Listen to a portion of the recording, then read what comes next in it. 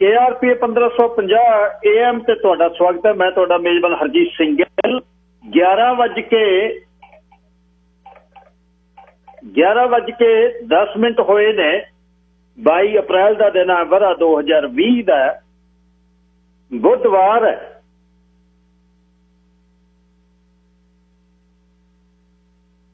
नौ ਵਿਸਾਖ ਨਾਨਕ ਸੰਮਤ 552 ਨਿੱਘਾ ਹਾਰਦਿਕ ਸਵਾਗਤ ਹੈ ਜੀ।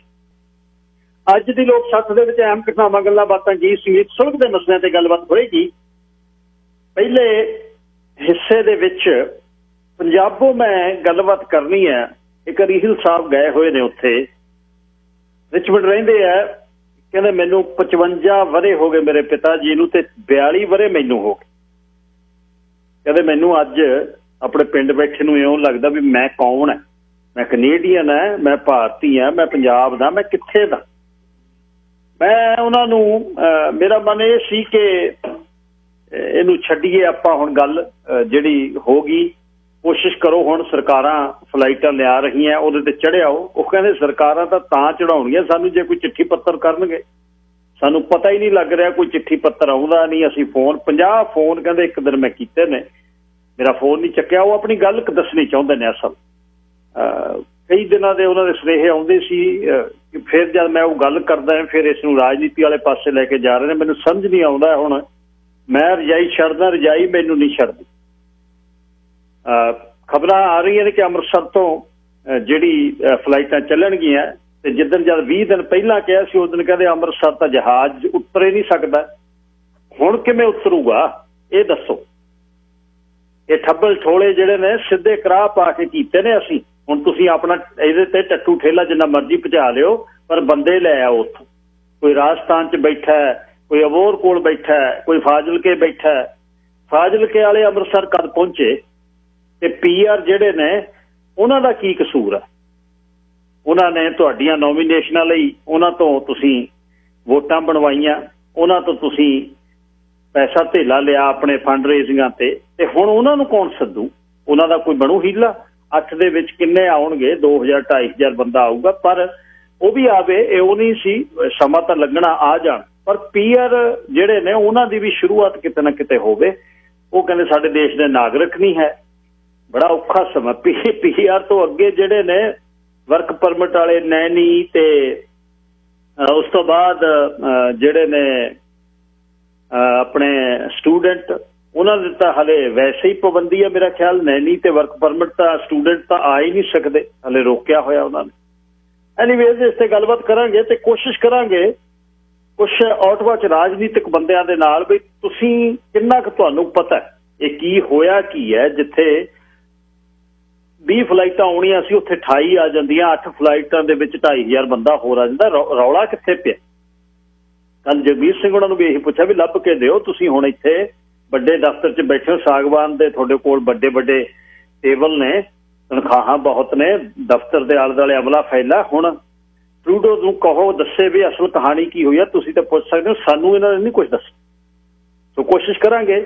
ਤੇ ਫਿਰ ਜਿਹੜੀ ਅੱਜ ਇੱਕ CBC ਨੇ ਵੱਡੀ ਕਹਾਣੀ ਜਿਹੜੀ ਦੱਸੀ ਹੈ, ਉਸਨੇ ਕੈਨੇਡਾ ਦਾ ਸਿਸਟਮ, ਕੈਨੇਡਾ ਦਾ ਜਿਹੜਾ ਪੈਨਾਡੈਮਿਕ ਦੀ ਅਰਲੀ ਵਾਰਨਿੰਗ ਦਾ ਸਿਸਟਮ ਹੈ, ਜਿਹੜਾ ਮਹਾਮਾਰੀ ਦਾ ਜਿਹੜਾ ਪਹਿਲਾ ਸਿਸਟਮ ਹੈ, ਉਹ ਕਿੱਥੇ ਫੇਲ ਹੋਇਆ। ਕਈ ਸਿਆਣੇ, ਬਹੁਤ ਪੜ੍ਹੇ ਲਿਖੇ ਵਿਦਵਾਨ, ਗੁਰਬਾਣੀ ਦੇ ਵਿਦਾਤਾ ਮਹਾਮਾਰੀ ਨੂੰ ਮਹਾਬਾਰੀ ਕਹੀ ਜਾਂਦੇ ਨੇ। ਮੈਂ ਹੱਥ ਜੋੜਦਾ, ਕਿਰਪਾ ਕਰੋ ਥੋੜ੍ਹੀ ਬਹੁਤੀ ਸ਼ਬਦ ਵੇਖ ਲਿਆ ਕਰੋ ਕੀ ਕਹਿੰਦੇ ਹੋ। 1844 247 1550 ਔਨ ਏਅਰ ਨੰਬਰ ਹੈ। ਇਹੋ ਹੀ ਹੁੰਦਾ ਜਦ ਕਿਤੇ ਕੋਈ ਸਭਾ ਸੰਮੇਲਨ ਹੋਵੇ ਨਾ, ਕਈ ਵਧੀਆ ਸ਼ਬਦ ਲੱਭਦੇ ਲੱਭਦੇ ਅਸਲ ਮੂਲੋਂ ਹੀ ਭਟਕ ਜਾਂਦੇ। ਕੱਲ ਕਿਸੇ ਬੰਦੇ ਨੇ ਰਿਕਾਰਡ ਕਰਕੇ ਭੇਜਿਆ, ਕਹਿੰਦਾ ਦੇਖ ਲਓ ਜੀ ਵਿਦਵਾਨ ਸਾਹਿਬ ਕੀ ਕਹਿੰਦੇ। ਫਰਕ ਹੈ ਦੋਨੇ ਚੀਜ਼ਾਂ 'ਚ ਜ਼ਮੀਨ ਅਸਮਾਨ ਦਾ। ਖਿਆਲ ਕਰਿਆ ਕਰੋ ਕੀ ਬੋਲਦੇ ਹੋ।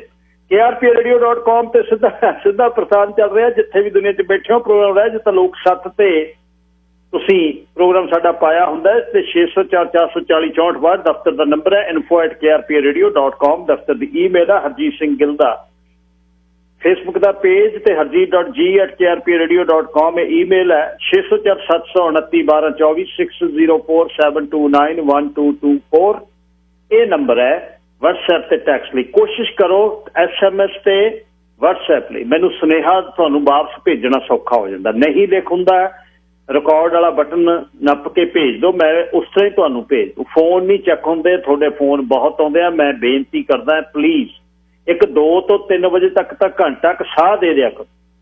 ਬਸ ਇੱਧਰੋਂ ਮੈਂ ਸੁੱਚ ਬੰਦ ਨਹੀਂ ਕਰਦਾ, 2:02 ਤੇ ਫੋਨ ਆਉਂਦਾ। ਫਿਰ ਅਸੀਂ ਫਿਰ ਆਹ ਕਹਿਣਾ ਚਾਹੁੰਦੇ ਸੀ, ਫੋਨ ਤਾਂ ਕਦੇ ਕੀਤਾ ਨਹੀਂ ਏਅਰ ਤੇ, ਪਰ ਗੱਲ ਆਹ ਹੈ ਵਿੱਚੋਂ ਇਹ ਤੇ ਮੈਨੂੰ ਪਤਾ ਲੱਗਦਾ ਵੀ ਇਹ ਉਂਗਲ ਸਿੱਧੀ ਮੇਰੇ ਨੱਕ ਤੱਕ ਆਉਂਦੀ ਜਦ ਮੈਨੂੰ ਸਮਝਾਉਂਦੇ ਹਨ।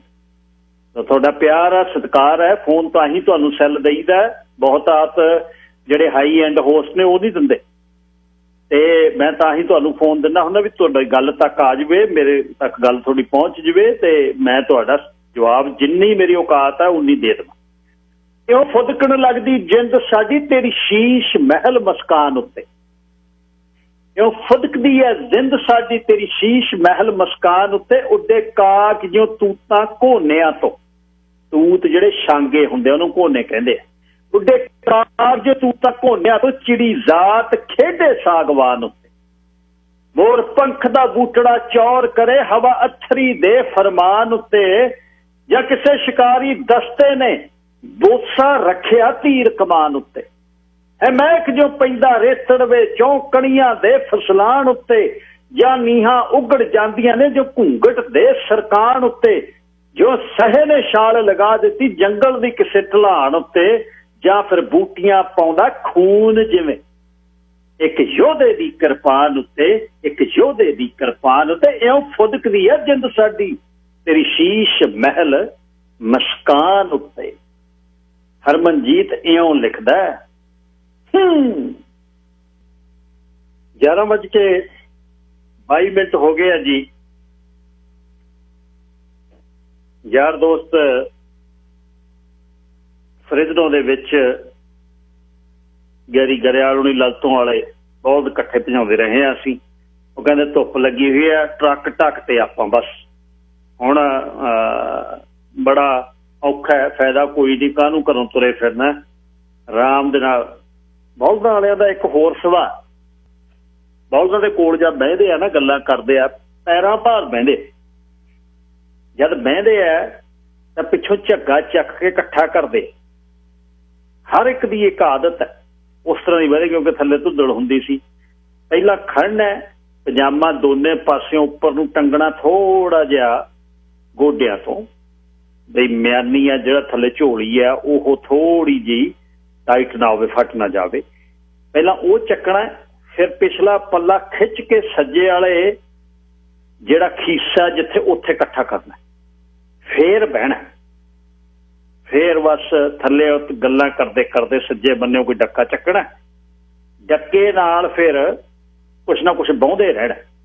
ਮੂਹਰੇ ਬੰਦੇ ਨੇ ਗੱਲਾਂ ਕਰੀ ਜਾਣੀਆਂ, ਮੂਹਰਲੇ ਨੇ ਨੀਵੀਂ ਪਾ ਕੇ ਬੈਠਣਾ, ਹਾਂ ਬਾਈ ਇਹ ਵੀ ਠੀਕ ਹੈ, ਉੱਥੇ ਵੀ ਠੀਕ ਹੈ। ਫਿਰ ਗੱਲਾਂ ਕਰਦੇ ਕਰਦੇ ਜਿਵੇਂ ਵਡੇਰਾ ਵਕੀਲ ਗੱਲ ਤੇ ਉੱਚਾ ਬੋਲਦਾ ਹੁੰਦਾ, ਜਿਹੜਾ ਨੀਵੀਂ ਪਾਈ ਬੈਠਾ ਉਹਨੇ ਬੋਲ ਉੱਚਾ ਕਰਨਾ। ਫਿਰ ਉਹ ਦੱਸਦਾ, ਉਹਨੇ ਤੁਹਾਨੂੰ ਨਹੀਂ ਪਤਾ ਉਦਣ ਆ ਸੀ ਬਹੁਤ ਢਿੱਲਾ ਸੀ, ਉਦਣ ਚਾਹ ਦੀ ਕਮੀ ਰਹਿ ਗਈ ਘਰੋਂ, ਰਾਤ ਨੂੰ ਠੰਡ ਲੱਗੀ ਬਹੁਤ ਮਲਿਆ ਨਹੀਂ, ਭਈਏ ਦੀ ਬੇੜੀ ਬਹਿ ਗਈ ਰਾਤ, ਖਿਆਲ ਨਹੀਂ ਕੀਤਾ ਅਸੀਂ ਅੰਦਰ ਬਹਿ ਗਏ, ਪੁਰਾਣੇ ਬੰਦੇ ਆਏ ਹੋਏ ਸੀ ਬਹੁਤ ਠੰਡ 'ਚ ਰਹਿ ਗਿਆ। ਬਸ ਮਤਲਬ ਉਹਨੇ ਜਸਟੀਫਾਈ ਕਰਨਾ ਵੀ ਹਾਰਿਆ ਕਿਉਂ ਹੈ।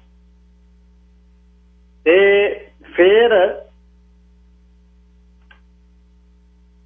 ਉਸਨੇ ਦੁਬਾਰਾ ਸ਼ੁਰੂ ਕਰਨਾ ਤੇ ਉਹ ਇੱਕ ਖਾਸ ਚਾਹ ਹੁੰਦਾ ਹੈ ਉੱਥੇ, ਲੱਖਾਂ ਰੁਪਈਆਂ ਦਾ ਵਣਜਾ ਹੈ ਉਹ, ਤੇ ਉੱਥੇ ਸਿਰਫ ਤੇ ਸਿਰਫ ਕੁਛ ਨਹੀਂ ਹੁੰਦਾ ਉਹਦੇ 'ਚ ਕਹਾਣੀ ਕੁਛ ਨਹੀਂ ਹੁੰਦੀ। ਤੇ ਉਹਦੇ ਵਿੱਚ ਇੱਕ ਚਾਹ ਸੀ ਪਿੰਡ ਦਾ ਤੇ ਲੋਕਾਂ ਦਾ, ਉਹ ਸਭ ਇਕੱਠਾ ਹੋ ਗਿਆ। ਉਹ ਉੱਥੇ ਬੁੱਚੜ ਵੱਢ ਕੇ ਗਾਵਾਂ ਸਿੱਟੀ ਜਾਂਦੇ ਆ, ਪਤਾ ਨਹੀਂ ਧਰਤੀ ਤੇ ਕਿੰਨੇ ਟਨਾਂ ਦੇ ਕਰੀਬ ਖੂਨ ਜਿਹੜਾ ਡੇਰਾ ਬੱਸੀ ਕੋਲ ਧਰਤੀ 'ਚ ਜਾ ਵੜਦਾ। ਸੋਨੇ ਵਾਂਗੂ ਪਾਲੇ ਹੋਏ ਬਦਾਮ ਰੋਗਨ ਜਿਨ੍ਹਾਂ ਦੇ ਗੱਲੇ ਦਿੰਦੇ ਨਾਲਾਂ ਭਰ ਕੇ ਉਹਨਾਂ ਨੂੰ ਭਜਾਉਣੋਂ ਰੋਕਦਾ। ਮੇਨਕਾ ਗਾਂਧੀ ਨੂੰ ਇਹੀ ਕੁਛ ਮਿਲਿਆ ਸੀ ਰਾਜਨੀਤੀ ਕਰਨ ਲਈ, ਬਲਦਾਂ ਦੇ ਮਾਰਦੇ ਆ, ਇਹਦੇ ਐ ਕਰਦੇ ਆ, ਉਹਦੇ ਉਹ ਕਰਦੇ ਆ। ਤੇ ਤੇਰੀ ਦਿੱਲੀ 'ਚ ਜਿੱਦਣ ਤੇਰੇ ਟੱਬਰ ਨੇ 72 ਘੰਟੇ ਸਿੱਖ ਕੋਏ ਸੀ, उधर नहीं दिखी थोनू खून, उधर नहीं दिखिया, बलदां दा खून थोनू दिखदा।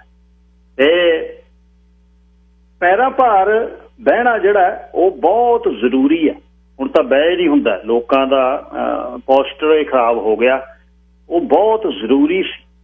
जिहड़ा करदे आ ना अपने अपना जिहड़ा की कहते ने प्रैशर पॉइंट दबदे आ ना पैरां च, इत्थे आह इत्थे आ, जां डलियां च पैर जांदे ना रोलर वर्गे विच दी लंघदा, डर डर दी आवाज़ आउंदी थल्लेों डले दी, पता नहीं किहड़े किहड़े पॉइंट दब हुंदे सी। कुछ नहीं सी दुखदा हुंदा, कख नहीं सी हुंदा, स्किन नूं कुछ नहीं सी हुंदा। ठंड दे विच भी इत्थे शॉर्ट कहंदे, उत्थे नीकर कहंदे सी, वो बन्नी हुंदी ते मोढे ते कही हुंदी ते देख ला जपल जपल पैर जज खड़कदे खाल दे विच, की पता लगदा, कख नहीं सी पता लगदा। ते बहजा होई जांदी। समय दी कहानी सी उस पंजाब दे विच। ते कनेडा तो गया नूं विचारिਆਂ ਨੂੰ नंबरां ਦਾ नहीं पता लगदा। 10 नंबर रीहल साहब ने मैनूं लिख के भेज ते 11 पिछे ते वो लग नहीं रहे। प्लीज़ जे कोई सुणदा उन्हां नूं सुनेहा भेजो ते मैनूं नंबर सही करके भेज देण ना। हुण फोन चकदे आ ते 4 दिन हो गए कहदे रहे मेरी गल नहीं करो, ते जिहड़ा इंडिया वाला नंबर भेजिआ वो नंबर है जिहड़ा वो चल नहीं रहा। ਉਹਦੇ ਤੇ पिछले पासे 11-12 नंबर ही लिखते इकट्ठे। जो कोई सुनता है, सतविंदर सिंह रीहल ने रिचमंड तो जिन्हों ने फोन किया, कोई जानता उन्होंने मैसेज करो कि मैनू नंबर सही भेजो। अच्छा, जिहड़ी करोना की अज दियां खबरां 26 लाख के करीब जिहड़ी है वो गिणती हो गई है ते 26 लाख दे विच मरण वालियां दी जिहड़ी गिणती है वो 1,81,000 ते 7,12,000 सही होया ना। किहड़ा पोस्टमार्टम हुंदा भी किहड़ा किहदे नाल मरिया, ते पर लोक जिहड़ा अपना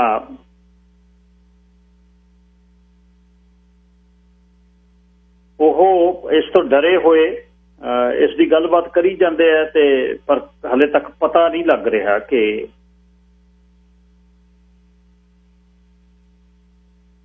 अपना जिहड़ा,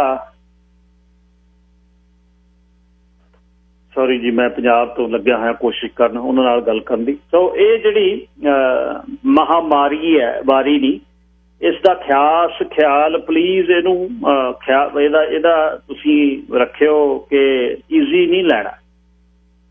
हुण उधर सरपंच तां खोलण नूं फिरदा ते उत्थे रौला, अज कार्टून दिखाया किसी ने, कार दे विच अमरीका खोलण वाले खड़े आ, मूहरे अमरीका बंद कराउण वाले, कहंदा 40,000 बंदिਆਂ ਦੀ ਗੱਲ करदा, 40,000 ਬੰਦਾ ਤਾਂ ਗੋਲੀਆਂ ਨਾਲ ਮਰ ਜਾਂਦਾ हर साल ਇੱਥੇ, ਤੁਸੀਂ ਪਰਾਂ ਹਟੋ ਅਸੀਂ ਖੋਲਣਾ, सरपंच ने कहता ਸਾਡੇ ने। एक गल मैं सोचदा सी कि हर रोज पोडियम ते आके पत्रकारां दे सनमुख होना सरपंच बहुत औखा है, बहुत औखा। सवेरे हर रोज इन्हां दे मत्थे लगना, वो कित्थे इन्हां दे मत्थे लगदा जी। मैनूं बड़ा याद आउंदा जिवें टोके वाली मशीन चलदी है ना, बंदा रुग लाउंदा हुंदा ते भतीजा कोल आ जावे, रुग लाउण वाला भतीजे वाले नूं भतीजे नूं गालां कढदा हुंदा, पटे जना आ जी मर जाएगा, उहनूं ना सुणदा।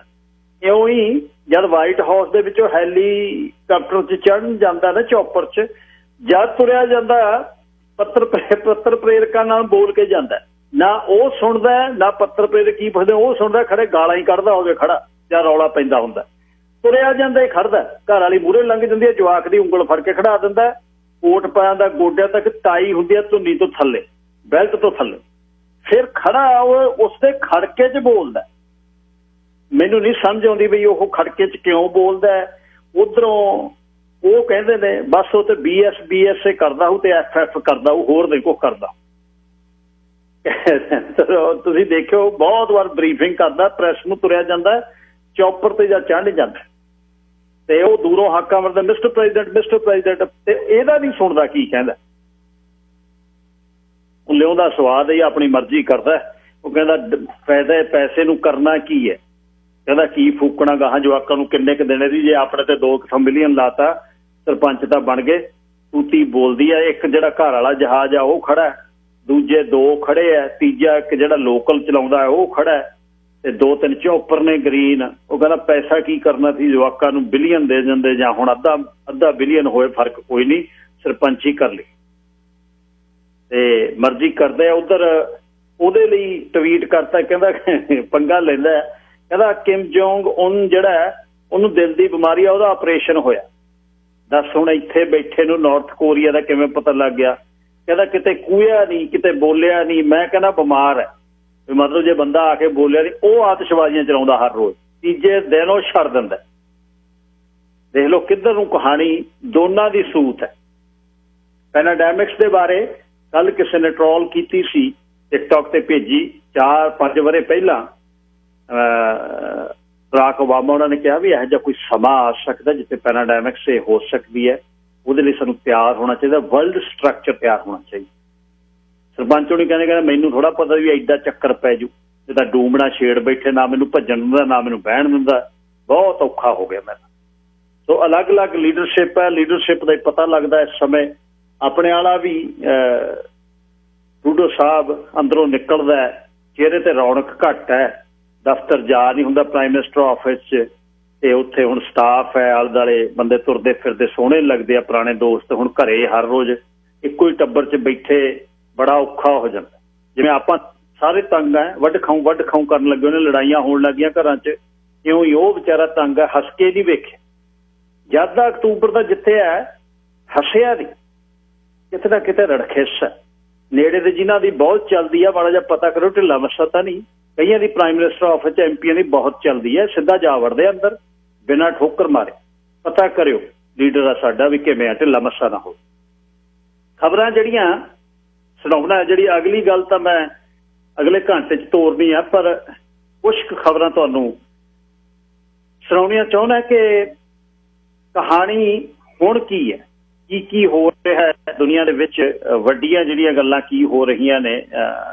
ਜਿਹੜੀਆਂ ਅਮਰੀਕਾ ਦੇ ਵਿੱਚ 8 ਲੱਖ ਦੇ ਕੇਸ, ਕਰੀਬ 45,000। ਦੇਖੋ ਇਹ ਜਿਹੜੀ ਇੱਕ ਇਹਦੇ ਵਿੱਚੋਂ ਹੁਣ ਕਲੀਅਰ ਇੱਕ ਤਾਂ ਗੱਲ ਹੋ ਗਈ ਨਾ ਕਿ ਅਸੀਂ ਇਸ ਨੂੰ ਸੀਰੀਅਸ ਨਹੀਂ ਲਿਆ, ਅਮਰੀਕਾ ਨੇ ਵੀ ਨਹੀਂ ਲਿਆ, ਕੈਨੇਡਾ ਨੇ ਵੀ ਨਹੀਂ ਲਿਆ। ਤੁਹਾਨੂੰ ਅਗਲੇ ਘੰਟੇ 'ਚ ਮੈਂ ਅੰਕੜੇ ਪੇਸ਼ ਕਰੂੰਗਾ ਕਿ ਦੁਨੀਆ ਨੇ ਕੀ ਕਿਹਾ, ਵਰਲਡ ਹੈਲਥ ਆਰਗੇਨਾਈਜੇਸ਼ਨ ਨੇ ਕੀ ਕਿਹਾ, ਤੇ ਉਸ ਤੋਂ ਬਾਅਦ ਅਸੀਂ ਕੀ ਉਸ ਦੇ ਬਾਰੇ ਸੋਚਿਆ। ਉਹ ਮੈਂ ਗੱਲ ਅਗਲੇ ਹਿੱਸੇ 'ਚ ਕਰਨੀ ਹੈ। ਪਰ 8 ਲੱਖ ਦੇ ਕਰੀਬ ਬੰਦਿਆਂ ਦਾ ਜਿਹੜਾ ਤੇ ਉਹ ਤੇ 45,000 ਦਾ ਮਰ ਜਾਣਾ, ਤੇ ਬਾਕੀ ਦੁਨੀਆ ਦੇ ਵਿੱਚੋਂ 17 ਲੱਖ, ਤੇ ਇਕੱਲੇ 8 ਲੱਖ ਅਮਰੀਕਾ ਦੇ ਵਿੱਚੋਂ। ਇਹ 1,75,000 ਟੋਟਲ ਮੌਤਾਂ, 45,000 ਇਕੱਲੇ ਅਮਰੀਕਾ 'ਚ। 484 ਬਿਲੀਅਨ ਦੀ ਡੀਲ ਜਿਹੜੀ ਸਮਾਲ ਬਿਜ਼ਨਸ ਲੋਨ ਪ੍ਰੋਗਰਾਮ। ਹੁਣ ਇਹਦੇ ਵਿੱਚ ਕੀ ਹੋਣਾ, ਅਸਲ ਕੀ ਕਹਾਣੀ ਕੀ ਹੋਣੀ ਹੈ? ਬੇਲ ਆਊਟ, ਸਟਾਕ ਡਿੱਗ ਪਏ, ਸਟਾਕ ਖਰੀਦ ਲਏ ਤੁਸੀਂ, ਮੈਂ ਜਿਹੜਾ ਅਸੀਂ ਹੋਰ ਰਗੜੇ ਜਾਣਾ। ਆ ਜਿਹੜੇ ਆਉਂਦੇ ਆ ਨਾ ਜਿਹਦੇ ਲਈ ਆਪਾਂ ਰੌਲਾ ਪਾਉਂਦੇ ਆ ਜੀ, ਉਹ ਪੈਸੇ ਇੰਨੇ ਆ ਗਏ ਜੀ, 2,000 ਲੈ ਲਈਏ ਜਾਂ ਨਾ ਲੈ ਲਈਏ, ਠੀਕ ਹੈ, ਸਾਨੂੰ ਵਧੀਆ ਲੱਗਦਾ ਜੇ ਦੁਨੀਆ ਲੈਂਦੀ ਆ, ਤੁਸੀਂ ਵੀ ਲੈਣਾ ਹੈ, ਪਰ ਇਹ ਮੋੜਨਾ ਵੀ ਹੈ, ਇਹਦਾ ਖਾਸ ਖਿਆਲ ਰੱਖਿਓ। ਇਹ ਮੋੜਨਾ। ਤੇਲ ਦੀਆਂ ਕੀਮਤਾਂ, ਇਸ ਜਿਹਦੇ ਤੇਲ ਲਈ ਲੜਾਈਆਂ ਹੁੰਦੀਆਂ, ਜਿਹੜੀ ਤੇਲ ਨੂੰ ਰੋਕਣ ਲਈ, ਤੇਲ ਦੇ ਖੂਹ ਰੋਕਣ ਲਈ ਦਿਨ ਰਾਤ ਦੁਨੀਆ ਤੁਰੀ ਫਿਰਦੀ ਹੈ, ਉਸ ਤੇਲ ਨੂੰ ਹੁਣ ਕੋਲ ਦੀ ਲੰਘਦੇ ਹੋ 82 ਸੈਂਟ ਦਾ ਹੋਇਆ, ਤੇ ਉਹਦਾ ਕੀ ਕਹਾਣੀ? ਐਡਾਲੀਨ ਡੇਅਰੀ ਜਿਹਦੇ ਤੋਂ ਡਰਮਾਂ ਦੇ ਡਰਮ ਸਾਡੇ ਦੁੱਧ ਦੇ ਆਉਂਦੇ ਸੀ, ਹੁਣ ਕੀ ਬਣਦਾ ਹੋ? ਬਾਰਡਰ ਟੱਪਣ ਨਹੀਂ ਦਿੰਦੇ, ਅਸੀਂ ਲਿਆਉਂਦੇ ਨਹੀਂ। ਲੋਕਲ ਸਟੋਰ ਜਿਹੜੇ ਨੇ ਉਹ, ਮਤਲਬ ਇਹ ਗੱਲ ਸਮਝ ਗਏ ਨਾ ਤੁਸੀਂ? ਇੱਕ ਇਹਦੇ 'ਚ ਜਿਹਦੇ ਲਈ ਦੇਸ਼ਾਂ 'ਚ ਕੰਟਰੋਲ, ਇਰਾਕ ਦੀ ਜੰਗ, ਅਫਗਾਨਿਸਤਾਨ ਦੀ ਜੰਗ, ਸਾਊਦੀ ਅਰਬ ਨਾਲ ਯਾਰੀ, ਤੇ ਸਾਊਥ ਚਾਈਨਾ ਸੀ ਦੇ ਵਿੱਚ ਚਾਈਨਾ ਗੇੜੇ ਲਾਉਂਦਾ, ਪਰ ਉਹਦੀ ਖਪਤ ਖਤਮ ਹੋ। ਤੇਲ ਪਾਉਣ ਲਈ ਭਾਂਡਾ ਹੈ ਨਹੀਂ, ਜਿਵੇਂ ਆਪਾਂ ਕਹੀਏ। ਸਾਰੇ ਜਿਹੜੇ ਬਾਹਰਲੀਆਂ ਫੈਸਿਲਿਟੀ ਏਜੰਸੀਆਂ ਭਰ ਗਈਆਂ, ਸਾਰੀਆਂ ਸਮੁੰਦਰ 'ਚ ਖੜੇ ਜਹਾਜ਼ ਭਰਤੇ, ਬਸ ਗੱਲ ਮੁੱਕ ਗਈ। ਹੁਣ ਕਹਿੰਦੇ ਪਾਉਣ ਨੂੰ ਭਾਂਡਾ ਹੈ। ਲੰਡਨ ਦਾ ਇੱਕ ਬੰਦਾ ਜਿਹੜਾ ਕਿ ਸਦਾ ਹੀ ਚਰਚਾ 'ਚ ਰਹਿੰਦਾ, ਰੌਬ ਫਰਗੂਸਨ ਉਹਦਾ ਨਾਂ ਹੈ, ਕੁਆਰੰਟੀਨ ਦੇ ਵਿੱਚ ਸੀ, ਉਹ ਜਿਉਂ ਇੱਕ ਦਿਨ ਪੌੜੀਆਂ ਆਪਣੀ ਜਿਹੜੀਆਂ ਚੜ੍ਹਨ ਲੱਗਿਆ ਨੰਗੇ ਪੈਰੀ ਆਪਣੀ ਅਪਾਰਟਮੈਂਟ ਦੀਆਂ, ਆਥਣ ਤੱਕ ਲੰਡਨ ਵਾਲੇ ਉਹਨੇ ਘਰ ਦੇ ਵਿੱਚ ਚੜ੍ਹ ਕੇ ਉਹਨੇ ਸਟੈਪ ਗਿਣ ਦਿੱਤੇ ਜਿੰਨੇ ਮਾਊਂਟ ਐਵਰੈਸਟ ਦੇ ਸੀ। ਉਹ ਕਹਿੰਦਾ ਮੈਂ ਤਾਂ ਮਾਊਂਟ ਐਵਰੈਸਟ ਤੇ ਚੜ੍ਹ ਗਿਆ। ਬਸ ਆਪਣਾ ਆਪਣਾ ਕੰਮ ਹੈ, ਆਪਣੇ ਆਪਣੇ ਤਰੀਕੇ ਨਾਲ ਲੋਕ ਖੁਸ਼ ਨੇ। ਮਿਜ਼ੂਰੀ ਦੇ ਲੋਕਾਂ ਨੇ ਚਾਈਨਾ ਨੂੰ ਸੂਹ ਕਰ ਦਿੱਤਾ ਕਿ ਤੁਹਾਡੇ ਕੋਲੋਂ ਵੁਹਾਨ ਦੇ ਵਿੱਚ ਚਮਗਿੱਦੜ ਦਾ ਸੂਪ ਤੁਸੀਂ ਪੀਂਦੇ ਸੀ, ਉੱਥੋਂ ਤੁਰਿਆ ਇਹ, ਤੇ ਹੁਣ ਬੇਟ ਫਰਾਈਡ ਰਾਈਸ ਤੇ ਚਾਈਨੀਜ਼ ਲੋਕਾਂ ਨੂੰ ਘਿਰਨਾ ਦਾ ਸ਼ਿਕਾਰ ਲੋਕ ਬਣਾ ਰਹੇ ਨੇ। ਇਹ ਬੜਾ ਰੌਲਾ ਪੈ ਰਿਹਾ ਇਸ ਗੱਲ ਦਾ। ਆਉਣ ਵਾਲੇ ਸਮੇਂ ਦੇ ਵਿੱਚ ਤੁਸੀਂ ਵੇਖਿਓ ਜਿਹੜੀ ਵੱਡੀ ਇੰਡਸਟਰੀ ਸੀ ਇਹਦੀ ਇਮੀਗ੍ਰੇਸ਼ਨ ਦੀ, ਤੇ ਬੜਾ ਕੁਛ ਸੀ, ਇਹਦੇ ਤੇ ਦੇਖਿਓ ਫਰਕ ਕਿੰਨਾ ਪੈਣਾ। ਅਗਲੇ ਕਹਿੰਦੇ ਜ਼ਿੰਦਗੀ, ਕਿਉਂਕਿ ਇਹਦਾ ਸਿਰ ਤੇ ਹਲੇ ਫੇਰ ਖੜਾ ਨਾ ਵੀ ਇੱਕ ਸੈਕੰਡ ਵੇਵ ਫੇਰ ਆਉਣੀ ਹੈ। ਲਾਸ ਵੇਗਸ ਦਾ ਮੇਅਰ ਉਹ ਕਹਿੰਦਾ ਵੀ ਕਸੀਨੋ ਖੋਲੋ ਤੇ ਫਿਰ ਦੇਖਾਂਗੇ ਵੀ ਕੀ ਬਣਦਾ ਹੈ, ਕਿਹੜੇ ਕਿਹੜੇ ਖੋਲ ਸਕਦੇ ਆ। ਕੀ ਖਾਲੀ ਸੜਕਾਂ ਪਈਆਂ, ਖਾਲੀ ਮੇਨ ਸਟਰੀਟ ਤੇ ਜਿਹੜਾ ਲਾਸ ਵੇਗਸ ਦਾ ਮੇਅਰ ਆ ਕੈਰੋਲਿਨ ਗੁੱਡਮੈਨ, ਉਹ ਕਹਿੰਦਾ ਮੇਰਾ ਜੀ ਕਰਦਾ ਜੂਏ ਖਾਨੇ ਤਾਂ ਖੋਲੀਏ, ਕੰਮ ਤਾਂ ਰੁਕ ਗਿਆ ਸਾਰਾ। ਇਹ ਦੇਖ ਲਓ ਆਪਣਾ ਆਪਣਾ ਸਿਸਟਮ। ਪੰਜਾਬ ਦੀ ਜਿਹੜੀ ਖਬਰ ਹੈ, ਪੰਜਾਬ 'ਚ ਸਾਡੀ ਬਰਬਾਦੀ ਦਾ ਨਵਾਂ ਜਿਹੜਾ ਦੌਰ ਸ਼ੁਰੂ ਹੋਇਆ। ਕਣਕਾਂ ਨਹੀਂ ਚੱਕੀਆਂ ਜਾ ਰਹੀ, ਗਿੱਲ ਗਲੌਲਾ ਹੋਇਆ, ਮੀਂਹ ਪੈ ਰਿਹਾ, ਗੜੇ ਪੈ ਰਹੇ ਨੇ। ਕਿੰਨਾ ਸੌਖਾ ਸੀ। ਸਰਕਾਰਾਂ ਜੇ ਚਾਹੁੰਦੀਆਂ ਤਾਂ ਕਿਹੜੀ ਗੱਲ ਹੈ, ਮਾਰਕਫੈਡ ਦੇ ਤੁਹਾਡੇ ਕੋਲ ਗਡਾਊਨ ਨੇ, ਉਹਦੇ ਬਾਅਦ ਸੈਲਰਾਂ ਦੇ ਗਡਾਊਨ ਨੇ, ਕੰਡੇ ਹਰ ਪਿੰਡ ਦੇ ਆਲੇ ਦੁਆਲੇ ਨੇ।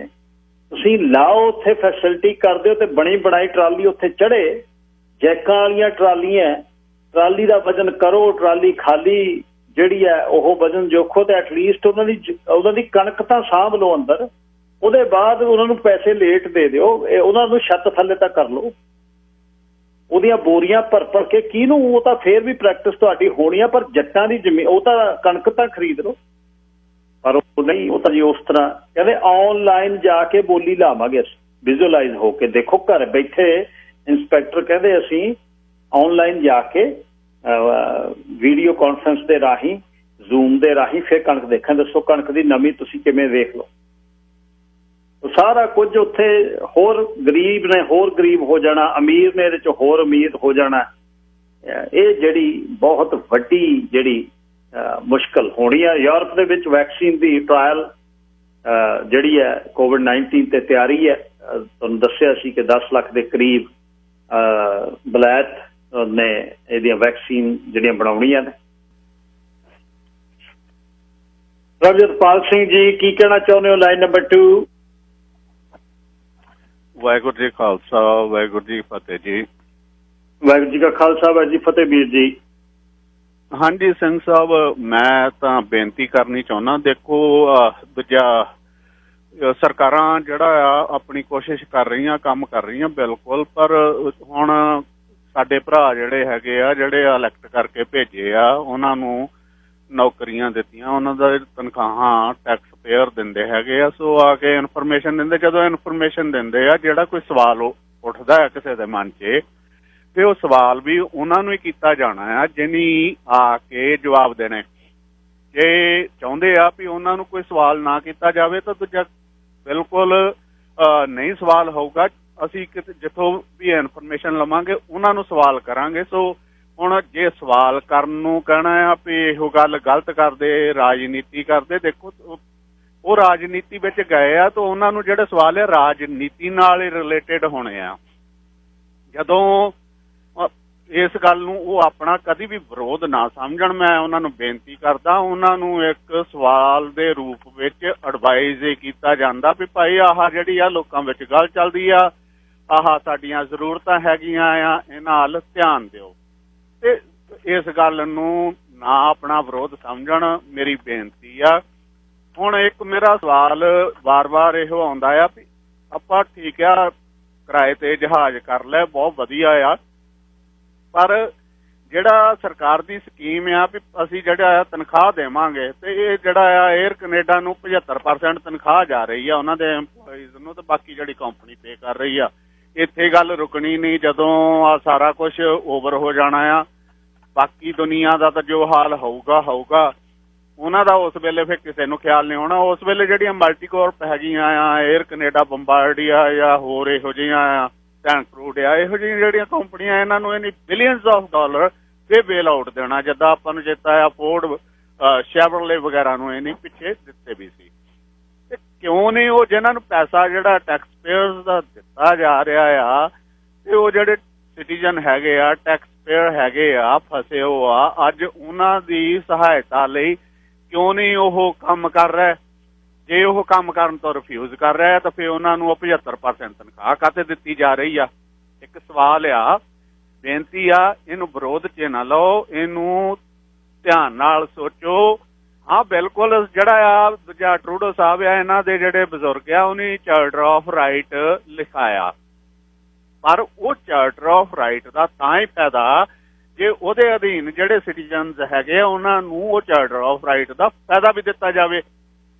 ਜੇ ਜਿਹੜਾ ਸਰਟਨ ਜਿਹੜੇ ਹੈਗੇ ਆ ਸਿਟੀਜ਼ਨ ਆ, ਉਹਨਾਂ ਦੇ ਉਹ ਚਾਰਟਰ ਆਫ ਰਾਈਟ ਦੇ ਜਿਹੜੇ ਅਖਤਿਆਰ ਨਹੀਂ ਉਹਨਾਂ ਨੂੰ ਦਿੱਤੇ ਜਾਂਦੇ, ਤੇ ਫਿਰ ਉਹ ਕੀ ਕਰੀਏ ਉਹ ਚਾਰਟਰ ਆਫ ਰਾਈਟ ਨੂੰ? ਉਹਨਾਂ ਲਈ ਤਾਂ ਉਹ ਪੀਸ ਆਫ ਪੇਪਰ ਵੀ ਨਹੀਂ ਰਹਿ ਜਾਂਦਾ।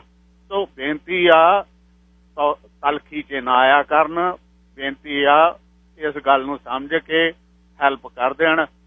ਤੇ ਸਰਕਾਰ ਆ 4 ਸਾਲ ਉਸ ਤੋਂ ਬਾਅਦ ਜਿਹੜਾ ਜੇ ਅੱਜ ਹੈਲਪ ਕਰੂਗੇ ਉਹ ਵੀ ਅਸੀਂ ਚੇਤੇ ਰੱਖਣਾ, ਜੇ ਨਾ ਕਰੂਗੇ ਉਹ ਵੀ ਅਸੀਂ ਚੇਤੇ ਰੱਖਣਾ। ਵਾਹਿਗੁਰੂ ਜੀ ਖਾਲਸਾ, ਵਾਹਿਗੁਰੂ ਜੀ ਕੀ ਫਤਿਹ ਜੀ।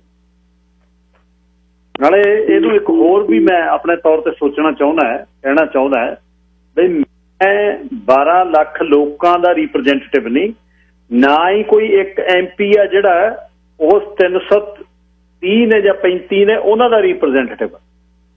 ਇਹ ਕੀ ਅਗਲੇ ਲੋਕ ਸਰਕਾਰ ਨੂੰ ਕਹਿੰਦੇ ਤੇ ਕਿਸੇ ਨੂੰ ਐ ਕਿਉਂ ਲੱਗਦਾ ਵੀ ਮੇਰੇ ਮੌਰਾਂ ਤੇ ਪੈਂਦੀਆਂ?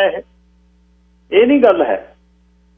ਲੋਕਾਂ ਦੇ ਸਵਾਲ ਨੇ, ਲੋਕ ਪੁੱਛਣਾ ਚਾਹੁੰਦੇ ਆ, ਲੋਕ ਗੱਲ ਕਰਨਾ ਚਾਹੁੰਦੇ। ਹੁਣ ਮੇਰੇ ਨਾਲ ਉਹ ਗੱਲ ਉਹਨਾਂ ਰੀਹਲ ਸਾਹਿਬ ਨੇ ਨਹੀਂ ਕੀਤੀ, ਰੁੜਕੀ ਪਿੰਡ ਆ ਫਗਵਾੜੇ ਕੋਲ। ਉਹ ਕਹਿੰਦੇ ਮੈਨੂੰ 45 ਸਾਲ ਹੋ ਗਏ ਰਿਚਮੰਡ ਰਹਿੰਦੇ, 55 ਸਾਲ ਮੇਰੇ ਪਿਤਾ ਨੂੰ ਹੋ ਗਏ, ਔਰ ਉਹ ਬਹੁਤ ਵਧੀਆ ਅੰਗਰੇਜ਼ੀ ਬੋਲਦੇ ਸੀ ਕਿਉਂਕਿ ਕਹਿੰਦੇ 70 ਸਾਲਾਂ ਦਾ ਸੀ ਮੈਂ ਇੱਥੇ ਆਇਆ। ਉਹ ਕਹਿੰਦੇ ਅਸੀਂ ਕੌਣ ਆ? ਕਹਿੰਦਾ ਮੁੜ ਕੇ ਇਹ ਚੀਜ਼ ਮੈਨੂੰ ਬੌਦਰ ਕਰਦੀ ਆ। ਮੇਰੇ ਪਿੰਡ ਦੇ ਵਿੱਚ ਆ ਮੈਂ, ਮੈਨੂੰ ਮੁਸ਼ਕਿਲ ਨਹੀਂ, ਮੇਰੇ ਆਲੇ ਦੁਆਲੇ ਮੇਰੀਆਂ 3 ਪੀੜ੍ਹੀਆਂ ਦੇ ਜਵਾਕ ਜੱਲਾ। ਕਹਿੰਦਾ ਪਰ ਮੈਂ ਮੁੜ ਕੇ ਇਹ ਗੱਲ ਸੋਚਦਾ ਵੀ ਮੈਂ ਕੌਣ ਆ, ਵੀ ਮੈਂ ਕੈਨੇਡੀਅਨ ਆ। ਮੈਂ ਕਿਹਾ ਜੀ ਲੋਕ ਫਲਾਈਟਾਂ ਉੱਥੋਂ ਆ ਰਹੀਆਂ, ਕਹਿੰਦਾ ਦੱਸਣ ਮੈਨੂੰ। ਮੈਂ ਤਾਂ ਕਰਕੇ 50 ਫੋਨ ਕਹਿੰਦਾ ਇੱਕ ਦਿਨ ਮੈਂ ਰੈਗੂਲਰ ਕੀਤੇ ਐਮਬੈਸੀ ਨੂੰ, ਮੇਰਾ ਫੋਨ ਨਹੀਂ ਚੱਕਿਆ। ਉਹਦੇ ਬਾਅਦ ਜਿਹੜੀਆਂ ਉਹਨਾਂ ਦੀਆਂ ਈਮੇਲਸ ਆਉਂਦੀਆਂ ਨੇ, ਪਤਾ ਨਹੀਂ ਹੁਣ ਉਹਨਾਂ ਤੇ ਕੌਣ ਆ ਰਿਹਾ ਕੌਣ ਨਹੀਂ ਜਾ ਰਿਹਾ। ਨਾਲੇ ਪਰਸਨਲੀ ਥੋੜਾ ਮੈਂ ਸਰਕਾਰ ਨੂੰ ਕਹਿ ਰਿਹਾ, ਕਿਸੇ ਨੂੰ ਇਹ ਲੱਗਦਾ ਕਿ ਮੈਨੂੰ ਕਹਿ ਰਿਹਾ, ਉਹਦੀ ਮਰਜ਼ੀ ਹੈ। ਮੇਰੇ ਤਾਂ ਦਿਮਾਗ ਦੇ ਜਿਹੜੇ ਬਕਸੂਏ ਨੇ, ਮੇਰੇ ਤਾਂ ਦਿਮਾਗ ਦੇ ਜਿਹੜੇ ਨਟਬੋਲਟ ਨੇ ਉਹ ਸਹੀ ਨੇ। ਮੈਂ ਗੱਲ ਕਰ ਰਿਹਾ ਸਰਕਾਰ ਦੀ। ਕਿਸੇ ਨੂੰ ਜੇ ਲੱਗਦਾ ਹੈ ਕਿ ਮੈਨੂੰ ਆਪ ਆ ਕੇ ਜੇ ਹੁਣ ਲੋਕਾਂ ਦੇ ਵਿੱਚ ਖੜਨਾ ਹੈ, ਹੋਰ ਵੀ ਬਹੁਤ ਲੋਕ ਇੱਥੇ, ਮੈਂ ਤਾਂ ਕਿੰਨੀ ਵਾਰ ਕਿਹਾ ਸੱਜਣ ਸਾਹਿਬ ਕੈਬਨਿਟ ਮਿਨਿਸਟਰ ਨੇ, ਡਿਫੈਂਸ ਮਿਨਿਸਟਰ, ਸੁਣਿਆ ਕਿਤੇ ਬਿਆਨ? ਉਹ ਕਹਿੰਦੇ ਨਹੀਂ ਮੈਨੂੰ ਪਤਾ, ਮੇਰੇ ਤੇ ਹੋਣਾ ਨਹੀਂ, ਮੈਂ ਕਾਹਨੂੰ ਲੋਕਾਂ ਤੇ ਜਾਣਾ। ਹੁਣ ਜੇ ਤੁਸੀਂ ਰਗੜਾ ਲਵਾਉਣ ਦਾ ਸ਼ੌਕ ਹੈ ਤੁਹਾਨੂੰ, ਉਹਨੂੰ ਮੈਂ ਤਾਂ ਰੋਕ ਨਹੀਂ ਸਕਦਾ। ਹੁਣ ਤੁਸੀਂ ਜੇ ਪੇੜੀ ਲੈਣ ਵਾਲੇ ਸਾਹ ਵਾਂਗੂ ਇੱਕ ਜਗ੍ਹਾ ਤੋਂ ਸਾਰਾ ਦਿਨ ਤੁਰੇ ਫਿਰਨਾ, ਫਿਰ ਲੋਕਾਂ ਨੇ ਤੁਰੇ ਫਿਰਦੇ ਨੂੰ ਕਹਿਣਾ ਹੈ ਵੀ ਆਹ ਸਾਹ ਤੁਰਿਆ ਜਾਂਦਾ ਵੀ, ਇਹ 'ਚ ਸ਼ਰਮ ਕਾਹਦੀ ਹੈ? Sir Harvansh Singh ji, line number 3 ਜੀ। ਸਤਿ ਸ਼੍ਰੀ ਅਕਾਲ ਜੀ। ਸਤਿ ਸ਼੍ਰੀ ਅਕਾਲ ਜੀ। ਆਪਣੇ ਵੀਰ ਜੀ ਮੈਂ ਐਡਮਿੰਟਨ ਤੋਂ ਬੋਲਦਾ। ਆਪਣੇ ਰਮਾਣੇ ਦੇ ਪ੍ਰੋਗਰਾਮ 'ਚ ਪ੍ਰਭਜੋਤ ਨੇ ਗੱਲ ਕਰੀ ਸੀਗੀ ਤੇ ਰਮਾਣੇ ਨੇ ਉਹਦੀ ਗੱਲ ਪੂਰੀ ਸੁਣੀ ਨਹੀਂ ਤੇ ਉਹ ਗੱਲ ਕਰਨੀ ਚਾਹੁੰਦੇ ਸੀਗੇ ਵੀ ਆਪਾਂ ਵੀ ਉਹਦਾ ਸਾਰੀ ਉਹ ਜਿਵੇਂ ਹੋ ਰਿਹਾ ਉੱਥੇ ਹੈ ਨਾ ਇੰਡੀਆ ਦੇ ਵਿੱਚ, ਪਰ ਰਮਾਣੇ ਨੇ ਮੈਂ ਹੁਣ ਆਪਣੇ ਹਰਵੰਸ਼ ਸਿੰਘ ਜੀ ਮੈਂ ਆਪਣੇ ਸ਼ੋਅ ਦੀ ਗੱਲ ਕਰ ਸਕਦਾ। ਪਲੀਜ਼ ਕਿਸੇ ਦੀ ਸ਼ੋਅ ਦੀ ਨਾ ਗੱਲ ਕਰੋ, ਤੁਸੀਂ ਹੁਣ ਗੱਲ ਕਰ ਲਓ ਜਿਹੜੀ ਕਰਨੀ ਹੈ, ਦੱਸੋ। ਬਸ ਇਹੀ ਗੱਲ ਕਰਨੀ। ਥੈਂਕ ਯੂ ਵੀਰ ਜੀ, ਥੈਂਕ ਯੂ। ਮੈਂ ਪਲੀਜ਼ ਮੈਂ ਬੇਨਤੀ, ਕਿਸੇ ਨੂੰ ਰਾਜਨੀਤਿਕ ਦਾ ਨਾਂ ਨਾ ਲਾਓ, ਕਿਸੇ ਹੋਸਟ ਦਾ ਨਾ ਲਾਓ। ਉਹਨਾਂ ਦੀ ਆਪਣੀ ਗੱਲ ਉਹਨਾਂ ਨੇ ਕਰ ਦਿੱਤੀ, ਉੱਥੇ ਕਹਿ ਦਿਓ ਜਾ ਕੇ ਜਿਹੜਾ ਕੁਛ ਕਹਿਣਾ। ਮੇਰੇ ਵਾਲੇ ਤੇ ਮੇਰੇ ਵਾਲਾ ਕਹਿ ਦਿਓ। Sir Jasvir Singh ji, line number 4। Hello, ਹਾਂਜੀ ਸਤਿ ਸ੍ਰੀ ਅਕਾਲ ਜੀ। ਸਤਿ ਸ੍ਰੀ ਅਕਾਲ ਜੀ। ਮੈਂ ਤਾਂ ਇਹ ਕਹਿਣਾ ਸੀਗਾ ਵੀ ਆਪਣੇ ਇੱਥੇ ਨਾ BC ਦੇ ਦੋ ਬੜੇ ਵਿਦਵਾਨ ਨੇ, ਇੱਕ ਆਪਣੇ ਵਹਿਮ ਆ ਜੀ ਕੋਈ ਹੈਗਾ ਵਾ ਰੈੱਡ ਜੋਤ, ਵੀ ਇਹਨਾਂ ਨੂੰ ਤੁਸੀਂ ਕਹਿ ਕਿਉਂਕਿ ਸਰਕਾਰ ਦੇ ਵਿੱਚ ਹੀ ਤੁਸੀਂ ਲਵਾ ਦਿਓ ਇਹਨਾਂ ਨੂੰ ਸਲਾਹਾਂ ਦੇਣ ਨੂੰ, ਤਾਂ ਕਿ ਆਹ ਜਿਹੜੇ ਮਸਲੇ ਆਪਣੇ ਉੱਠਦੇ ਰਹਿੰਦੇ ਨਿੱਕੇ ਮੋਟੇ ਕਮਿਊਨਿਟੀ ਦੇ, ਤਾਂ ਇਹਨਾਂ ਨੇ ਹੱਲ ਕਰ ਦਿਆ ਕਰਨੇ ਨੇ ਜੀ। ਅੱਜ ਇੱਕ ਸੱਜਣ ਦਾ ਫੋਨ ਆਇਆ ਟੋਰਾਂਟੋ ਤੋਂ, ਉਹ ਕਹਿੰਦਾ ਯਾਰ ਵੀ ਤੁਹਾਡੇ ਇੱਥੋਂ ਇੱਕ ਬੰਦਾ ਸਾਡੇ ਆ ਕੇ ਇੱਥੇ ਰੋਜ਼ ਹੀ ਮਤਲਬ 15-15 ਮਿੰਟ ਲੱਗਿਆ ਰਹਿੰਦਾ ਆਪਾਂ ਪ੍ਰੋਗਰਾਮਾਂ 'ਤੇ, ਵੀ ਇਹ ਕੀ ਚੀਜ਼ ਕੀ ਹੈ ਇਹ? ਉਹ ਮੈਂ ਕਿਹਾ ਭਰਾਵਾ ਕੋਈ ਚੀਜ਼ ਨਹੀਂ ਹੈਗਾ, ਇਹਨਾਂ ਨੂੰ ਮੂੰਹ ਦੀ ਬਵਾਸੀਰ ਹੋਈ ਆ, ਥੋੜ੍ਹੇ ਜਿਹੇ ਬੰਦੇ ਹੈਗੇ ਸਾਡੇ ਇੱਥੇ ਵੀ ਜਿਹੜੇ ਇੱਦਾਂ ਤੁਰੇ ਫਿਰਦੇ ਇੱਧਰ ਉੱਧਰ ਗੇੜੇ ਕੱਢਦੇ। ਅਤੇ ਦੂਜੀ ਗੱਲ ਆ, ਤੁਸੀਂ ਬੇਲਾ ਸਿੰਘ ਦਾ ਨਾ ਵਾਲਾ ਫਿਕਰ ਕਰਿਆ ਕਰੋ, ਬੇਲਾ ਸਿੰਘ ਬਾਰੇ ਲੋਕ ਸਾਰੇ ਹੀ ਜਾਣਦੇ ਨੇ, ਅਤੇ ਇਹਦਾ ਤਾਂ ਜਿੱਦਣ ਦਾ ਇਹ ਆਪਣਾ ਚੱਲਿਆ ਸ਼ੁਰੂ ਹੋਇਆ ਮਾਰਚ ਤੋਂ ਲੈ ਕੇ ਹੁਣ ਤੱਕ ਦਾ ਪ੍ਰੋਗਰਾਮ ਚੱਲਦਾ ਇਹ ਆਪਣਾ ਕਰੋਨਾ ਵਾਇਰਸ ਵਾਲਾ, ਇਹਨਾਂ ਦੀਆਂ ਸ਼ੁਰੂ ਤੋਂ ਲੈ ਕੇ ਹੁਣ ਤੱਕ ਦੀਆਂ ਜਿੰਨੀਆਂ ਵੀ ਹੈਗੀਆਂ ਨਾ ਸਟੇਟਮੈਂਟਾਂ ਉਹ ਸਾਰੀਆਂ ਆਪਾਂ ਸਾਂਭੀ ਜਾਂਦੇ ਹਾਂ ਨਾਲ ਦੀ ਨਾਲ, ਅਤੇ ਉਹ ਆਪਾਂ ਜਦੋਂ ਨਾ ਸਾਰਾ ਕੁਛ ਸੁੱਖੀ ਸਾਂਦੀ ਆਪਣਾ ਨਿਬੜ ਜਾਵੇ ਅਤੇ ਆਪਾਂ ਸਦਾ ਇੱਥੇ ਹੀ ਰਹਿਣਾ ਸਾਰਿਆਂ ਨੇ। ਉਹ ਕੱਲੀ ਆਪਾਂ ਵੀਡੀਓ ਇਹਨਾਂ ਦੀਆਂ ਇੰਟਰਵਿਊਆਂ ਸਾਰੀਆਂ ਆਪਾਂ ਜਿੰਨੀਆਂ ਵੀ ਹੋਈਆਂ ਨੇ ਆਪਾਂ ਉਹਨਾਂ ਨੂੰ ਇੱਕ ਪੇਜ 'ਤੇ ਪਾਵਾਂਗੇ, ਫਿਰ ਆਪਾਂ ਨੂੰ ਲੋਕੀ ਆਪੇ ਲੱਭੀ ਜਾਣਗੇ ਵੀ ਪਹਿਲਾਂ ਕੀ ਕਿਹਾ ਸੀ ਹੁਣ ਕੀ ਕਹਿ ਰਹੇ ਨੇ, ਕੱਲ੍ਹ ਨੂੰ ਇਹਨਾਂ ਨੇ ਕੀ ਕਹਿਣਾ ਵਾ, ਸਵੇਰੇ ਕੁਛ ਹੋਰ ਹੁੰਦਾ ਸ਼ਾਮ ਨੂੰ ਕੁਛ ਹੋਰ ਹੁੰਦਾ। ਤੁਸੀਂ ਬੇਲਾ ਸਿੰਘ ਦਾ ਨਾ ਬੜਾ ਫਿਕਰ ਕਰਿਆ ਕਰੋ, ਜਿਵੇਂ ਤੁਹਾਡਾ ਪਹਿਲਾਂ ਕੰਮ ਚੱਲਦਾ ਸੀ ਉਹਨੂੰ ਚਲਾਈ ਰੱਖੋ, ਅਤੇ ਲੋਕ ਸਾਰੇ ਜਾਣਦੇ ਨੇ ਕਿਹਨੇ ਕਦੋਂ ਦੇ ਕੀ ਕੀਤਾ, ਕਿਵੇਂ ਕੀਤਾ, ਕਿਉਂ ਕੀਤਾ। ਧੰਨਵਾਦ ਜੀ। ਚਲੋ ਮੈਂ ਇੱਕ ਬੇਨਤੀ ਹੋਰ ਕਰਦਾ, ਮੇਰੇ ਖਿਆਲ ਜੇ ਸਾਡੇ ਅਸੀਂ ਕੈਂਪੇਨ ਦੀ ਗੱਲ ਕਰੀਏ, ਭੈਣ ਜੀ ਨੇ ਜੀਨਾ ਤੱਖਰ ਉਹਨਾਂ ਨੇ ਅੱਜ ਵੀ ਉਹਨਾਂ ਟੋਰਾਂਟੋ ਇਹ ਗੱਲ ਕੀਤੀ ਕਿਸੇ ਰੇਡੀਓ ਤੇ, ਉਹ ਆਪਣੇ ਤੇ ਵੀ ਆ ਕੇ ਕਿਹਾ, ਅਸੀਂ ਵੀ ਕਿਹਾ, ਸੁੱਖੀ ਨੇ ਵੀ ਕਿਹਾ ਵੀ ਤੁਸੀਂ ਇੱਥੋਂ ਤੁਸੀਂ ਕਹਿੰਦੇ ਨਾ ਵੀ ਸਰਕਾਰ ਨੇ ਜ਼ਿੰਮੇਵਾਰੀ ਮੋੜਤੀ, 15 ਦਿਨ ਬਾਅਦ ਸਰਕਾਰ ਦੇ ਛਪਾਕੀ ਜਿਹੜੀ ਨਿਕਲ ਗਈ 15 ਦਿਨ ਪਹਿਲਾਂ ਕਿਉਂ ਨਾ ਨਿਕਲੀ? ਜਦ ਤੁਸੀਂ ਕਹਿ ਦਿੱਤਾ ਆਪਣੇ ਵੱਲੋਂ ਸਾਡੀਆਂ ਲੌਜਿਸਟਿਕਸ ਨਹੀਂ ਸਹੀ ਸੀ, ਤੁਹਾਨੂੰ ਲੱਗਦਾ ਸੀ ਵੀ ਇੱਥੇ ਕਿਤੇ ਕੱਚ ਹੈ, ਕਿਤੇ ਲੋਕਾਂ ਦਾ ਨੁਕਸਾਨ ਨਾ ਹੋ ਜਾਵੇ, ਉਹਦੇ ਲਈ ਅਸੀਂ ਤੁਹਾਡੇ ਸ਼ੁਕਰਗੁਜ਼ਾਰ ਹਾਂ। ਕਿਤੇ ਅਸੀਂ ਚੰਗਾ ਕਰਦੇ ਕਰਦੇ ਮਾੜਾ ਸਾਡੇ ਗੱਲ ਪੈ ਜਾਂਦਾ, ਉਹਦੇ ਲਈ ਅਸੀਂ ਸ਼ੁਕਰਗੁਜ਼ਾਰ ਹਾਂ। ਸਾਨੂੰ ਠੀਕ ਹੈ ਰੋਕ ਲਿਆ ਜੇ ਤੁਹਾਨੂੰ ਕਮੀ ਲੱਗਦੀ ਸੀ, ਪਰ ਐਟਲੀਸਟ ਉਹ 8 ਫਲਾਈਟਾਂ ਨੂੰ ਜਿਹੜੇ ਅਸੀਂ ਕਰਕੇ ਤੁਹਾਨੂੰ ਦੇਤੀਆਂ ਸੀ, ਪ੍ਰਾਈਸ ਉਹਨਾਂ ਦੀ ਕਰਤੀ ਸੀ, ਉਹਦੇ 'ਚੋਂ $2250 ਦੀ ਪਲੱਸ ਟੈਕਸਿਸ ਤੇ $27,500 ਦੀ ਟਿਕਟ ਪੈ ਰਹੀ ਸੀ। ਉਹ ਉਸ ਤਰ੍ਹਾਂ ਫਾਈਲ ਲੈ ਕੇ 8 ਫਲਾਈਟਾਂ 'ਚ 2500 ਬੰਦਾ ਤਾਂ ਲੈ ਆਉਂਦੇ, ਉਹਦੇ ਤਾਂ ਕਮੀ ਕੋਈ ਨਹੀਂ ਸੀ ਸਾਡੀ। ਸਾਡਾ ਨਾਂ ਕਰ ਦਿੰਦੇ, ਸਾਡੀ ਗੱਲ ਨਾ ਕਰਦੇ। ਫੋਰਨ ਤੁਹਾਡਾ ਮਿਨਿਸਟਰ ਗਲੋਬਲ ਅਫੇਅਰ ਦਾ ਮਿਨਿਸਟਰ ਨਾਦਰ ਪਟੇਲ ਜੀ, ਉਹਨੂੰ ਉੱਥੋਂ ਹੀ ਫੋਲੋ ਕਰ ਦਿੰਦੇ, ਤੁਹਾਨੂੰ ਪਰਮਿਸ਼ਨ ਲੈ ਦਿੱਤੀ ਸੀ, ਤੁਸੀਂ ਉਹ ਹੀ ਮਨਾ ਕੀਤਾ ਬਈ ਅਸੀਂ ਇਹ ਲੌਜਿਸਟਿਕਸ ਲਈ ਹੁਣ ਜ਼ਿੰਮੇਵਾਰ ਨਹੀਂ ਹੈ, ਇਹ ਪ੍ਰਾਈਵੇਟ ਹੈ, ਅਸੀਂ ਇਹਦੀ ਜ਼ਿੰਮੇਵਾਰੀ ਨਹੀਂ ਲੈ ਸਕਦੇ। ਹੁਣ ਇਹਨਾਂ ਦੇ ਚੁਣੀਂਦੇ ਨੁਮਾਇੰਦੇ ਬਾਹਰ ਇਹੀ ਕਹਿੰਦੇ ਨੇ ਨਾ ਬਈ ਸਾਡੇ ਕੈਨੇਡੀਅਨ ਹਾਈ ਕਮਿਸ਼ਨ ਨੇ ਕਿਹਾ ਵੀ ਮੈਂ ਇਹਦੀ ਜ਼ਿੰਮੇਵਾਰੀ ਨਹੀਂ ਲੈ ਸਕਦਾ, ਮੇਰੇ ਕੋਲ ਬਹੁਤ ਕੰਮ ਹੈ। ਮੈਂ ਬਿਲਕੁਲ ਮੰਨਦਾ ਬਈ ਨਾ ਤੁਸੀਂ ਜ਼ਿੰਮੇਵਾਰੀ ਲੈਂਦੇ। ਜਿਸ ਦਿਨ ਨੋਟ ਡੇ ਬਰਬੈਲ ਲਿਖਿਆ ਸੀ, ਜਿੱਦਣ ਪਰਮਿਸ਼ਨ ਲਈ ਕਿਹਾ ਸੀ, ਜਿਹਦੇ ਕਰਕੇ ਮਿਨਿਸਟਰੀ ਆਫ ਐਕਸਟਰਨਲ ਅਫੇਅਰਸ ਨੇ ਪਰਮਿਸ਼ਨ ਦਿੱਤੀ, ਜਿਹਦੇ ਕਰਕੇ director general of civil aviation ਨੇ ਸਾਨੂੰ 8 ਫਲਾਈਟਾਂ ਦੀ ਪਰਮਿਸ਼ਨ ਦਿੱਤੀ, ਉਹ ਫਲਾਈਟਾਂ ਉਸੇ ਤਰ੍ਹਾਂ ਟੇਕ ਓਵਰ, ਇਹ ਆਫਰ ਹੋਈ ਨਾ, ਇਹ ਕਿਹਾ ਬਈ ਆਹ ਜੀ ਤੁਸੀਂ ਫਾਈਲ ਲੈ ਲਓ ਪਲੀਜ਼, ਤੁਸੀਂ ਉਹ 2500 ਬੰਦਾ ਲੈ ਆਓ, ਅਸੀਂ ਵਿੱਚੋਂ ਨਿਕਲ ਜਾਂਦੇ ਹਾਂ। ਕੀਮਤ ਸਾਹਮਣੇ ਆ ਬਈ ਇੰਨੀ ਕੀਮਤ ਦੇ ਵਿੱਚ ਜਹਾਜ਼ ਆ ਰਹੇ ਨੇ, 80% ਨੂੰ ਉਹਨੂੰ ਆਪਾਂ ਆਕੂਪੈਂਸੀ ਕਰਕੇ ਇਹਦੀ ਪੇਮੈਂਟ ਕਰੇ, ਤੇ ਤੁਹਾਡਾ ਨਾਮ ਪਟੇਲ ਸਾਹਿਬ ਲੈ ਆਉਂਦੇ ਅੰਮ੍ਰਿਤਸਰ ਤੋਂ। ਹੁਣ ਵੀ ਅੰਮ੍ਰਿਤਸਰ ਤੋਂ ਚੜਾਉਣੀਆਂ ਹੀ ਨੇ ਨਾ ਫਲਾਈਟਾਂ, ਉਹ ਵੀ 8 ਤਰੀਕ ਦੇ ਇੱਕ ਹਫ਼ਤੇ ਦੇ ਵਿੱਚ 8 ਫਲਾਈਟਾਂ ਸੀ, ਉਹ 4 ਟੋਰਾਂਟੋ ਦੀਆਂ 4 ਵੈਨਕੂਵਰ ਦੀ। ਪਰ ਮੈਨੂੰ ਉੱਥੇ ਤਾਂ ਕੋਈ ਕਮੀ ਨਹੀਂ ਸੀ ਹੋਣੀ ਚਾਹੀਦੀ। ਮਨਹਾਸ ਜੀ ਤੁਸੀਂ ਏਅਰ ਤੇ ਲਾਈਨ ਨੰਬਰ 2। ਸਤਿ ਸ਼੍ਰੀ ਅਕਾਲ ਵੀਰੇ। ਵੀਰ ਜੀ ਤੁਹਾਡੀ ਮਿਹਨਤ ਕਿਸੇ ਸਿਰੇ ਨਹੀਂ ਵੀ ਚੜ੍ਹ ਸਕੀ ਤਾਂ ਚੜ੍ਹੇਗੀ, ਇਜ਼ ਮੇਕਿੰਗ ਡਿਫਰੈਂਸ। ਮੇਰਾ ਇੱਕ ਸਿੰਪਲ ਜਿਹਾ ਲੌਜਿਕ ਦਾ ਸਵਾਲ ਹੈ, ਜੋ ਵੀ ਇਹ ਕੋਸ਼ਿਸ਼ ਕਰ ਰਿਹਾ ਜਿਹੜੀ ਸਾਡੇ ਬੰਦਿਆਂ ਨੂੰ ਫਸੇ ਲਿਆਉਣ ਲਈ, ਸਾਰਿਆਂ ਦੀ ਮਿਹਰਬਾਨੀ, ਪਰ ਇੱਕ ਸਿੰਪਲ ਜਿਹਾ ਲੌਜਿਕ ਮੇਰੇ ਸਾਹਮਣੇ ਨਹੀਂ ਆਇਆ। ਮੈਂ ਦੇਖ ਰਿਹਾ ਸੀ ਗੂਗਲ ਤੇ ਏਅਰ ਕੈਨੇਡਾ ਦਿੱਲੀ ਤੋਂ ਵੈਨਕੂਵਰ ਜਾਂ ਦਿੱਲੀ ਤੋਂ ਮੋਂਟਰੀਅਲ ਜਾਂ ਅੰਮ੍ਰਿਤਸਰ ਏਅਰ ਮਾਈਲ ਤੇ ਤਕਰੀਬਨ ਬਰਾਬਰ ਹੀ ਨੇ। ਗਰਾਊਂਡ ਤੇ ਖੜਿਆਂ ਨੂੰ ਉਹਨਾਂ ਨੂੰ 75% ਗਵਰਨਮੈਂਟ ਦੇ ਰਹੀ ਹੈ। ਜੇ ਉਹਨਾਂ ਨੂੰ ਕੱਲ੍ਹ ਨੂੰ ਪ੍ਰੋਬਲਮ ਆਏਗੀ, ਜੋ ਆਏਗੀ, ਜਿਵੇਂ ਫੋਰਡ ਨੂੰ ਜਾਂ GM ਨੂੰ ਇਹਨਾਂ ਨੇ ਪੈਸੇ ਦਿੱਤੇ ਸੀ, ਇਹਨਾਂ ਨੂੰ ਵੀ ਦੇਣੇ ਆ, ਕਿਹਨੇ ਦੇਣੇ ਆ, ਕਿਸੇ ਘਰੋਂ ਤਾਂ ਆ ਨਹੀਂ ਰਹੇ। They all will be tax paid money and all those who are stuck up, they are all mostly tax paying and one of the more tax paying than anybody else.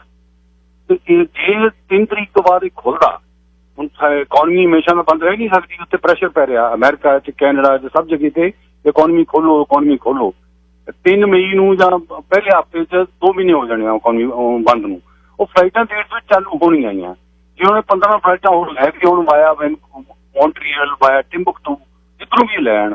ਤੇ ਜੇ ਤੁਸੀਂ ਡਿਸਟੈਂਸ ਦੇਖੋ ਤਾਂ distance from Amritsar to Vancouver ਔਰ Amritsar to Montreal ਬਰਾਬਰ ਹੈ। ਫੇਰ ਬੰਦੇ ਤੋਂ ਫੇਰ ਘਰੋਂ ਬਾਹਰ ਬੈਠੇ ਨੇ। ਮੈਨੂੰ ਲੌਜਿਕ ਸਮਝ ਨਹੀਂ ਆਉਂਦਾ। ਜੇ ਸਿੰਪਲ ਲੌਜਿਕ ਵੀ ਯੂਜ਼ ਕਰੋ, ਸਿੱਧੀ ਫਲਾਈਟ ਲਾਓ, ਕਾਉਂਟਰੀ ਲਾਓ। ਜਿਨ੍ਹਾਂ ਬੰਦਿਆਂ ਨੇ ਪਹਿਲਾਂ ਬੁੱਕ ਕੀਤਾ ਹੈ ਉਹ ਵੀ ਤਾਂ ਤੁਹਾਡੀ ਜ਼ਿੰਮੇਵਾਰੀ ਹੈ, ਉਹਨਾਂ ਨੂੰ ਕੂਪਨ ਦਿੱਤੇ ਨੇ। ਫਲਾਈਟ ਦੀ ਪ੍ਰਾਈਸ ਡਬਲ ਕਰ ਦਿਓ, ਟ੍ਰਿਪਲ ਕਰ ਦਿਓ, ਪਰ ਉਹਨਾਂ ਤੋਂ ਲੈ ਤਾਂ ਆਓ। ਹੁਣ 15 ਫਲਾਈਟਾਂ ਜੇ ਖਤਮ ਨਹੀਂ ਹੋਣਾ ਤੇ ਉਹਦੇ ਬਾਅਦ ਦਾ ਪ੍ਰੋਗਰਾਮ ਇਸ਼ੂ ਕਰੋ। ਜੇ ਤੁਹਾਡੀਆਂ 8 ਫਲਾਈਟਾਂ ਨੂੰ ਇਹ ਲੈ ਵੀ ਆਉਂਦੇ ਜਿਵੇਂ ਤੁਸੀਂ ਲੌਜਿਕ ਕੀ ਫਰਕ ਪੈਂਦਾ ਸੀ? ਤੇ ਦੇਰ ਸਵੇਰ ਲੇਕਿਨ ਇੱਕ ਮੈਂ ਤੁਹਾਨੂੰ ਯਾਦ ਕਰਾਵਾਂ ਵੀ ਇਹ ਸਭ ਰਿਕਾਰਡ ਰੱਖਣ ਦੀਆਂ ਗੱਲਾਂ ਨੇ। ਪਬਲਿਕ ਮੈਮਰੀ ਬਹੁਤ ਛੋਟੀ ਹੁੰਦੀ ਹੈ, ਸਾਰਿਆਂ ਨੂੰ ਭੁੱਲ ਗਿਆ ਕਿ ਜਿਹੜਾ ਪਿਛਲਾ ਰਿਸੈਸ਼ਨ ਹੋਇਆ ਸੀ ਉਹਦੇ 'ਚ ਫੋਰਡ ਨੂੰ ਔਰ ਬਾਕੀ ਕੰਪਨੀਆਂ ਨੂੰ ਬਿਲੀਅਨਸ ਆਫ ਡਾਲਰ ਗਏ ਸੀ। ਕਿੱਥੇ ਗਏ? ਕਿਸੇ ਨੂੰ ਯਾਦ ਹੈ? ਕਿਸੇ ਨੂੰ ਯਾਦ ਨਹੀਂ ਹੈ। ਕਿਹਦੇ ਪੈਸੇ ਸੀ? ਪਬਲਿਕ ਦੇ। ਕਿਹਦਾ ਪੈਸਾ ਸੀ? Tax payer. ਉਹ ਟੈਕਸ ਪੇਅਰ ਜਸਟ ਟੋਲਡ ਵੀ 55 ਸਾਲ ਦਾ ਬੰਦਾ ਇੱਥੇ ਆ, ਜੰਮਿਆ ਪੜਿਆ, ਉਹਨੂੰ ਫਸਿਆ ਉੱਥੇ। ਉਹਨੂੰ ਬੜੀ ਬਹੁਤ ਇੰਪੋਰਟੈਂਟ ਇੱਦਾਂ ਦੇ ਹੋਰ ਬਹੁਤ ਨਹੀਂ। ਬਿਲਕੁਲ ਜੀ, ਹੋਣਗੇ ਸਤਵਿੰਦਰ ਰੀਹਲ ਨੇ ਰਿਚਮੰਡ ਤੋਂ, ਉਹਨਾਂ ਨੇ ਸਵੇਰੇ ਬਹੁਤ ਸਮਾਂ ਮੇਰੇ ਨਾਲ ਗੱਲਬਾਤ ਕੀਤੀ, ਪਰ ਉਹਨਾਂ ਨੇ ਫੋਨ ਨਹੀਂ ਚੱਕਿਆ। ਨੀਂਦ ਆ ਜਾਂਦੀ ਹੈ ਕਈ ਵਾਰ ਬੰਦੇ। ਉਹ ਕਹਿੰਦੇ ਸੀ, ਕਹਿੰਦੇ ਯਾਰ ਮੈਨੂੰ ਬੜੀ ਸੰਗ ਸ਼ਰਮ ਆ ਰਹੀ ਹੈ ਵੀ ਮੈਂ ਕੌਣ। ਅੱਛਾ, ਜਿਹੜੀ ਹੁਣ ਨੈਕਸਟ ਵੇਵ ਹੈ ਇਹ ਕਿਸੇ ਨੇ ਹੁਣ ਪੰਜਾਬ ਤੋਂ ਮੈਨੂੰ ਭੇਜੀ ਹੈ ਵੀ ਅਗਲੀਆਂ ਜਿਹੜੀਆਂ ਫਲਾਈਟਾਂ ਨੇ ਸ਼ੁਰੂ ਹੋ ਰਹੀਆਂ ਅੰਮ੍ਰਿਤਸਰ ਤੋਂ, ਉਹ 에ਅਰ ਕੈਨੇਡਾ ਦੀਆਂ ਤੇ ਉਹਦੀ $3400 ਟਿਕਟ ਹੈ। ਉਸ ਬੰਦੇ ਨੇ ਮੈਸੇਜ ਜਿਹੜਾ ਮੈਨੂੰ ਲਿਖਿਆ, ਉਹ ਕਹਿੰਦੇ ਹੁਣ ਸਾਨੂੰ ਇਹ ਨਹੀਂ ਪਤਾ ਵੀ ਇਹ ਫਲਾਈਟਾਂ ਤੇ ਆਉਣਾ ਕਿਹਦੇ ਆ, ਇਹਨਾਂ ਨੇ ਚੜ੍ਹਨਾ ਨੌਨ ਰਿਫੰਡੇਬਲ ਹੈ। $3450 ਦੀ। ਹੁਣ ਰਸਤੇ ਤਾਂ ਖੁੱਲ ਗਏ ਨਾ ਇੱਕ ਵਾਰ। ਪਹਿਲਾਂ ਤਾਂ ਸ਼ੁਰੂ ਜੇ ਸਾਰਿਆਂ ਨੂੰ ਟਾਈਮ ਲਾਈਨ ਯਾਦ, ਉਹ ਕਹਿੰਦੇ ਅੰਮ੍ਰਿਤਸਰ ਤੋਂ ਕਿਵੇਂ ਚੜ੍ਹ ਜੂ ਫਲਾਈਟ। ਜਦ ਪਹਿਲੀ ਫਲਾਈਟ ਦਿੱਲੀੋਂ ਲੱਗੀ ਨੇ ਕਿਹਾ ਅਸੀਂ ਵੀ ਗੱਲ ਤਾਂ ਇੱਥੋਂ ਸ਼ੁਰੂ ਹੋਈ ਵੀ ਹਰਿਆਣੇ 'ਚ ਲੋਕ ਕਿਵੇਂ ਲੰਘਣਗੇ, ਬੁਰਾ ਹਾਲ ਜੋ ਕਹਿੰਦਾ ਅੰਮ੍ਰਿਤਸਰ ਤੋਂ ਚੜ੍ਹੇ ਨਹੀਂ ਸਕਦੀ। ਅੰਮ੍ਰਿਤਸਰ ਅਲਾਊਡ ਨਹੀਂ ਹੈ, ਉੱਥੇ ਜਾਣ ਨਹੀਂ ਦਿੰਦੇ। ਕਤਰ 에ਅਰਵੇਜ਼ ਤਾਂ ਲਈ ਹੈ, ਕਤਰ 에ਅਰਵੇਜ਼ ਉੱਥੋਂ ਚੱਲਦੀ ਹੈ ਮੌਂਟਰੀਅਲ। ਹੁਣ ਗੱਲ ਇਹ ਹੈ ਵੀ ਉਹ 7-8 ਫਲਾਈਟਾਂ 'ਚ 2500 ਬੰਦਾ ਹੋਊ। 17-18 ਹਜ਼ਾਰ ਦੇ ਵਿੱਚੋਂ 2500 ਹੋਣਾ ਕੌਣ ਹੈ? ਕਿਹਨੂੰ ਉਹ ਕੂਪਨ ਜਾਣੇ ਨੇ, ਕਿਹਨੇ ਅਪਲਾਈ ਕਰਨਾ, ਕਿਹਨੂੰ ਟਿਕਟ ਮਿਲਣੀ ਹੈ? ਪਾਰਦਰਸ਼ੀ ਕੋਈ ਸਿਸਟਮ ਹੈ? ਜੇ ਦੱਸਿਆ ਜਾ ਸਕਦਾ ਕਿ ਕੈਨੇਡੀਅਨ ਹਾਈ ਕਮਿਸ਼ਨ ਦੱਸ ਸਕਦਾ ਵੀ ਕਿਹਨੇ ਕਾਹਦਾ ਰਜਿਸਟਰਡ ਕੀਤਾ ਰੋਕਾ ਤੇ? ਇਹ ਲੋਕਾਂ ਦੇ ਵਿੱਚ ਸਵਾਲ ਨੇ ਕਿ ਵੀ ਉੱਥੇ ਕੋਈ ਦਰਾਇਤ ਤਾਂ ਨਹੀਂ ਹੋ ਰਹੀ ਵੀ ਕੌਣ ਕਿਹਨੇ ਆਉਣਾ, ਉਹ 'ਚ ਕਿਹੜੇ ਬੰਦਿਆਂ ਨੇ ਚੜ੍ਹਨਾ। ਚਲੋ ਫੇਰ ਵੀ ਕੋਈ ਵੀ ਆ ਜਾਵੇ, ਸਾਰੇ ਸਤਿਕਾਰਤ ਨੇ, ਪਰ ਜਿੱਥੋਂ ਹੁਣੇ ਫਲਾਈਟਸ ਚੱਲਣੀਆਂ ਨੇ ਉੱਥੋਂ ਹੀ 8 ਫਲਾਈਟਸ ਦੇ ਲਈ ਇੱਕ ਕੁਛ ਬੰਦਿਆਂ ਨੇ ਕੋਸ਼ਿਸ਼ ਕੀਤੀ ਸੀ ਔਰ ਇਹਨਾਂ ਨੂੰ ਬੇਨਤੀ ਕੀਤੀ ਸੀ ਸੰਤਰੀਆਂ ਨੂੰ ਬਈ ਤੁਸੀਂ ਸੰਤਰਾ ਪੀ ਕੇ ਗੱਲਾਂ ਬਹੁਤ ਮਾਰਦੇ ਹੋ, ਫਾਈਲ ਲੈ ਲਓ ਸਾਤੋਂ ਤੇ ਤੁਸੀਂ ਬੰਦੇ ਲੈ ਆਓ, ਉਹ ਤੁਸੀਂ ਟੇਕ ਓਵਰ ਕਰ। ਨਿਊਟਨ ਉਹਨਾਂ ਨੇ ਕਿਹਾ ਸੀ ਵੀ ਤੁਸੀਂ ਵਿੱਚ ਚੜ੍ਹ ਜਾਓ ਜਹਾਜ਼ ਦੇ ਨਾਲ ਹੀ, ਜਿੰਦੇ ਦੇ ਹਾਰ ਲੈ ਜਾਓ, ਤੁਸੀਂ ਉਹ ਉੱਤਰ ਜਾਓ ਵੈਨਕੂਵਰ ਜਾ। ਪਰ ਹੁਣ ਉਹਦੇ ਚੋਂ ਕਿਉਂਕਿ ਉਹ ਆਰਗੇਨਾਈਜ਼ ਕਿਸੇ ਨੇ ਕੀਤੀ ਸੀ, ਜੇ ਇਹਨਾਂ ਨੂੰ ਇਸ ਤਰ੍ਹਾਂ ਲੱਗਦਾ ਹੋਵੇ ਵੀ ਉਹ ਕਹਿੰਦੇ ਲੌਜਿਸਟਿਕਸ ਜਿਹੜੀਆਂ ਨੇ ਉਹ ਕੈਨੇਡੀਅਨ ਗਵਰਨਮੈਂਟ ਕਰ ਨਹੀਂ ਸੀ ਸਕਦੀ, ਕੈਨੇਡੀਅਨ ਹਾਈ ਕਮਿਸ਼ਨ ਨੇ ਜ਼ਿੰਮਾ ਨਹੀਂ ਉਹਦਾ ਲਿਆ, ਜ਼ਿੰਮਾ ਪਹਿਲਾਂ ਲੈ ਲਿਆ ਜਦ ਅਪਲਾਈ ਕੀਤਾ, ਜਦ ਸਿਰੇ ਗੱਲ ਲੱਗ ਗਈ ਇੱਕ ਜਹਾਜ਼ ਦੀਆਂ ਟਿਕਟਾਂ ਦੇ ਲੋਕ ਪੈਸੇ ਦੇ ਗਏ। ਸਵਾਦ ਦੀ ਗੱਲ ਇਹ ਆ ਵੀ 1-1 ਸੈਂਟ ਲੋਕਾਂ ਦਾ ਇਕੱਠਾ ਹੋਇਆ ਸਰੀ ਦੇ ਵੈਨਕੂਵਰ, ਸਰੀ ਦੇ ਗੁਰਦੁਆਰਾ ਸਾਹਿਬ 'ਚ, ਜਿਹਦੇ ਤੇ ਬਹੁਤ ਵੱਡੀ ਇੱਕ ਸਾਜ਼ਿਸ਼ ਪੰਜਾਬ ਦੇ ਵਿੱਚ, ਉੱਥੇ ਹਾਈ ਕੋਰਟ ਤੱਕ ਕੇਸ, ਬੰਦਿਆਂ ਦੇ ਨਾਂ, ਬਹੁਤ ਕੁਛ ਹੋਇਆ ਇੱਥੋਂ, ਔਰ ਇੱਥੋਂ ਓਰੀਜਨ ਹੋਇਆ ਉਹ ਆਪਣੇ ਸਰੀ 'ਚ। ਤੇ ਉਹ ਕੱਲੇ ਬੰਦੇ ਨੂੰ ਸਿਰਫ $22,000 ਕਿਸ ਦਾ ਰਹਿ ਗਿਆ, ਜਿਨ੍ਹਾਂ ਨੂੰ ਵਾਪਸ ਹਲੇ ਲੈ ਕੇ ਜਾਣਾ। ਸਾਰਿਆਂ ਦੇ ਪੈਸੇ ਜਿੰਨੇ ਸੀ ਉਸ ਤਰ੍ਹਾਂ ਹੀ ਮੋੜ ਤੇ, 1 ਸੈਂਟ ਨਹੀਂ ਕਿਸੇ ਦਾ ਰੱਖਿਆ। ਜਿਹੜੇ ਬਿਜ਼ਨਸ ਕਰ ਰਹੇ ਨੇ, ਆਹ ਕਰ ਰਹੇ ਨੇ, ਉਹ ਕਰ ਰਹੇ ਨੇ। $2300 ਤੇ $3400 ਦੀ ਫਲਾਈਟ ਦਾ ਫਰਕ ਬਿਜ਼ਨਸ ਕੌਣ ਕਰ ਰਿਹਾ ਹੈ, ਇਹ ਤੁਹਾਨੂੰ ਕਲੀਅਰ ਹੋਣਾ ਚਾਹੀਦਾ। ਔਰ ਇੱਕ ਸਰਕਾਰ ਚਾਰਟਰਡ ਕਰ ਰਹੀ ਹੈ 에ਅਰ ਕੈਨੇਡਾ ਤੋਂ। 에ਅਰ ਕੈਨੇਡਾ ਆਪਰੇਟ ਨਹੀਂ ਕਰ ਰਹੀ ਹੈ, ਸਰਕਾਰ ਜਹਾਜ਼ ਚਾਰਟਰਡ ਕਰਕੇ ਆਪ ਲੈ ਕੇ ਆ ਰਹੀ। ਉਹ ਸਰਕਾਰ ਜਿਹਨੇ ਬਿਲੀਅਨਸ ਆਫ ਡਾਲਰ ਇਸ 에ਅਰ ਕੈਨੇਡਾ ਨੂੰ ਜਾਂ ਹੋਰ ਐਵੀਏਸ਼ਨ ਇੰਡਸਟਰੀ ਨੂੰ ਦੇਣਾ, ਜਿਸ ਨੇ $75 100 ਦੇ ਵਿੱਚੋਂ $75 ਜਿਹੜੇ ਸਬਸਿਡੀ ਇੰਪਲਾਈਜ਼ ਨੂੰ ਦੇ ਰਹੀ ਹੈ। ਤੇ ਚਾਰਟਰਡ ਕਰਨ ਦੀ ਕੀ ਲੋੜ ਆ? ਉਹਨਾਂ ਨੂੰ ਆਪਰੇਸ਼ਨਲ ਕਰੋ, ਰੈਸਕਿਊ ਫਲਾਈਟਸ ਦੇ ਤਹਿਤ ਉਸ ਨੂੰ ਉਹਨਾਂ ਨੂੰ ਪਰਮਿਸ਼ਨ ਲੈ ਕੇ ਦਿਓ, ਉਹ ਕੰਮ ਕਰ। ਪਰ ਫਿਰ ਵੀ ਮੈਂ ਤਾਂ ਇਹੀ ਕਹਿੰਦਾ ਚਲੋ ਆਉਣ, ਜਿੰਨੇ ਵੀ ਬੰਦੇ ਆਉਂਦੇ ਆ ਆਉਣ, ਤੇ ਵਿੱਚੇ ਉਹਦੇ 'ਚ ਹੋਰ 2500 ਬੰਦਾ ਆ ਜਾਂਦਾ, ਜਿਹਦੇ ਵਿੱਚ ਸਿਰਫ ਤੇ ਸਿਰਫ ਇੰਨੀ ਰਿਫਾਈਨਡ ਕਰਕੇ ਉਹ ਲਿਸਟ ਬਣਾਈ ਸੀ ਜਿਸ 'ਚ ਬਜ਼ੁਰਗ ਤੇ ਬੱਚੇ ਸੀ ਜਿਨ੍ਹਾਂ ਨੂੰ ਦਵਾਈ ਬੂਟੀ ਦੀ ਲੋੜ ਸੀ। ਹੁਣ ਮੁਸ਼ਕਲ ਉੱਥੇ ਇਹ ਆ ਵੀ ਅਸੀਂ ਤਾਂ ਪੰਜਾਬੀ ਦੇ ਵਿੱਚ ਲਿਸਟਾਂ ਬਣਾ ਲਈਆਂ 12 ਦਿਨਾਂ 'ਚ। ਹੁਣ ਜਿਹਨੂੰ ਕੰਪਿਊਟਰ ਤੇ ਹੱਥ ਨਹੀਂ ਮਾਰਨਾ ਆਉਂਦਾ ਉਹ ਰੌਕਾ ਤੇ ਜਾ ਕੇ ਕਿਵੇਂ ਰਜਿਸਟਰ ਬਜ਼ੁਰਗ ਕਰੂਗਾ? ਮੈਨੂੰ ਸਮਝੋ ਦੱਸੇ ਵੀ ਕਿਵੇਂ ਕ੍ਰੈਡਿਟ ਕਾਰਡ ਤੇ ਉਹ ਪੇ ਕਰਨਗੇ। ਆਪਾਂ ਤਾਂ ਚੋਇਸ ਉਹਨਾਂ ਨੂੰ ਕਰਤੀ ਵੀ ਸਰੀ 'ਚ ਦੇ ਦਿਓ, ਕੈਸ਼ ਦੇ ਦਿਓ, ਉੱਥੇ ਦੇ ਦਿਓ, ਇੱਥੇ ਦੇ ਦਿਓ, ਫੈਸਿਲੀਟੇਟ ਕੀਤਾ ਸੀ ਬਿਨਾਂ ਕਿਸੇ ਇਨਫਰਾਸਟਰਕਚਰ ਤੋਂ, ਬਿਨਾਂ ਕਿਸੇ ਬੇਸਿਕ ਤੋਂ। ਪਰ ਮੈਂ ਹਲੇ ਵੀ ਕਹਿਣਾ ਹਲੇ ਵੀ ਪਰਮਿਸ਼ਨ ਉਸ ਤਰ੍ਹਾਂ ਹੀ ਜਿਹੜੀ ਕੌਨਰਡ ਬਹੁਤ ਵੱਡੀ ਕੰਪਨੀ ਹੈ ਇਸ ਦੀ ਜਰਮਨੀ ਦੀ, ਹਲੇ ਵੀ ਉਹ ਫਲਾਈਟਾਂ ਪਈਆਂ, ਹਲੇ ਵੀ ਉਹ ਨਾਲ ਜੋੜ ਲਓ, ਲੈ ਉਹਨਾਂ ਦੇ ਵਿੱਚ ਬੰਦਾ 2500 ਹੋਰ ਆ। ਚੰਡੀ ਜੀ ਲਾਈਨ ਨੰਬਰ 4। ਹੈਲੋ ਸਤਿ ਸ਼੍ਰੀ ਅਕਾਲ ਜੀ। ਦੇਖੋ ਜੀ ਇਹ ਚਲੋ ਜੋ ਕੁਛ ਵੀ ਹੋਇਆ, ਮੈਂ ਤਾਂ ਹੁਣ ਇਹ ਗੱਲ ਕਹਿਣਾ ਵੀ ਉੱਥੇ ਜਿਹੜੇ ਬੱਚੇ ਆ ਨਾ ਇੱਧਰਲੇ ਬੌਰਨ, ਤੁਸੀਂ ਕਿਹਾ ਫਲਾਈਟਾਂ ਖੁੱਲ ਗਈਆਂ, ਹੁਣ ਉਹ ਲਿਆਉਣੇ ਚਾਹੀਦੇ, ਉਹਨਾਂ ਜਿਹੜੀਆਂ ਬੀਬੀਆਂ ਗਈਆਂ ਉਹ ਲਿਆਉਣੀਆਂ ਚਾਹੀਦੀਆਂ ਪਹਿਲਾਂ। ਬਾਕੀ ਬਾਅਦ ਦੀ ਗੱਲ ਆ, ਬੱਚੇ ਬੜੇ ਉੱਥੇ ਤੰਗ ਆ ਤੇ ਬੱਚਿਆਂ ਦਾ ਬੜਾ ਔਖਾ, ਉੱਥੇ ਦਵਾਈਆਂ ਮੁੱਕੀਆਂ ਉਹਨਾਂ ਦੀਆਂ। ਤੇ ਇਹ ਸਰਕਾਰ ਨੂੰ ਬੇਨਤੀ ਕਰਦੇ ਆ ਕਿ ਇਹ ਉਹਨਾਂ ਨੂੰ ਪਹਿਲ ਦੇਣ, ਜਿੱਦਾਂ ਕਹਿ ਲਓ ਵੀ ਬਾਕੀ ਬਾਅਦ 'ਚ ਆ ਜਾਣਗੇ। ਤੇ ਬਾਕੀ ਵੀ ਉਪਰਾਲਾ ਤੁਸੀਂ ਕੀਤਾ ਵਧੀਆ। ਵੈਸੇ ਜੇ ਨਾ ਤੁਸੀਂ ਉਹਲਾ ਜਿਹਾ ਰੱਖ ਲੈਂਦੇ, ਜਿੱਦਾਂ ਉੱਦਾਂ ਤਾਂ ਕਹਿੰਦੇ ਲੋਕ ਉਹਲੇ 'ਚ ਜੀ ਖਾ ਗਿਆ ਫਲਾਨਾ ਹੋ ਗਿਆ, ਪਰ ਥੋੜ੍ਹਾ ਜਿਹਾ ਨਾ ਆਪਣਾ ਰੱਖਣਾ ਚਾਹੀਦਾ ਸਿਕਿਉਰਿਟੀ, ਫਿਰ ਇਹ ਕਾਮਯਾਬ ਹੋ ਜਾਣਾ ਸੀਗਾ। ਬਾਕੀ 에ਅਰ ਕੈਨੇਡਾ ਜਿਹੜਾ ਹੈ ਇਹ ਪ੍ਰਾਈਵੇਟ ਆ, ਇਹ ਕੋਈ ਵੀ ਬੰਦਾ ਲਿਆ ਸਕਦਾ। ਆਸਟ੍ਰੇਲੀਆ ਨੂੰ ਵੀ ਤਾਂ ਫਲਾਈਟਾਂ ਗਈਆਂ ਹੀ ਆ, ਤਾਂ ਚਲੋ ਟੈਕਸ ਦਿੰਦਾ ਇਹ, ਕੋਈ ਵੀ ਇਹ ਟੈਕਸ ਦਿੰਦੇ ਆ। ਬਾਕੀ ਕਰਨੀ ਸੀ ਵੀ ਇੱਥੇ MP MLA ਦੀ ਜਿਹੜੀ ਜ਼ਿੰਮੇਵਾਰੀ ਆ ਨਾ ਬਹੁਤ ਜ਼ਿਆਦਾ ਆ, ਵੀ ਇਹ ਘਰ ਲੁਕ ਗਏ ਆ, ਜਿੱਦਾਂ ਕਹਿ ਲਓ ਆਪਣੇ ਆਪ ਨੂੰ ਇਹ ਕਰੋਨਾ ਤੋਂ ਕਰਕੇ ਨਾ ਇਹ ਕਹਿੰਦੇ ਵੀ ਸਾਡਾ ਬਚਾਅ ਹੋ ਜਾਵੇ, ਤਨਖਾਹ ਲਈ ਜਾਂਦੇ, ਲੋਕਾਂ ਨੂੰ ਕਹੀ ਜਾਂਦੇ ਕੰਮ ਕਰੋ, ਤੇ ਆਪ ਜਿੱਦਾਂ ਘਰ ਬੈਠੇ ਹੋ ਆ। ਇਹਨਾਂ ਨੂੰ ਵੀ ਪਾਰਲੀਮੈਂਟ ਦੇ ਵਿੱਚ ਜਾਣਾ ਚਾਹੀਦਾ, ਇਹਨਾਂ ਨੂੰ 6 ਫੁੱਟ ਦਾ ਪਾਂਤਰਾ ਰੱਖ ਕੇ ਆਪਣੇ ਆਪ ਨੂੰ ਢੱਕ ਢੁੱਕ ਕੇ ਤਾਂ ਉੱਥੇ ਜਾਣ, ਕਿਉਂਕਿ ਲੋਕਾਂ ਦਾ ਟੈਕਸ ਦਾ ਪੈਸਾ ਜਿਹੜੇ ਤਨਖਾਹ ਲੈਂਦੇ ਲੋਕਾਂ ਨੇ ਬਣਾਏ ਆ।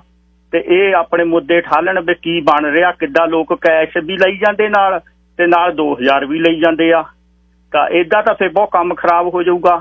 ਬਾਕੀ ਬਿਜ਼ਨਸਮੈਨ ਸਮੌਲ ਆ, ਕਈਆਂ ਨੇ ਉੱਦਾਂ ਹੀ ਬਿਜ਼ਨਸਮੈਨ ਕੰਪਨੀਆਂ ਖੜੀਆਂ ਕਰ ਲੈਣੀਆਂ।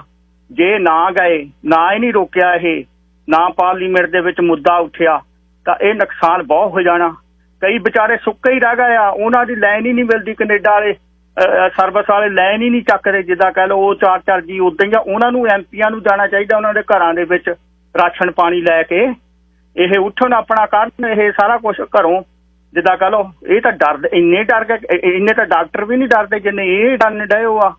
ਤਾਂ ਇਸ ਕਰਕੇ ਇਹਨਾਂ ਦੀ ਜ਼ਿੰਮੇਵਾਰੀ ਬਣਦੀ ਲੋਕਾਂ ਦੀ ਸੇਵਾ ਕਰਨਾ, ਤੇ ਲੋਕ ਵੀ ਉਤਸ਼ਾਹ ਹੋਣ, ਇਹਨਾਂ ਨੂੰ ਘਰੋਂ ਕੱਢਣ, ਜਿੱਦਾਂ ਕਹਿ ਲਓ ਵੀ ਘਰੋਂ ਵੀ ਜਾਓ, ਵੀ ਪਾਰਲੀਮੈਂਟ ਖੋਲ੍ਹਣ। ਟਰੂਡੋ ਸਾਹਿਬ ਵੀ ਜਿੱਦਾਂ ਵੀ ਉੱਦਾਂ ਹੀ ਸੁੱਤੇ ਉੱਠ ਕੇ ਬਿਆਨ ਦਿੰਦੇ ਆ, ਉਹ ਆਪਣੇ ਆਪ ਨੂੰ ਸਵਾਰਿਆ ਵੀ ਨਹੀਂ ਹੁੰਦਾ, ਵੀ ਥੋੜ੍ਹਾ ਬਹੁਤਾ ਤਾਂ ਚਲੋ ਕੱਪੜਾ ਲੀੜਾ ਤਾਂ ਪਾ ਲੈਣ, ਟਾਈ ਟੂਈ ਲਾ ਲੈਣ, ਵੀ ਇੰਨੀ ਟੈਨਸ਼ਨ ਲੈ ਗਿਆ। ਜਿੱਦਾਂ ਕਹਿ ਲਓ ਵੀ ਜਿੱਦਾਂ ਮਾਨ ਸਕਦਾ ਉਹ ਤਾਂ ਰੋਗੀ ਹੁੰਦਾ ਕੋਈ, ਵੀ ਏਦਾਂ ਮਤਲਬ ਇਹ ਸਾਰੇ ਲਿਵਰ ਵਾਲੇ ਇਹ ਤਰ੍ਹਾਂ ਰੋਗੀ ਜਿਹੇ ਬਣ ਗਏ ਆ, ਪਤਾ ਨਹੀਂ ਵਿੱਚੋਂ ਕੀ ਗੱਲ ਬਣਨੀ ਆ। ਤੇ ਬਾਕੀ ਮਹਾਵਾਰੀ ਦੇ ਲਈ ਇਹ ਗੌਰਮੈਂਟਾਂ ਬਹੁਤ ਪੈਸਾ ਰੱਖ ਲੈਂਦੀਆਂ ਹੁੰਦੀਆਂ, ਬਹੁਤ ਪੈਸਾ ਇਹਨਾਂ ਦੇ ਕੋਲ, ਜਿੱਦਾਂ ਬਈ ਕਾਫੀ ਮਤਲਬ ਪੈਸਾ ਆ, ਤੇ ਸਾਡੇ ਲੋਕਾਂ ਨੂੰ ਪਤਾ ਨਹੀਂ, ਸਾਡੇ ਮੈਂਬਰਾਂ ਨੂੰ ਨਹੀਂ, ਪਾਰਲੀਮੈਂਟ ਦਿਆਂ ਨੂੰ ਨਹੀਂ ਪਤਾ। ਤੇ ਤਨਖਾਹ ਹੁਣ ਇਹ ਸਮਾਂ 'ਚ ਡੋਨੇਸ਼ਨ ਦੇਣੀ ਚਾਹੀਦੀ ਇਹਨਾਂ ਨੂੰ, ਤਨਖਾਹ ਆਪਣੀ MP MLA ਨੂੰ ਛੱਡ ਦੇਣੀ ਚਾਹੀਦੀ, ਲੋਕਾਂ ਲਈ ਖਾਣਾ ਦਾਣਿਆਂ ਲਈ ਤਨਖਾਹ ਹੋਵੇ ਤਾਂ ਵਧੀਆ ਆ। ਏਦਾਂ ਤਾਂ ਇਹ ਮਤਲਬ ਇੰਡੀਆ ਵਾਲਾ ਹਾਲ ਹੋ ਗਿਆ ਵੀ ਤਨਖਾਹ ਲੈ ਕੇ ਤਾਂ ਇਹ ਆਪੋ ਜਿੱਦਾਂ ਵਿਖਾਣਗੇ। ਇਹ ਜਿੱਦਾਂ ਮੈਨੂੰ ਨਹੀਂ ਪਤਾ ਇਹਨਾਂ ਦੀ ਤਨਖਾਹ ਕਿੰਨੀ ਆ, 7000 8000 ਕਿੰਨੀ ਕਿਸੇ ਖਰੇ 15000 ਲੈਂਦੇ, ਖਰਚੇ ਖੁਰਚੇ ਭਰ ਕੇ। ਲੋਕਾਂ ਨੂੰ ਪਤਾ ਹੀ ਨਹੀਂ ਉਹ ਵੀ ਇਹ ਤਨਖਾਹ ਹੈ ਕਿੰਨੀ ਇਹਨਾਂ ਦੀ। ਇੱਕ ਤਾਂ ਇਹ ਪਤਾ ਦੱਸਿਓ ਤੁਸੀਂ ਜ਼ਰੂਰ, ਇਹਨਾਂ ਦਾ ਸਾਰਾ ਕੁਛ ਦੱਸਿਆ ਕਰੋ ਬਈ ਆਹ ਲੋਕ ਨਪੜਤਾ ਬਹੁਤ ਆ, ਜਿੱਦਾਂ ਕਹਿ ਲਓ ਪਾਰਟੀਆਂ ਨਾਲ ਜੁੜ ਗਿਆ, ਲੋਕ ਆਲਟਾ ਦਾ ਸਕੀਮ ਵੀ ਚੱਲ ਜਾਣੀ ਗਾ ਸਰੀ ਦੇ ਵਿੱਚ। ਸਤਿ ਸ੍ਰੀ ਅਕਾਲ ਜੀ। ਵਪਾਰਕ ਸੰਦੇਸ਼ ਭੁਲਿੰਦਰ ਸਿੰਘ ਜੀ ਤੇ ਮੋਹਤ ਤੁਹਾਡੇ ਨਾਲ ਗੱਲ ਕਰਦਾ ਜੀ। ਭੁਲਿੰਦਰ ਸਿੰਘ ਜੀ ਲਾਈਨ ਨੰਬਰ 5।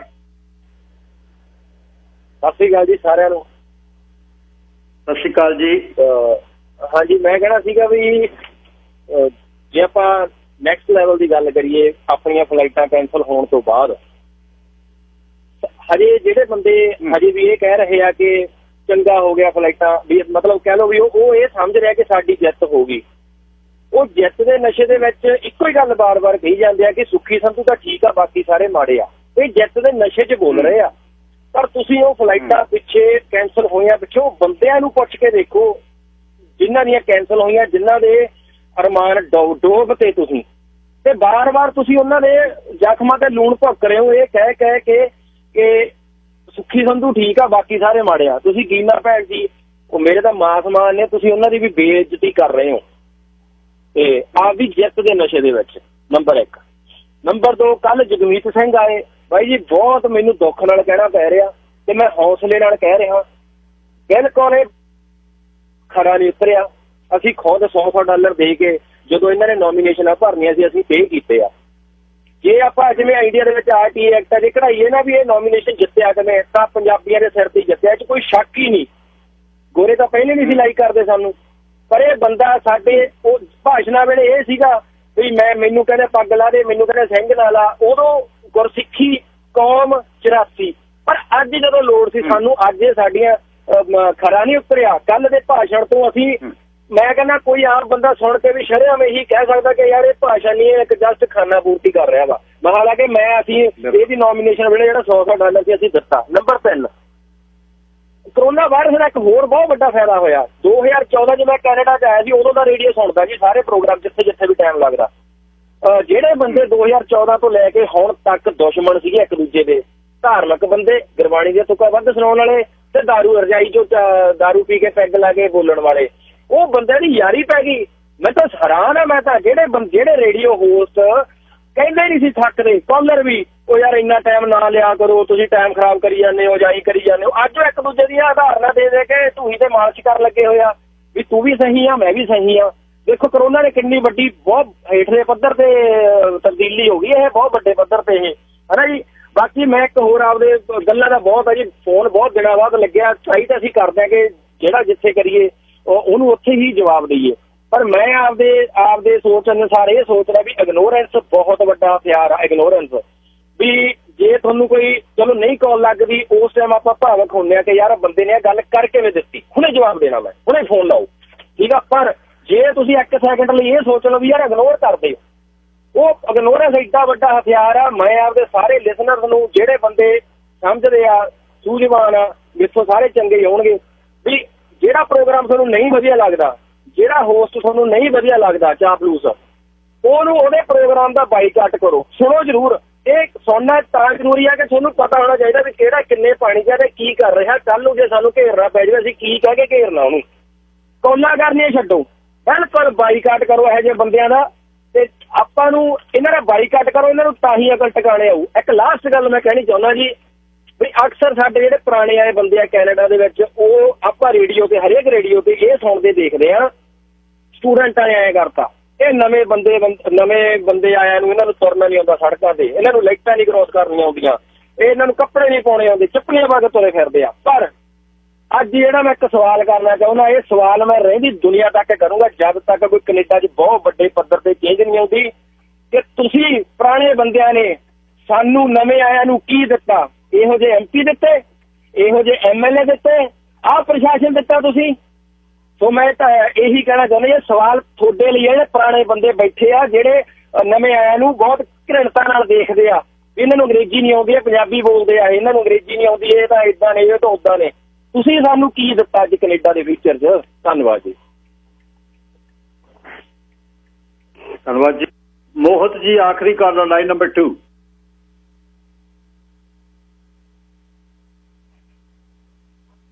ਮੋਹਤ ਜੀ,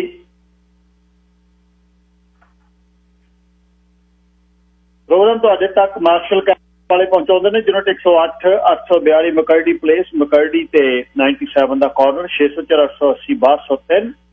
ਤੁਹਾਨੂੰ ਕਿਚਨ ਕੈਬਨਿਟ ਚਾਹੀਦੀਆਂ, town house, condo, hotel, motel ਜਾਂ ਘਰ ਬਣਾ ਰਹੇ, 604 880 6203 ਮਾਰਸ਼ਲ ਕੈਬਨਿਟ ਤੇ ਗੱਲ ਕਰਿਓ। CNC ਆਪਰੇਟਰ ਇਹਨਾਂ ਨੂੰ ਚਾਹੀਦਾ, $35 ਤੋਂ $50 ਦੀ ਤਨਖਾਹ, ਨਾਲ ਹੀ ਤੁਹਾਨੂੰ ਜਿਹੜੀ ਹੈ ਕੈਬਨਿਟ ਆਪਣੇ ਅਕੋਮੋਡੇਸ਼ਨ ਵੀ ਮਿਲੇਗੀ, ਹੈਲਪਰ ਵੀ ਚਾਹੀਦਾ, 604 880 6203। ਰਮਿੰਦਰ ਸਿੰਘ ਥਿੰਦ, ਥਿੰਕ ਇੰਸ਼ੋਰੈਂਸ.ca, ਅਲਬਰਟਾ ਦੇ BC ਸੇਵਾਵਾਂ, life insurance, critical illness, mortgage supervisor, disability insurance, ਜਿੱਥੇ ਤੁਸੀਂ ਰਮਿੰਦਰ ਥਿੰਦ ਨਾਲ ਗੱਲਬਾਤ ਕਰ ਸਕਦੇ ਹੋ। ਤੇ ਉੱਥੇ ਰਮਨਦੀਪ ਸਿੰਘ ਸਹੋਤਾ, ਅਲਬਰਟਾ 6048287213। ਵਪਾਰਕ ਸੰਦੇਸ਼ ਸਤਿਕਾਰਯੋਗ ਟਿਮ ਉੱਪਲ ਜੀ ਨਾਲ ਗੱਲ ਕਰਾਂਗੇ ਟੋਰਾਂਟੋ ਤੋਂ ਕਿ ਕੀ ਹੋ ਰਿਹਾ ਉੱਥੇ ਇਹਨਾਂ ਫਲਾਈਟਸ ਦੇ ਸੰਬੰਧੀ। ਹੁਣ ਮੇਰੇ ਨਾਲ MP ਟਿਮ ਉੱਪਲ ਜੀ ਨੇ ਗੱਲਬਾਤ ਕਰਨਗੇ ਓਟਵਾ ਤੋਂ। ਫਲਾਈਟਸ ਦੇ ਬਾਰੇ ਪਿਛਲੇ ਦਿਨੀ ਅਸਲ ਕੋਸ਼ਿਸ਼ ਕੀਤੀ ਗਈ ਵਿਰੋਧੀ ਧਿਰ ਦੇ ਸਾਰੇ MPਆਂ ਵੱਲੋਂ ਸਰਕਾਰ ਦੇ ਨਾਲ, ਮਿਨਿਸਟਰ ਦੇ ਨਾਲ, ਇਹ ਪਤਾ ਕਰਨ ਲਈ ਕਿ ਇਹ ਜਿਹੜਾ ਗਰੁੱਪ ਨੇ ਕੋਸ਼ਿਸ਼ ਕੀਤੀ ਸੀ ਫਲਾਈਟਸ ਲਿਆਉਣ ਦੇ ਲਈ, ਉਹ ਉਸ ਨੂੰ ਰੋਕਿਆ ਕਿਉਂ ਗਿਆ। ਕੋਸ਼ਿਸ਼ ਕਰਾਂਗੇ ਟਿਮ ਉੱਪਲ ਉਹਨਾਂ ਤੋਂ ਪੁੱਛਣ ਦੀ। ਟਿਮ ਉੱਪਲ ਜੀ, ਸਵਾਗਤ ਤੁਹਾਡਾ। ਸਤਿ ਸ੍ਰੀ ਅਕਾਲ ਜੀ। ਥੈਂਕ ਯੂ ਜੀ। ਸਤਿ ਸ੍ਰੀ ਅਕਾਲ। ਧੰਨਵਾਦ ਵੀਰ ਜੀ। ਤੇ ਇੱਕ ਜਿਹੜਾ ਇਸ਼ੂ ਪੰਜਾਬ ਚੋਂ ਆ ਰਿਹਾ ਹੈ ਉਹ ਇਹ ਆ ਰਿਹਾ ਕਿ ਕੈਨੇਡੀਅਨ ਸਿਟੀਜ਼ਨ ਤਾਂ ਰਜਿਸਟਰਡ ਕਰ ਸਕਦੇ ਨੇ ਰੋਕਾ ਦੇ ਰਾਹੀਂ, ਜਿਹੜੇ PR ਗਏ ਨੇ ਜਾਂ ਵਰਕਰ ਗਏ ਨੇ ਜਾਂ ਸਟੂਡੈਂਟਸ ਗਏ ਨੇ ਜੀ, ਉਹਨਾਂ ਦਾ ਕੋਈ ਅਲਟਰਨੇਟਿਵ ਹੋ ਸਕਦਾ ਹੈ ਜਾਂ ਉਹ ਜਿਹੜੇ PR ਨੇ ਉਹਨਾਂ ਨੂੰ ਕੰਸੀਡਰ ਨਹੀਂ ਕਰਦੀ ਕੈਨੇਡੀਅਨ ਗਵਰਨਮੈਂਟ? ਦੇਖੋ ਜੀ, ਇਸ ਵੇਲੇ ਕੈਨੇਡੀਅਨ ਗਵਰਨਮੈਂਟ ਦੀ ਰਿਸਪੋਂਸਿਬਿਲਿਟੀ ਬਣਦੀ ਆ ਵੀ ਜਿਹੜੇ ਆਪਣੇ ਕੈਨੇਡੀਅਨ ਸਿਟੀਜ਼ਨਸ ਨੇ ਉਹਨਾਂ ਨੂੰ ਹੈਲਪ ਤੇ ਸਪੋਰਟ ਕਰਨ। ਪਹਿਲਾਂ ਦੈਟਸ ਜਸਟ ਮੋਸਟ ਕੰਟਰੀਜ਼ ਇੱਦਾਂ ਹੀ ਹੁੰਦਾ ਵੀ ਕੈਨੇਡੀਅਨ ਸਿਟੀਜ਼ਨਸ ਨੂੰ ਪ੍ਰੈਫਰੈਂਸ ਦਿੰਦੇ ਨੇ ਆਪਦੇ ਸਿਟੀਜ਼ਨਸ ਨੂੰ। ਐਂਡ ਦੈਨ ਉਸ ਕਾਲ ਤੇ ਜਿਹੜੀ ਤੁਸੀਂ ਗੱਲ ਕਰਦੇ ਸੀਗੇ ਵੀ ਅਸੀਂ ਸਾਰੇ ਕਾਫੀ MP ਸੀਗੇ ਸਾਰੀ ਪਾਰਟੀਆਂ ਤੋਂ, ਟਾਕਿੰਗ ਮਿਨਿਸਟਰ ਵੀ ਨਾਲ ਸੀ ਉੱਥੇ, ਇੰਡੀਅਨ ਦੇ ਹਾਈ ਕਮਿਸ਼ਨਰ ਵੀ ਉਹ ਵੀ ਸੀਗੇ। ਉਹਦੇ ਵਿੱਚ ਵੀ ਇਹ ਗੱਲ ਰੇਜ਼ ਕੀਤੀ ਗਈ ਆ ਵੀ ਪਰਮਾਨੈਂਟ ਰੈਜ਼ੀਡੈਂਸ ਦਾ ਕੀ ਬਣੂਗਾ। ਸੋ ਉਹ ਕਹਿੰਦੇ ਸੀ ਵੀ ਉਸ ਤੋਂ ਬਾਅਦ ਜੇ ਕੋਈ ਖਾਲੀ ਕੋਈ ਸੀਟ ਹੋਵੇ, ਕੋਈ ਸੀਟ ਨਹੀਂ ਫਿਲ ਹੁੰਦੀ ਕੈਨੇਡੀਅਨ ਸਿਟੀਜ਼ਨਸ ਤੋਂ, ਪਰ ਉਸ ਵੇਲੇ ਅਸੀਂ ਪਰਮਾਨੈਂਟ ਰੈਜ਼ੀਡੈਂਸ ਨੂੰ ਵੀ ਆਫਰ ਕਰ ਸਕਦੇ ਹਾਂ, ਜਾਂ ਹੋਰ ਜਿਨ੍ਹਾਂ ਨੇ ਇੱਥੇ ਆਉਣਾ ਵਰਕ ਪਰਮਿਟ ਵਾਲੇ ਜਾਂ probably permanent residence first preference, ਫਿਰ ਵਰਕ ਪਰਮਿਟ ਵਾਲਿਆਂ ਨੂੰ ਅਸੀਂ ਆਫਰ ਕਰ ਸਕਦੇ ਹਾਂ।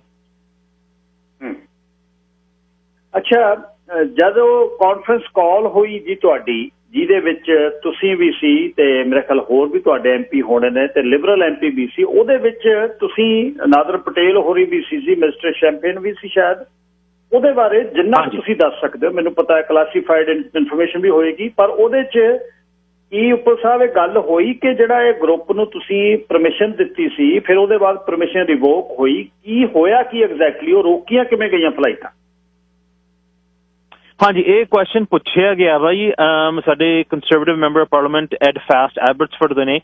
ਜਦੋਂ ਉਹਨਾਂ ਦੀ ਵਾਰੀ ਆਈ ਕੁਐਸਚਨ ਪੁੱਛਣ ਨੂੰ, ਕਿ ਸਾਡੇ ਸਾਰਿਆਂ ਨੂੰ ਬਾਰ-ਬਾਰੀ ਕੁਐਸਚਨ ਆਏ ਸੀਗੇ, ਉਹਨਾਂ ਦੀ ਵਾਰੀ ਪਹਿਲਾਂ ਆ ਗਈ ਸੀ, ਤੇ ਉਹਨਾਂ ਨੇ ਪੁੱਛਿਆ ਸੀ ਵੀ ਐਜ਼ ਏ ਜੇ ਆਪਾਂ ਟੀਮ ਕੈਨੇਡਾ ਅਪਰੋਚ ਕਰ ਰਹੇ ਹਾਂ, ਜਿਵੇਂ ਕਾਫੀ ਜਸਟਿਨ ਟਰੂਡੋ ਕਹਿੰਦੇ ਸੀ ਵੀ ਅਸੀਂ ਟੀਮ ਕੈਨੇਡਾ ਅਪਰੋਚ ਆ, ਸਾਰਾ ਕੁਛ ਟੀਮ ਕੈਨੇਡਾ ਰਾਹੀਂ ਕਰ ਰਹੇ ਹਾਂ, ਸੋ ਨੋ ਪੋਲੀਟਿਕਸ ਇਨਵੋਲਵਡ, ਵੀ ਕਿਉਂ ਵੀ ਕਿ ਜੇ ਕੋਈ ਇੰਡੀਵਿਜੂਅਲ ਗਰੁੱਪ ਆ ਪ੍ਰਾਈਵੇਟ ਸਿਟੀਜ਼ਨਸ, ਉਹਨਾਂ ਨੂੰ ਲੱਗਿਆ ਵੀ ਅਸੀਂ ਹੈਲਪ ਕਰ ਸਕਦੇ ਹਾਂ, ਉਹਨਾਂ ਨੇ ਅਰੇਂਜਮੈਂਟ ਕੀਤੀ ਆ, ਕਿਉਂ ਕੀ ਗੱਲ ਆ ਵੀ ਉਹਨਾਂ ਦੀ ਇੰਨੀ ਸਪੋਰਟ ਕਾਹਤੋਂ ਨਹੀਂ ਮਿਲੀ ਜਾਂ ਉਹਨਾਂ ਨੂੰ ਪੂਰਾ ਸਾਥ ਕਾਹਤੋਂ ਨਹੀਂ ਦਿੱਤਾ ਗਿਆ ਵੀ ਉਸ ਚੀਜ਼ ਨੂੰ ਸਕਸੈਸਫੁਲ ਕਰ ਸਕਣ।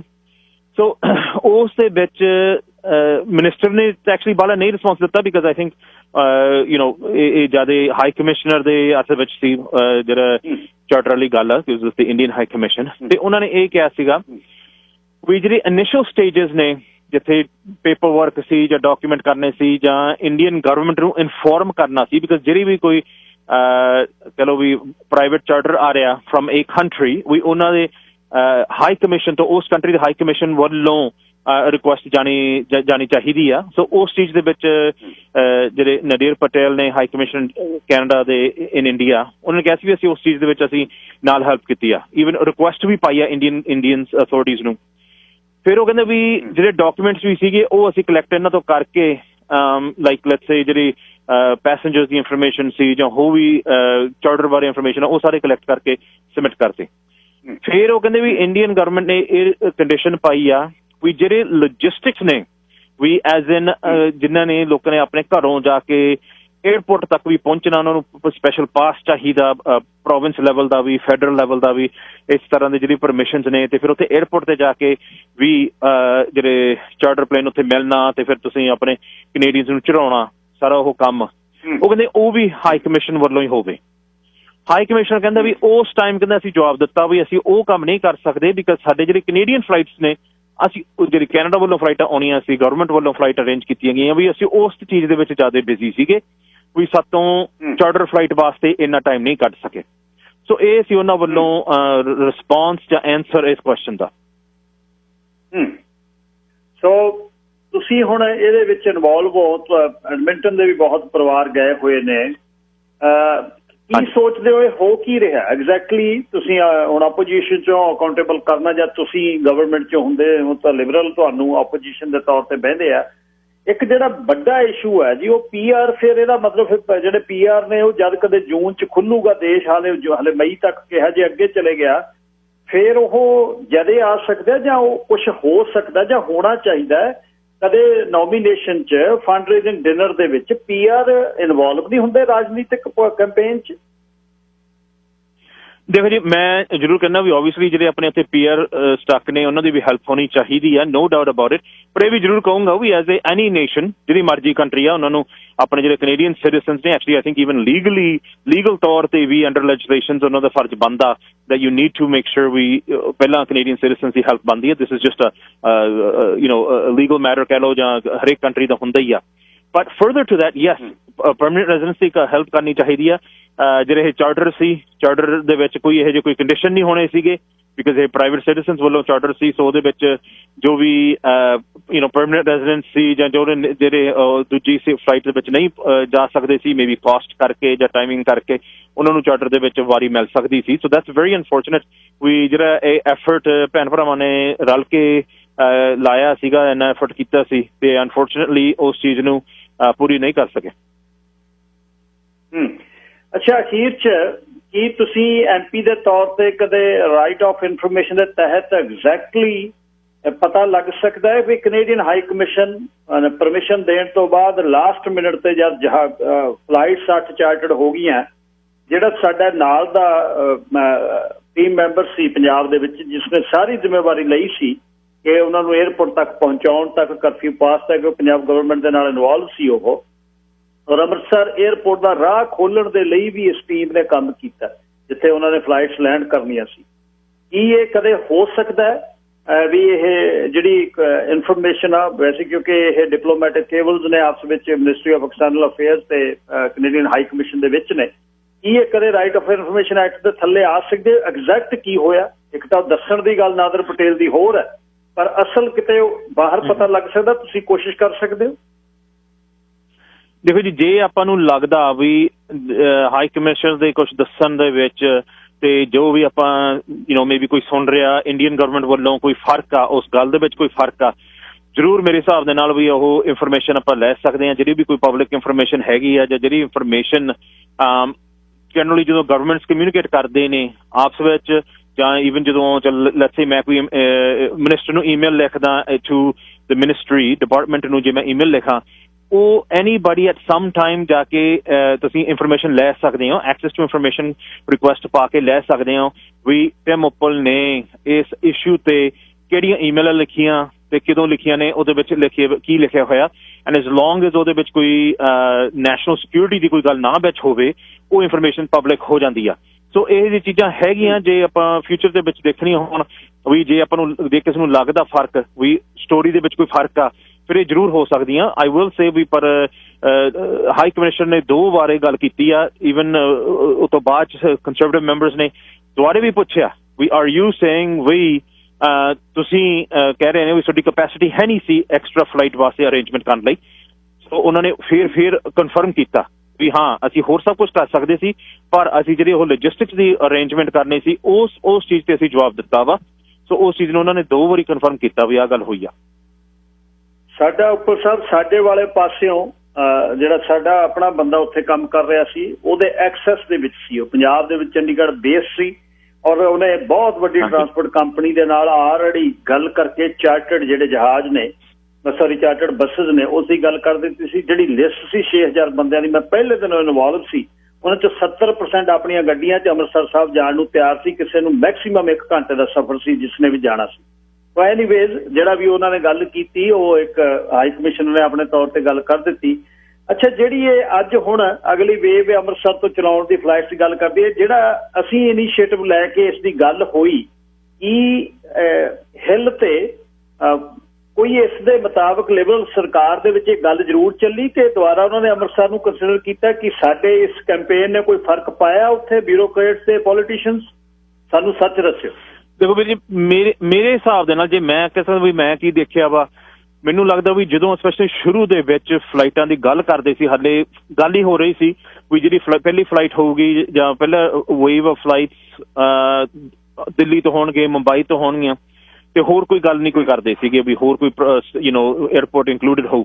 ਤੇ ਫਿਰ ਜਦੋਂ ਚਾਰਟਰ ਦੀ ਗੱਲ ਹੋਈ ਤੇ ਇਸ ਚਾਰਟਰ ਦੇ ਨਾਲ ਕਾਫੀ ਮੂਵਮੈਂਟ ਬਣੀ, ਕਾਫੀ ਲੋਕਾਂ ਨੂੰ ਸੀਗਾ ਵੀ ਇਸ ਚਾਰਟਰ ਫਲਾਈਟ ਆਉਣੀ ਚਾਹੀਦੀ ਹੈ। ਲੋਕਾਂ ਨੂੰ ਵੀ ਜਿਹੜੇ ਉੱਥੇ ਸਟੱਕ ਸੀਗੇ ਉਹ ਵੀ ਚਾਹੁੰਦੇ ਸੀ ਵੀ ਸਾਨੂੰ ਉਸ ਚਾਰਟਰ ਫਲਾਈਟ ਤੇ ਵਾਰੀ ਮਿਲੇ। ਇੱਕ ਖਰਚਾ ਕਰਕੇ ਕਾਫੀ ਲੋਕਾਂ ਨੂੰ ਸੀਗਾ ਵੀ ਜਿਹੜੇ ਰੈਗੂਲਰ ਗਵਰਨਮੈਂਟ ਅਰੇਂਜ ਫਲਾਈਟਸ ਦੇ ਕਾਸਟ ਬਹੁਤ ਸੀ। ਸੋ ਉਸੇ ਕਰਕੇ ਇੰਨੀ ਮੂਵਮੈਂਟ ਦੇ ਨਾਲ ਮੇਰੇ ਹਿਸਾਬ ਦੇ ਨਾਲ ਵੀ ਇਹਦੇ ਨਾਲ ਕਹਿ ਲਓ ਵੀ ਅਵੇਅਰਨੈਸ ਬਣ ਗਈ ਵੀ ਜ਼ਰੂਰ ਅੰਮ੍ਰਿਤਸਰ ਤੋਂ ਵੀ ਫਲਾਈਟਾਂ ਹੋਣੀਆਂ ਚਾਹੀਦੀਆਂ, ਵੀ ਜਿਹੜੇ ਪੰਜਾਬੀ ਉੱਥੇ ਪਹੁੰਚੇ ਹੋਏ ਨੇ ਵੀ ਉਹਨਾਂ ਦੀ ਹੈਲਪ ਹੋਣੀ ਚਾਹੀਦੀ ਹੈ। ਵੀ ਸਪੈਸ਼ਲੀ ਉੱਥੋਂ ਪੰਜਾਬ ਤੋਂ ਦਿੱਲੀ ਜਾਣਾ ਬਹੁਤ ਔਖਾ ਹੈ, ਸਪੈਸ਼ਲੀ ਇਸ ਹਾਲਾਤ ਦੇ ਵਿੱਚ ਇੰਨੇ ਪਰਮਿਸ਼ਨ ਲੈਣੇ ਜਾਂ ਚੈੱਕ ਸਟਾਪਸ ਦੇ ਥਰੂ ਜਾਣਾ। ਸੋ ਉਸ ਚੀਜ਼ ਦੇ ਨਾਲ ਮੇਰੇ ਹਿਸਾਬ ਜਿੱਥੇ ਤੱਕ ਮੈਂ ਦੇਖਦਾ ਜਾਂ ਮੇਰੇ ਓਪੀਨੀਅਨ ਇਹ ਆ ਵੀ ਇਸ ਮੂਵਮੈਂਟ ਦੇ ਨਾਲ ਗਵਰਨਮੈਂਟ ਨੇ ਵੀ ਪੁਸ਼ ਕਰਕੇ ਹੋਰ ਅਰੇਂਜਮੈਂਟ ਕੀਤੀ ਆ। ਸੋ ਇਹ ਜ਼ਰੂਰ ਆ ਵੀ ਗਵਰਨਮੈਂਟ ਨੇ ਕਹਿ ਲਓ ਵੀ ਜਿਹੜੀ ਮੂਵਮੈਂਟ ਆ ਉਸ ਗੱਲ ਨੂੰ ਸੁਣ ਕੇ ਦੇਖ ਕੇ ਡਿਸਾਈਡ ਕੀਤਾ ਵੀ ਹੋਰ ਆਪਾਂ ਨੂੰ ਉੱਥੇ ਹੋਰ ਫਲਾਈਟਾਂ ਆਉਣੀਆਂ ਚਾਹੀਦੀਆਂ, ਨਾਟ ਜਸਟ ਹੋਰ। ਉਸ ਵੇਲੇ ਤਾਂ ਕੋਈ ਫਲਾਈਟ ਹੈ ਨਹੀਂ ਸੀ ਅੰਮ੍ਰਿਤਸਰ ਦੇ ਪਲਾਨ ਦੇ ਵਿੱਚ, ਫਿਰ ਅੰਮ੍ਰਿਤਸਰ ਨੂੰ ਫਲਾਈਟਾਂ ਤੇ ਹੁਣ ਹੋਰ ਵੀ ਆ ਰਹੀਆਂ। ਉਹਨਾਂ ਨੇ ਕੱਲ ਇਹ ਵੀ ਕਿਹਾ ਸੀ ਵੀ 8 ਫਲਾਈਟਾਂ ਹੋਰ ਹੋਣੀਆਂ ਅੰਮ੍ਰਿਤਸਰ, ਤੇ ਫਿਰ ਕਹਿੰਦੇ ਵੀ ਜੇ ਹੋਰ ਵੀ ਲੋੜ ਪਊ ਅਸੀਂ ਪੁਸ਼ ਕਰਦੇ ਸੀ ਵੀ ਜੇ 8 ਤੋਂ ਬਾਅਦ ਜੇ ਹਲੇ ਵੀ ਲੋਕ ਹਲੇ ਉੱਥੇ ਸਟਕ ਆ ਕੀ ਕਰਾਂਗੇ, ਉਹ ਕਹਿੰਦੇ ਅਸੀਂ ਹੋਰ ਵੀ ਅਰੇਂਜ ਕਰਾਂਗੇ। CBC ਨੇ ਬਹੁਤ ਵੱਡੀ ਖਬਰ ਅੱਜ ਇੱਕ ਉੱਪਰ ਸਾਹਿਬ ਕੀਤੀ ਹੈ, ਤੁਸੀਂ ਵੀ ਪੜ੍ਹੀ ਹੋਈ ਹੈ, ਵੀ ਕੈਨੇਡਾ ਦਾ ਜਿਹੜਾ ਪੈਂਡੈਮਿਕ ਅਰਲੀ ਵਾਰਨਿੰਗ ਸਿਸਟਮ ਆ ਫਰੇਡ ਹੈ, ਮਤਲਬ ਅੱਜ ਤੇ ਆ ਥੱਕ ਗਿਆ। ਜਿਹੜਾ global public health intelligence network ਹੈ ਉਹਨਾਂ ਨੇ ਵੀ ਇਸ ਬਾਰੇ ਗੱਲ ਕੀਤੀ ਤੇ ਸਾਡੀ ਜਿਹੜੀ ਸੀਨੀਅਰ ਜਿਹੜੀ ਇੱਕ ਬਿਊਰੋਕਰੇਟਸ ਹੈ ਇਸ ਦੇ ਵਿੱਚ ਸੀਨੀਅਰ ਇੱਕ ਸਿਓਲ ਦੇ ਵਿੱਚ ਕਾਨਫਰੰਸ ਹੋਈ, ਐਪੀਡੈਮੀਓਲੋਜਿਸਟ ਜਿਹੜੀ ਫਲੋਰੈਂਸ ਟੈਂਗੋਏ, ਉਸਨੇ ਗੱਲ ਨਵੰਬਰ 12, 2019 ਨੂੰ ਕੀਤੀ ਪ੍ਰੈਜੈਂਟੇਸ਼ਨ ਜਦ ਹੋਈ ਕਿ ਕੋਈ ਪੈਰਾਡਾਇਮਿਕਸ ਨਾ ਉਹਦੇ। ਉਹ ਕਹਿੰਦੀ ਅਸੀਂ ਤਾਂ ਹਲੇ ਸਾਡਾ ਜਿਹੜਾ ਇੰਪਰੂਵਮੈਂਟ ਹੋ ਰਹੀ ਹੈ ਸਾਡੇ ਸਿਸਟਮ ਦੇ ਵਿੱਚ, ਤੇ ਜਿਹੜਾ ਐਲਗੋਰਿਦਮ ਹੈ ਜਿਸ ਦੇ ਵਿੱਚ 7000 ਦੇ ਕਰੀਬ ਡਾਕੂਮੈਂਟਸ ਅਪਡੇਟ ਹੋਣੇ ਨੇ, ਉਹ ਕਹਿੰਦੇ ਵੀ ਸਾਡਾ ਤਾਂ ਹਲੇ ਸਿਸਟਮ ਅਪਡੇਟ ਹੋ ਰਿਹਾ। ਨਵੰਬਰ 2019 ਦੇ ਵਿੱਚ ਸਿਓਲ ਦੇ ਵਿੱਚ ਸਾਡੀ ਸੀਨੀਅਰ ਇਹ ਡਾਕਟਰ ਕਹਿ ਕੇ ਆਈ ਹੈ। ਉਸ ਤੋਂ ਬਾਅਦ 31 ਜਨਵਰੀ ਜਿਹੜਾ 2020 ਨੂੰ ਜਿਹੜੀ ਗੱਲ ਕੀਤੀ ਸਾਡੇ ਪ੍ਰਧਾਨ ਮੰਤਰੀ ਸਾਹਿਬ ਨੇ, ਉਹ ਕਹਿੰਦਾ ਸਾਡੇ ਇੱਥੇ ਸਾਰਸ ਵੇਲੇ ਕੁਝ ਨਹੀਂ ਹੋਇਆ, ਸਾਡੇ ਨਹੀਂ ਹੋਣਾ, we are not concerned about it. ਇਹ ਜਿਹੜਾ ਸਿਸਟਮ ਹੈ ਇਹਦੇ ਨੂੰ ਤੁਸੀਂ ਕੀ ਕਹਿਣਾ ਚਾਹੁੰਦੇ ਹੋ? ਵੀ ਇਹ ਅਸੀਂ ਤਾਂ ਤਿਆਰ ਹੀ ਨਹੀਂ ਸੀ, ਸਾਡੇ ਕੋਲ ਅਰਲੀ ਸਿਸਟਮ, ਹਾਲਾਂਕਿ ਮਿਲਟਰੀ ਦੇ ਇੰਟੈਲੀਜੈਂਸ ਵਿੰਗ ਨੇ ਕਿਹਾ ਸੀ ਇਹ ਦਸੰਬਰ 'ਚ ਇਹ ਵੀ something is going on in Wuhan, we should take some measures, ਪਰ ਗੱਲ ਨਾ ਹੋ ਸਕੀ। ਮੈਂ ਇਸ ਦੇ ਬਾਰੇ ਅੱਗੇ ਜਾ ਕੇ ਗੱਲ ਕਰਾਂ, ਤੁਹਾਡਾ ਕੀ ਟੇਕ ਹੈ?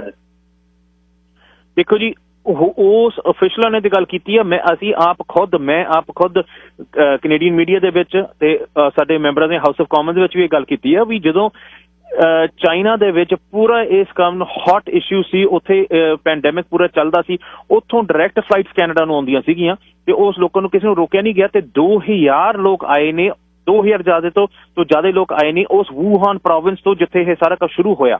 ਸੋ ਉਸ ਵੇਲੇ ਵੀ ਕੋਈ ਆਪਣੇ ਬਾਰਡਰ ਤੇ ਕੋਈ ਕੰਟਰੋਲ ਨਹੀਂ ਸੀ। ਜਦੋਂ ਇਟਲੀ ਦੇ ਵਿੱਚ ਪੂਰਾ ਉਦੋਂ ਪੈਂਡੈਮਿਕ ਚੱਲਦਾ ਸੀ, ਇਟਲੀ ਤੋਂ ਡਾਇਰੈਕਟ ਫਲਾਈਟਾਂ ਕੈਨੇਡਾ ਨੂੰ ਆਉਂਦੀਆਂ ਸੀ, ਉੱਥੋਂ ਉਦੋਂ ਵੀ ਕਿਸੇ ਨੂੰ ਰੋਕਿਆ ਨਹੀਂ ਗਿਆ। ਅਸੀਂ ਕਹਿੰਦੇ ਰਹੇ, ਅਸੀਂ ਮੀਡੀਆ 'ਚ ਵੀ ਕਹਿੰਦੇ ਸੀ ਵੀ ਇਸ ਉਦੋਂ ਕੁਆਰੰਟੀਨ ਐਕਟ ਹੈ ਇੱਕ ਗਵਰਨਮੈਂਟ ਕੋਲੇ, ਵੀ ਤੁਸੀਂ ਕੁਆਰੰਟੀਨ ਐਕਟ ਨੂੰ ਵਰਤੋ ਤੇ ਇਹ ਜਿਹੜੇ ਉੱਥੋਂ ਬਾਹਰੋਂ ਆ ਰਹੇ ਆ ਜਾਂ ਤਾਂ ਫਲਾਈਟਾਂ ਵੀ ਬੰਦ ਕਰੋ, ਪਰ ਜੇ ਆ ਹੀ ਗਏ ਉਹਨਾਂ ਨੂੰ ਮੈਂਡੇਟਰੀ ਕੁਆਰੰਟੀਨ ਹੋਣੀ ਚਾਹੀਦੀ ਆ। ਉਸ ਵੇਲੇ ਉਹ ਵੀ ਕਹਿੰਦੇ ਨਹੀਂ ਇਹ ਗੱਲ ਠੀਕ ਨਹੀਂ ਗੀ, ਆਪਾਂ ਇੰਨਾ ਨਹੀਂ ਆਪਾਂ ਐਕਸ਼ਨ ਲੈ ਸਕਦੇ। ਪਰ ਹੁਣ ਕੁਛ ਟਾਈਮ ਬਾਅਦ 'ਚ ਉਹਨਾਂ ਨੂੰ ਓਬਵੀਅਸਲੀ ਕੁਆਰੰਟੀਨ ਐਕਟ ਵਰਤਣਾ ਹੀ ਪੈ ਗਿਆ। ਸੋ ਮੈਂ ਕਹਾਂਗਾ ਵੀ ਇਹ ਜਿਹੜੇ ਠੀਕ ਆ, ਅਸੀਂ ਕੋਸ਼ਿਸ਼ ਕਰ ਰਹੇ ਹਾਂ ਵੀ ਅਸੀਂ ਗਵਰਨਮੈਂਟ ਨਾਲ ਵੀ ਵਰਕ ਕਰ ਰਹੇ ਹਾਂ, ਪਰ ਉਸ ਦੇ ਨਾਲ ਜਿਹੜੀ ਚੀਜ਼ ਕਹਿ ਲਓ ਵੀ ਸਲੋ ਸੀ, ਸਾਨੂੰ ਪੁਆਇੰਟ ਆਊਟ ਕਰਨ ਦੀ ਜ਼ਰੂਰ ਲੋੜ ਪੈਂਦੀ ਆ ਐਜ਼ ਐਨ ਆਪੋਜੀਸ਼ਨ ਮੈਂਬਰ। ਸੋ ਇਸ ਕਈ ਚੀਜ਼ਾਂ ਹੈਗੀਆਂ ਵੀ ਆਪਾਂ ਨੂੰ ਉਸ ਟਾਈਮ ਦੇ ਵਿੱਚ ਜੇ ਇਹ ਗੱਲ ਸੁਣ ਲੈਂਦੇ, ਕੁਛ ਇਹੋ ਜਿਹੀ ਗਲਤੀਆਂ ਨਾ ਹੁੰਦੀਆਂ। ਅਖੀਰ ਦੇ ਵਿੱਚ ਜੀ, ਕਿਉਂਕਿ ਅੰਮ੍ਰਿਤਸਰ ਤੋਂ ਹੁਣ ਇਹ ਕ੍ਰਾਈਸਿਸ ਦੇ ਵਿੱਚ ਫਲਾਈਟ ਸ਼ੁਰੂ ਹੋ ਜਾਣੀਆਂ ਨੇ, ਸੇਮ ਇੰਟਰਨੈਸ਼ਨਲ ਸਟੈਂਡਰਡ ਦਾ 에ਅਰਪੋਰਟ ਹੈ, ਫਲਾਈ ਅੰਮ੍ਰਿਤਸਰ ਇਨੀਸ਼ੀਏਟਿਵ ਤੇ ਕੰਮ ਹੋ ਰਿਹਾ, ਹੋਰ ਇੰਟਰਨੈਸ਼ਨਲ ਫਲਾਈਟਸ ਉੱਥੋਂ ਆਉਣ ਲੱਗੀਆਂ। MP ਦੇ ਤੌਰ ਤੇ ਤੁਸੀਂ ਇਹ ਹਾਊਸ ਆਫ ਕਾਮਨਸ ਦੇ ਵਿੱਚ ਇਹ ਗੱਲ ਚੱਕੋਗੇ ਕਿ ਸਾਨੂੰ ਡਾਇਰੈਕਟ ਫਲਾਈਟਸ ਕੈਨੇਡਾ ਤੋਂ ਅੰਮ੍ਰਿਤਸਰ ਲਈ ਚਾਹੀਦੀਆਂ ਨੇ? ਦੇਖੋ ਜੀ, ਅਸੀਂ ਤਾਂ ਕੋਸ਼ਿਸ਼ ਕਰ ਰਹੇ ਸੀ ਵੀ ਹਾਊਸ ਆਫ ਕਾਮਨਸ ਦੇ ਵਿੱਚ ਕੁਐਸਚਨ ਪੀਰੀਅਡ ਦਾ ਸਾਨੂੰ ਟਾਈਮ ਲਓ ਦਵੋ ਵੀ ਅਸੀਂ ਗਵਰਨਮੈਂਟ ਨੂੰ ਕੁਐਸਚਨ ਕਰੀਏ। ਅਨਫੋਰਚੂਨੇਟਲੀ ਲਿਬਰਲਸ ਨੇ ਤੇ ਬਲਾਕ ਕੁਬੈਕਵਾ ਨੇ ਰਲ ਕੇ ਡਿਸਾਈਡ ਕਰ ਲਿਆ ਵੀ ਹਾਊਸ ਆਫ ਕਾਮਨਸ ਦੇ ਕੁਐਸਚਨ ਪੀਰੀਅਡ ਹੀ ਅਸੀਂ ਇੱਕ ਵਾਰੀ ਹਫ਼ਤੇ ਦੇ ਵਿੱਚ ਦਿਆ ਕਰਨਾ।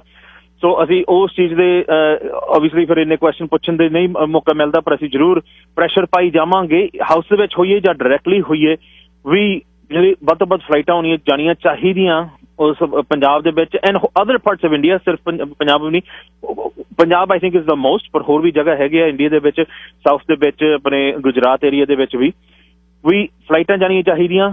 ਠੀਕ ਆ, ਸਿਟੀਜ਼ਨਸ ਨੂੰ ਜੇ ਪ੍ਰੈਫਰੈਂਸ ਆਪਾਂ ਦਿੰਦੇ ਹਾਂ ਵਿਚ ਇਜ਼ ਫਾਈਨ, ਪਰ ਫਿਰ ਫਲਾਈਟਾਂ ਵੀ ਇੰਨੀਆਂ ਹੋਣੀਆਂ ਚਾਹੀਦੀਆਂ ਵੀ ਜਿਹੜੇ ਪਰਮਾਨੈਂਟ ਰੈਜ਼ੀਡੈਂਟਸ ਨੇ ਉਹਨਾਂ ਨੂੰ ਵੀ ਮੌਕਾ ਮਿਲਣਾ ਚਾਹੀਦਾ ਇਸ ਫਲਾਈਟਾਂ ਤੇ ਆਉਣਾ ਪੈਣਾ। ਆਈ ਅੰਡਰਸਟੈਂਡ ਕਾਫੀ ਖਰਚਾ ਹੋ ਜਾਂਦਾ, ਸਪੈਸ਼ਲੀ ਫॉर ਸਾਡੇ ਵਰਗੇ ਵੀ ਜਿਹੜੇ ਐਡਮਿੰਟਨ ਦੇ ਵਿੱਚ ਨੇ, ਸਾਡੇ ਐਡਮਿੰਟਨ ਕੈਲਗਰੀ ਦੇ ਲੋਕ ਨੇ, ਉਹਨਾਂ ਨੂੰ ਐਕਸਟਰਾ ਫਲਾਈਟ ਲੈਣੀ ਪੈਂਦੀ ਆ ਡਿਪੈਂਡਿੰਗ ਵੀ ਫਲਾਈਟ ਕਿੱਥੇ ਤੱਕ ਲੈਂਡ ਕਰਦੇ ਆ। ਬਟ ਅਸੀਂ ਗਵਰਨਮੈਂਟ ਨਾਲ ਵਰਕ ਕਰਕੇ ਪ੍ਰੈਸ਼ਰ ਪਾ ਕੇ ਹੋਰ ਵੀ ਫਲਾਈਟਾਂ ਇਨਕਰੇਜ ਕਰਾਂਗੇ। And I will say even ਜਿਹੜੀ ਕਾਨਫਰੰਸ ਕਾਲ ਸੀ ਉਸ ਦੇ ਵਿੱਚ ਸਾਰੇ MP ਸੀਗੇ ਫਰੋਮ ਆਲ ਪਾਰਟੀਜ਼, ਤੇ ਉਹਦੇ ਵਿੱਚ ਵੀ ਵਧੀਆ ਤਰੀਕੇ ਦੇ ਨਾਲ ਪਾਰਟੀਜ਼ ਰਲ ਮਿਲ ਕੇ ਕੰਮ ਕਰਦੇ ਸੀਗੇ। ਸੋ ਇਸ ਚੀਜ਼ ਦੇ ਵਿੱਚ ਪੋਲਿਟਿਕਸ ਨਹੀਂ ਹੋਣੀ ਚਾਹੀਦੀ, ਕਈ ਵਾਰੀ ਆ ਜਾਂਦੀ ਆ, ਪਰ ਜਦੋਂ ਆਪਾਂ ਗੱਲ ਕਰਦੇ ਹਾਂ ਵੀ ਆਪਣੇ ਭੈਣ ਭਰਾਵਾਂ ਦੀ ਹੈਲਪ ਦੇ ਸਪੋਰਟ ਕਰਨੀ ਹੈ ਜਿਹੜੇ ਉੱਥੇ ਸਟਕ ਹੋਏ ਨੇ, ਉਸ ਦੇ ਵਿੱਚ ਪੋਲਿਟਿਕਸ ਨਹੀਂ ਹੋਣੀ ਚਾਹੀਦੀ। ਤੇ ਆਈ ਵੁੱਡ ਸੇ ਵੀ ਵਧੀਆ ਤਰੀਕੇ ਦੇ ਨਾਲ, ਜਿੱਥੇ ਤੱਕ ਮੈਂ ਦੇਖਿਆ ਕੱਲ, ਵਧੀਆ ਗੱਲ ਹੋਈ ਹੈ ਸਾਰੀ ਪਾਰਟੀਆਂ ਵਿੱਚ। ਵੈਰੀ ਗੁੱਡ, ਧੰਨਵਾਦ ਤੁਹਾਡੇ ਸਮੇਂ ਲਈ ਜੀ। ਨਿਗਾਹ ਰੱਖਿਓ, ਜਦ ਵੀ ਤੁਹਾਨੂੰ ਸਮਾਂ ਮਿਲਦਾ ਇਹਦੇ ਤੇ ਗੱਲ ਕਰਦੇ ਰਹੋ, ਇਹਨੂੰ ਪੁਸ਼ ਕਰਦੇ ਰਹੋ, ਕਿਉਂਕਿ ਇਹ ਸਿਸਟਮ ਜਿਹੜੀ ਡਾਇਰੈਕਟ ਫਲਾਈਟ ਜਦ ਹੁਣ ਚੱਲ ਸਕਦੀਆਂ ਤਾਂ ਇਹ ਚੱਲਣੀਆਂ ਚਾਹੀਦੀਆਂ ਨੇ, ਤੇ ਕੰਮ ਕਰਦੇ ਰਹੋ। ਤੁਹਾਡੇ ਸਮੇਂ ਲਈ ਧੰਨਵਾਦ। ਥੈਂਕ ਯੂ ਵੈਰੀ ਮਚ ਜੀ, ਥੈਂਕ ਯੂ ਜੀ, ਸਤਿ ਸ਼੍ਰੀ ਅਕਾਲ। ਧੰਨਵਾਦ ਜੀ, ਸਤਿ ਸ਼੍ਰੀ ਅਕਾਲ ਜੀ। ਟੈਮੋਪਲ ਗੱਲਬਾਤ ਸਨ। ਵਪਾਰਕ ਸੰਦੇਸ਼ਾਂ ਤੋਂ ਬਾਅਦ ਵਾਪਸ ਆ ਕੇ ਤੁਹਾਨੂੰ ਕੈਨੇਡੀਅਨ ਜਿਹੜਾ ਸਿਸਟਮ ਨੇ ਕਿੱਥੇ ਉਹਦੇ 'ਚ ਗਲਿਚ ਸੀ, ਕਿੱਥੇ ਕਮੀ ਸੀ, ਅੱਜ ਬਹੁਤ ਵੱਡੀ ਖਬਰ ਇੱਕ CBC ਨੇ ਦਿੱਤੀ ਹੈ ਵੀ ਕੈਨੇਡਾ ਦਾ ਜਿਹੜਾ ਪੈਨਾਡੈਮਿਕ ਅਰਲੀ ਵਾਰਨਿੰਗ ਸਿਸਟਮ ਹੈ ਉਹ ਕਿੱਥੇ ਫਰੇਡ ਹੋਇਆ, ਕਿੱਥੇ ਗਲਤ ਹੋਇਆ। ਕਿਉਂਕਿ ਇਹ ਜਿਹੜਾ ਮਤਲਬ ਕਰਨ ਉਹਦਾ ਕੀ ਹੈ ਕਿ ਬਿਲਕੁਲ ਇੱਕ ਸਿਸਟਮ ਕਮਜ਼ੋਰ ਹੈ, ਜੇ ਉਸਦੇ ਤੁਸੀਂ ਕਹੀਏ ਬਈ ਟੁੱਟ ਚੁੱਕਿਆ ਸਿਸਟਮ ਵੀ ਕਹਿ ਸਕਦੇ। ਵਾਪਸ ਆ ਕੇ ਦੱਸਦਾ ਵੀ ਕੀ ਮਾਹਿਰਾਂ ਨੇ ਕਿਹਾ।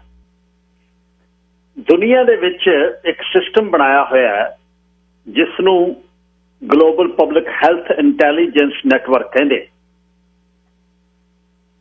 ਕੈਨੇਡਾ ਦੇ ਵਿੱਚ ਜਦ ਵੁਹਾਨ ਦੇ ਵਿੱਚ, ਚਾਈਨਾ ਦੇ ਵਿੱਚ ਇਹ ਸ਼ੁਰੂ ਹੋ ਰਿਹਾ ਸੀ ਪਿਛਲੇ ਅਕਤੂਬਰ ਨਵੰਬਰ 'ਚ, ਤੇ ਉਸ ਸਮੇਂ ਕੈਨੇਡੀਅਨ ਹੈਲਥ ਅਫੀਸ਼ੀਅਲ ਜਿਹੜੇ ਸੀ, ਉਸ ਸਮੇਂ ਜਿਹੜਾ ਕੈਨੇਡਾ ਦਾ ਆਨਲਾਈਨ ਦਾ ਜਿਹੜਾ ਪੈਨਾਡੈਮਿਕ ਅਰਲੀ ਵਾਰਨਿੰਗ ਸਿਸਟਮ ਹੈ ਉਸ ਨੂੰ ਸਹੀ ਕਰਨ ਲਈ ਰੁੱਝੇ ਹੋਏ ਸੀ।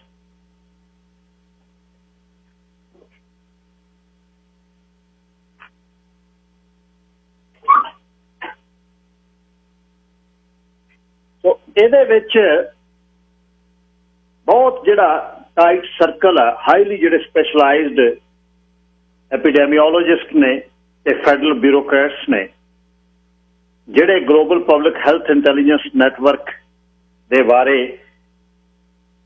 ਜਿਹੜੇ ਬਹੁਤ ਟਾਈਟ ਸਰਕਲ ਦੇ ਵਿੱਚੋਂ ਕਹਿੰਦੇ ਕੁਝ ਬੰਦੇ ਸੀ ਜਿਹੜੇ ਇਸ ਸਿਸਟਮ ਦੇ ਬਾਰੇ, ਜਿਨ੍ਹਾਂ ਨੂੰ ਇਸ ਦੇ ਬਾਰੇ ਪਤਾ ਵੀ ਨਹੀਂ ਸੀ। ਇਹ ਬੜੀ ਸਨਸਨੀਖੇਜ਼ ਗੱਲ।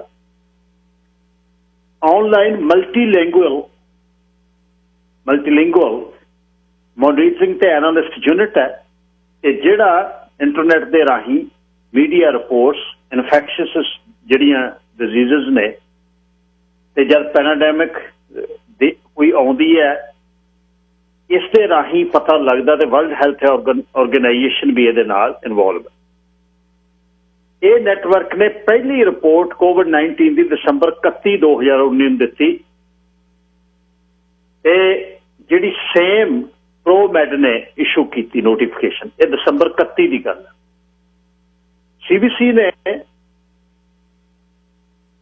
Series of internet public health agency document ਜਿਹੜੇ ਨੇ ਉਹਨਾਂ ਨੂੰ ਮਿਲੇ ਨੇ ਤੇ ਜਿਹਦੇ 'ਚ ਇੱਕ ਸੀਨੀਅਰ ਐਪੀਡੈਮੋਲੋਜਿਸਟ ਨੇ ਜਿਹੜਾ public health agency of Canada ਦਾ ਲਾਸਟ ਨਵੰਬਰ ਦੇ ਵਿੱਚ ਜਦ ਇਹਦੇ 'ਚ ਪਹਿਲਾ ਬੰਦਾ ਮਾਰਿਆ ਗਿਆ ਸੀ ਉਹਦੇ ਵਿੱਚ ਉਸ ਨੂੰ ਇਸ ਗੱਲ ਦਾ ਪਤਾ ਸੀ।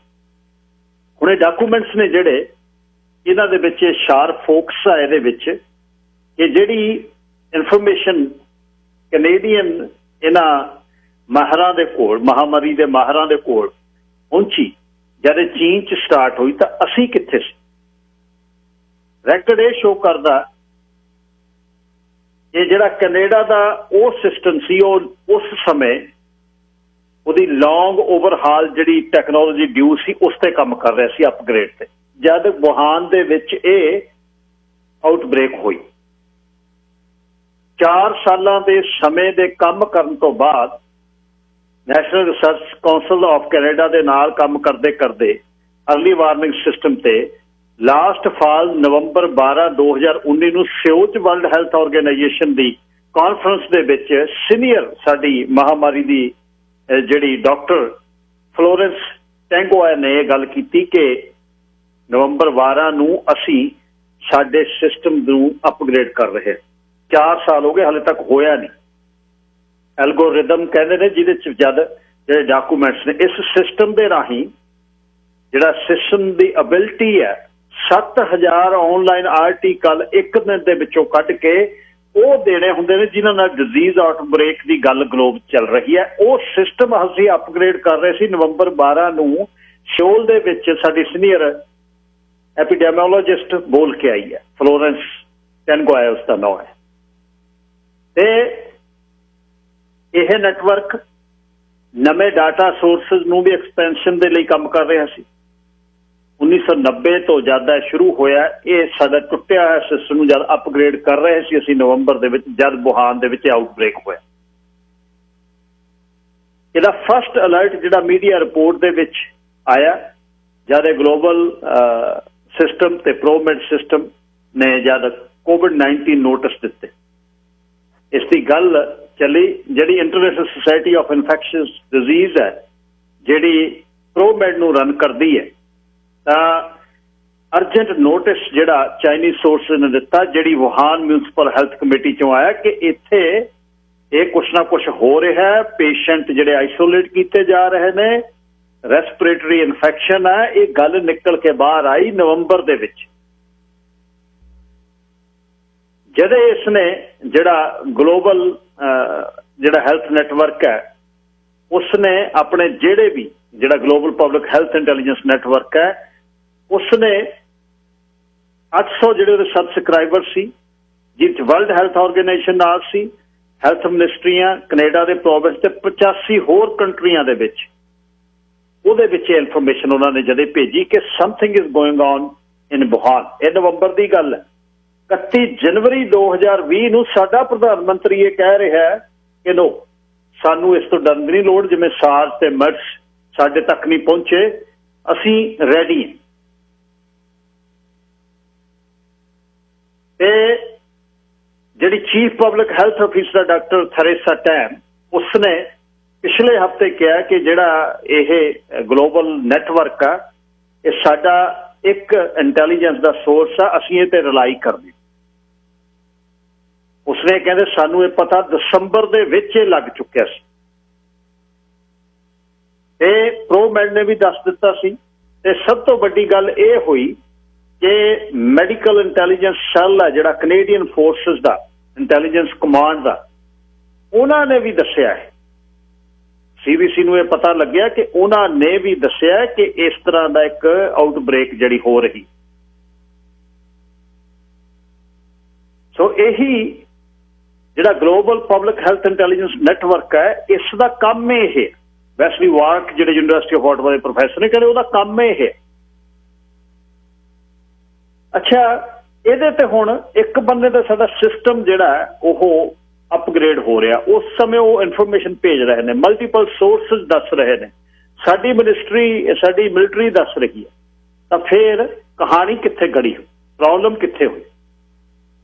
ਇਸ ਸਿਸਟਮ ਦੇ ਵਿੱਚ ਪਹਿਲਾਂ public health agency of Canada ਦੇ official doctor Ron St Johns ਨੇ, ਜਿਹੜੇ ਬਹੁਤ ਸਮਾਂ ਪਹਿਲਾਂ ਇਹਦੇ 'ਚ ਰਹੇ, ਉਹ ਕਹਿੰਦੇ ਵੀ ਪ੍ਰੀਪੇਅਰਡਨੈਸ ਦੇ ਵਿੱਚ ਗਵਰਨਮੈਂਟਸ ਈਵਨ ਕੈਨੇਡਾ ਅਸੀਂ ਸਪੈਂਡ ਨਹੀਂ ਕਰ ਰਹੇ ਪੈਸੇ। ਡਾਇਰੈਕਟਰ ਜਨਰਲ ਰਹੇ ਨੇ public health agency of Canada ਦੇ, ਤੇ ਕੰਟਰੀ ਦਾ ਕੁਆਰੰਟੀਨ ਅਫੀਸਰ ਵੀ ਰਹੇ। ਤੇ ਇਹ ਜਿਹੜਾ ਗਲੋਬਲ ਸਿਸਟਮ ਹੈ ਉਸ ਦੇ ਬਾਰੇ 1997 ਦੇ ਵਿੱਚ ਵੀ ਉਹਨਾਂ ਨੇ ਗੱਲ ਕੀਤੀ ਸੀ, ਕਹਿੰਦੇ ਵੀ ਅਸੀਂ ਇਹਨਾਂ ਤੇ ਪੈਸਾ ਨਹੀਂ ਖਰਚ ਰਹੇ ਜਿਹੜਾ ਜ਼ਰੂਰੀ, ਜਿੱਥੇ ਦੁਨੀਆ ਬਚਾਉਣੀ। ਜਦ ਸਾਨੂੰ ਪਤਾ ਵੀ ਲੱਗ ਗਿਆ ਉਹਦੇ ਤੇ ਵੀ ਅਸੀਂ ਐਕਟ ਨਹੀਂ ਕਰ ਰਹੇ, ਉਹਦੇ ਤੇ ਵੀ ਅਸੀਂ ਦੱਸਨੇ। ਸਾਡਾ ਪ੍ਰਧਾਨ ਮੰਤਰੀ ਜਨਵਰੀ 'ਚ ਕਹਿ ਰਿਹਾ 31 ਜਨਵਰੀ ਨੂੰ, ਹੁਣ ਇਹ ਗੱਲਾਂ ਜਦ ਰਾਈਟ ਆਫ ਇਨਫੋਰਮੇਸ਼ਨ ਐਕਟ ਦੇ ਥੱਲੇ ਕੱਢ ਕੇ ਲੋਕਾਂ ਨੇ ਲਿਆਉਣੇ, ਜਿਵੇਂ CBC ਲੈ ਕੇ ਆਉਣੀ ਹੈ, 2-2 ਹਜ਼ਾਰ ਜਿਹੜਾ ਮਹੀਨੇ ਦਾ ਦੇ ਰਹੇ ਆ, ਉਹ ਕਿਤੇ ਨਹੀਂ ਖੜਨਾ। ਲੋਕਾਂ ਨੇ ਇਹ ਸਵਾਲਾਂ ਦੇ ਜਵਾਬ ਮੰਗਣੇ ਆ। ਹੁਣ CBC ਨੇ ਜਿਹੜੇ ਇਹ ਇਨਫੋਰਮੇਸ਼ਨ ਲਈ ਹੈ, ਉਸ ਸਮੇਂ ਜਦ ਤੁਹਾਡੇ ਸੀਨੀਅਰ ਇਸ ਮਹਾਮਾਰੀ ਜਿਹੜਾ ਦੇ ਐਕਸਪਰਟ ਨੇ, ਉਹ ਸਿਓਲ ਦੇ ਵਿੱਚ ਇਹ ਗੱਲ ਕਹਿ ਰਹੇ ਨੇ ਕਿ ਇਹਦੇ ਤੇ ਅਸੀਂ ਐਕਸ਼ਨ ਨਹੀਂ ਕੀਤਾ, ਸਾਡਾ ਸਿਸਟਮ ਜਿਹੜਾ ਇਸ ਤੇ ਕੰਮ ਕਰ ਰਿਹਾ ਸੀ। ਉਸ ਸਮੇਂ ਅਸੀਂ ਤਾਂ ਉਸਨੂੰ ਅਪਗ੍ਰੇਡ ਕਰ ਰਹੇ ਸੀ। ਨਵੰਬਰ 'ਚ ਕੈਨੇਡੀਅਨ ਫੋਰਸਿਸ ਦੇ ਜਨਰਲ ਵੈਂਸ ਨੇ ਤੇ ਸੱਜਣ ਉਹਨਾਂ ਨੇ ਇਹ ਗੱਲ ਐਕਨੋਲਜ ਕੀਤੀ ਹੈ ਕਿ ਜਨਵਰੀ ਦੇ ਵਿੱਚ ਅਸੀਂ ਕੰਟੀਨਿਊ ਬਰੀਫ ਕਰਦੇ ਰਹੇ ਹਾਂ ਸਾਡੀ ਮਿਲਟਰੀ ਦੀ ਹੈਲਥ ਇੰਟੈਲੀਜੈਂਸ ਤੇ ਯੂਨਿਟ ਵੱਲੋਂ ਪ੍ਰਾਈਮ ਮਿਨਿਸਟਰ ਕਿ ਆਹ ਗੱਲ ਹੋ ਰਹੀ ਹੈ, ਆਹ ਗੱਲ ਹੋ ਰਹੀ ਹੈ। ਪਰ ਉਸ ਸਮੇਂ ਰੋਡ ਜਿਹੜੀ ਰੇਲ ਬਲੌਕੇਜ ਤੇ ਜੇ ਤੇ ਉਹ ਸਰਕਾਰਾਂ ਉਧਰ ਨੈਗੋਸ਼ੀਏਟ ਕਰਨ ਲੱਗੀਆਂ ਹੋਈਆਂ ਸੀ। ਅਫਰੀਕਾ ਦੇ ਵਿੱਚ ਫਰਵਰੀ ਦਾ ਟ੍ਰਿਪ ਜਿਹੜਾ ਟਰੂਡੋ ਹੋਰਾਂ ਦਾ, ਤੇ ਇਹਦੇ ਤੇ ਕਿਤੇ ਨਾ ਕਿਤੇ ਇੱਕ ਤਾਂ ਗੱਲ ਇਹ ਕਰ ਸਕਦੇ ਆ ਵੀ ਦੁਨੀਆ ਦੇ ਵਿੱਚ ਹੋਇਆ, ਚਲੋ ਸਾਡੇ ਵੀ ਹੋ ਗਿਆ, ਪਰ ਜੇ ਸਾਡੇ ਨਹੀਂ ਹੋਇਆ ਸੀ ਉਸ ਨੂੰ ਆਹ ਦਿਨਾਂ ਲਈ ਰੋਕਿਆ ਜਾ ਸਕਦਾ ਸੀ, ਕਿਉਂਕਿ ਫਲਾਈਟਸ ਉਸ ਤਰ੍ਹਾਂ ਚੀਨ ਤੋਂ ਆਉਂਦੇ ਨੇ, ਕੁਆਰੰਟੀਨ ਦੀ ਗੱਲ ਕੋਈ ਨਹੀਂ। ਜਦ ਨਵੰਬਰ ਦੇ ਵਿੱਚ ਇਹ ਗੱਲ ਹੋ ਗਈ, ਜਦ ਇਸਨੇ ਸਿਸਟਮ ਨੇ ਦੱਸਤਾ, ਗਲੋਬਲ ਸਿਸਟਮ ਨੇ, ਪਰ ਅਸੀਂ ਇਸ ਗੱਲ ਤੇ ਕਿਤੇ ਨਾ ਕਿਤੇ ਸਾਡੀ ਸਰਕਾਰ ਨੇ ਅਣਦੇਖੀ ਕੀਤੀ ਹੈ, ਅਣਗਹਿਲੀ ਕੀਤੀ ਹੈ। ਜਨਵਰੀ 31 ਦੀ ਜਿਹੜੀ ਸਟੇਟਮੈਂਟ ਆ ਟਰੂਡੋ ਹੋਰਾਂ ਦੀ, ਉਹ ਕਹਿੰਦੇ ਨਹੀਂ ਅਸੀਂ we are safe, we are well prepared. ਤੇ ਨਵੰਬਰ ਦੇ ਵਿੱਚ ਸੀਨੀਅਰ ਜਿਹੜੀ ਇੱਕ ਐਕਸਪਰਟ ਆ ਉਹ ਸਿਓਲ ਦੇ ਵਿੱਚ ਕਹਿ ਰਹੀ ਹੈ ਕਿ ਅਸੀਂ ਤਾਂ ਹਲੇ ਜਿਹੜੀ ਵਾਰਨਿੰਗਸ ਜਿਹੜੀਆਂ ਅਰਲੀ ਵਾਰਨਿੰਗ ਸਿਸਟਮ ਦੇ ਵਿੱਚ ਅਸੀਂ ਤਾਂ ਇੰਪਰੂਵਮੈਂਟ ਇਹਦੇ ਤੇ ਅਸੀਂ ਜਿਓਗ੍ਰਾਫੀਕਲ ਐਂਡ ਟਾਈਮ ਟੈਗਿੰਗ ਐਲਗੋਰਿਦਮ ਦੇ ਵਿੱਚ ਅਸੀਂ ਤਾਂ ਹਲੇ ਇੰਪਰੂਵਮੈਂਟ ਕਰ ਰਹੇ। ਰਜਤਪਾਲ ਸਿੰਘ ਜੀ, ਲਾਈਨ ਨੰਬਰ 4। ਵਾਹਿਗੁਰੂ ਜੀ ਖਾਲਸਾ, ਵਾਹਿਗੁਰੂ ਜੀ ਫਤਿਹ ਜੀ। ਗੁਰਫਤਿਹ ਵੀਰ ਜੀ। ਹਾਂਜੀ ਸਿੰਘ ਸਾਹਿਬ, ਦੇਖੋ ਮੈਂ ਆ ਜਿਹੜੀ ਤੁਸੀਂ ਰਿਪੋਰਟ ਨਸ਼ਰ ਕੀਤੀ ਹੈਗੀ ਆ, ਸੁਣ ਕੇ ਜਦੋਂ ਵੀ ਹੈਰਾਨੀ ਹੁੰਦੀ ਆ। ਸਰਕਾਰਾਂ ਦਾ ਕੰਮ ਹੀ ਇਹ ਹੁੰਦਾ ਆ ਕਿ ਜਿਹੜੇ ਕੋਈ ਆਫਤ ਆਉਣੀ ਆ, ਕੋਈ ਪ੍ਰੋਬਲਮ ਹੋਣੀ ਆ, ਉਹਨੂੰ ਪ੍ਰੀ ਪਲਾਨ ਕੀਤਾ ਜਾਵੇ। ਇਹਨਾਂ ਨੂੰ ਪੈਸੇ ਇਸੇ ਗੱਲ ਦੇ ਮਿਲਦੇ, ਇਸੇ ਗੱਲ ਦੀਆਂ ਪਾਲਿਸੀਜ਼ ਬਣਾਉਂਦੇ ਹੈਗੇ ਆ। ਤੇ ਬੜੀ ਹੈਰਾਨੀ ਹੋਈ ਵੀ ਜਿਹੜਾ ਇਹੋ ਉੱਧਰੋਂ ਉਹ ਪੈਂਡੈਮਿਕ ਦੀ ਸ਼ੁਰੂਆਤ ਹੋ ਰਹੀ ਹੈ ਤੇ ਹਾਲੇ ਤਿਆਰੀ ਕਰ ਰਹੇ ਆ। ਇਹ ਤਾਂ ਸਦਾ ਹੀ ਕੰਟੀਨਿਊਸਲੀ ਇਹ ਤੇ ਅਪਗ੍ਰੇਡਸ ਹੁੰਦੇ ਰਹਿਣੇ ਚਾਹੀਦੇ। ਇਹ ਥੋੜ੍ਹਾ ਵੀ ਦੂਜਾ ਇਹ 4 ਸਾਲਾਂ ਨੂੰ ਅਸੀਂ ਦੁਬਾਰਾ ਅਪਗ੍ਰੇਡ ਕਰਾਂਗੇ ਜੀ। ਅੱਜ ਜਿਹੜੀ ਕੋਈ ਮਹਾਮਾਰੀ ਆ ਰਹੀ ਹੈਗੀ ਆ, ਉਹ ਲਈ ਜਿਹੜੇ ਤਿਆਰੀ ਇਹਨਾਂ ਨੂੰ ਬਹੁਤ ਦੇਰ ਪਹਿਲਾਂ ਕਰਨੀ ਚਾਹੀਦੀ ਸੀ। ਹਾਂ, ਇਹ ਗੱਲ ਸਹੀ ਆ ਵੀ ਉਹ ਵਾਇਰਸ ਲਈ ਇਹੋ ਤਿਆਰੀ ਨਹੀਂ ਕਰ ਸਕਦੇ, ਪਰ ਯਾਨੀ ਕਿ ਜਿਹੜਾ ਵਾਰਨਿੰਗਸ ਆ ਰਹੀਆਂ ਸੀ ਉਹ ਤੇ ਐਕਸ਼ਨ ਤਾਂ ਲਿਆ ਜਾਣਾ ਚਾਹੀਦਾ ਸੀ। ਜਿਹੜਾ ਇਹੋ ਸਾਰੇ WHO ਦੇ ਸਿਰ ਬਲੇਮ ਦੇਈ ਜਾਂਦੇ, ਠੀਕ ਆ, ਉਹ ਕਿਤੇ ਨਾ ਕਿਤੇ ਫੇਲ ਹੋਏ ਹੋਊਗੇ, ਪਰ ਕੀ ਸਾਡੇ ਜਿਹੜੀ ਦੂਜਾ ਕਿੰਨਾ ਸਿਸਟਮ ਹੈਗਾ ਆ, ਸਾਡਾ ਆਪਣਾ ਕੋਈ ਸਿਸਟਮ ਨਹੀਂ, ਅਸੀਂ WHO ਤੇ ਡਿਪੈਂਡੈਂਟ ਹੈਗੇ ਆ। ਜੇ ਕੋਈ ਸਾਡੇ ਤੇ ਕੱਲ੍ਹ ਨੂੰ ਹਮਲਾ ਹੁੰਦਾ ਆ ਤੇ ਜਿੰਨੀ ਦੇਰ ਜਿਹੜਾ UNO ਆ ਕੇ ਸਾਨੂੰ ਉਹ ਕਹਿੰਦੇ ਨੇ ਵੀ ਤੁਹਾਡੇ ਤੇ ਹਮਲਾ ਹੋ ਗਿਆ, ਕੀ ਅਸੀਂ ਉਨੀ ਦੇਰ ਅਸੀਂ ਰਿਐਕਟ ਹੀ ਨਹੀਂ ਕਰਨਾ। ਸੋ ਇਹ ਇੱਕ ਬਹੁਤ ਵੱਡਾ ਫੇਲੀਅਰ ਆ।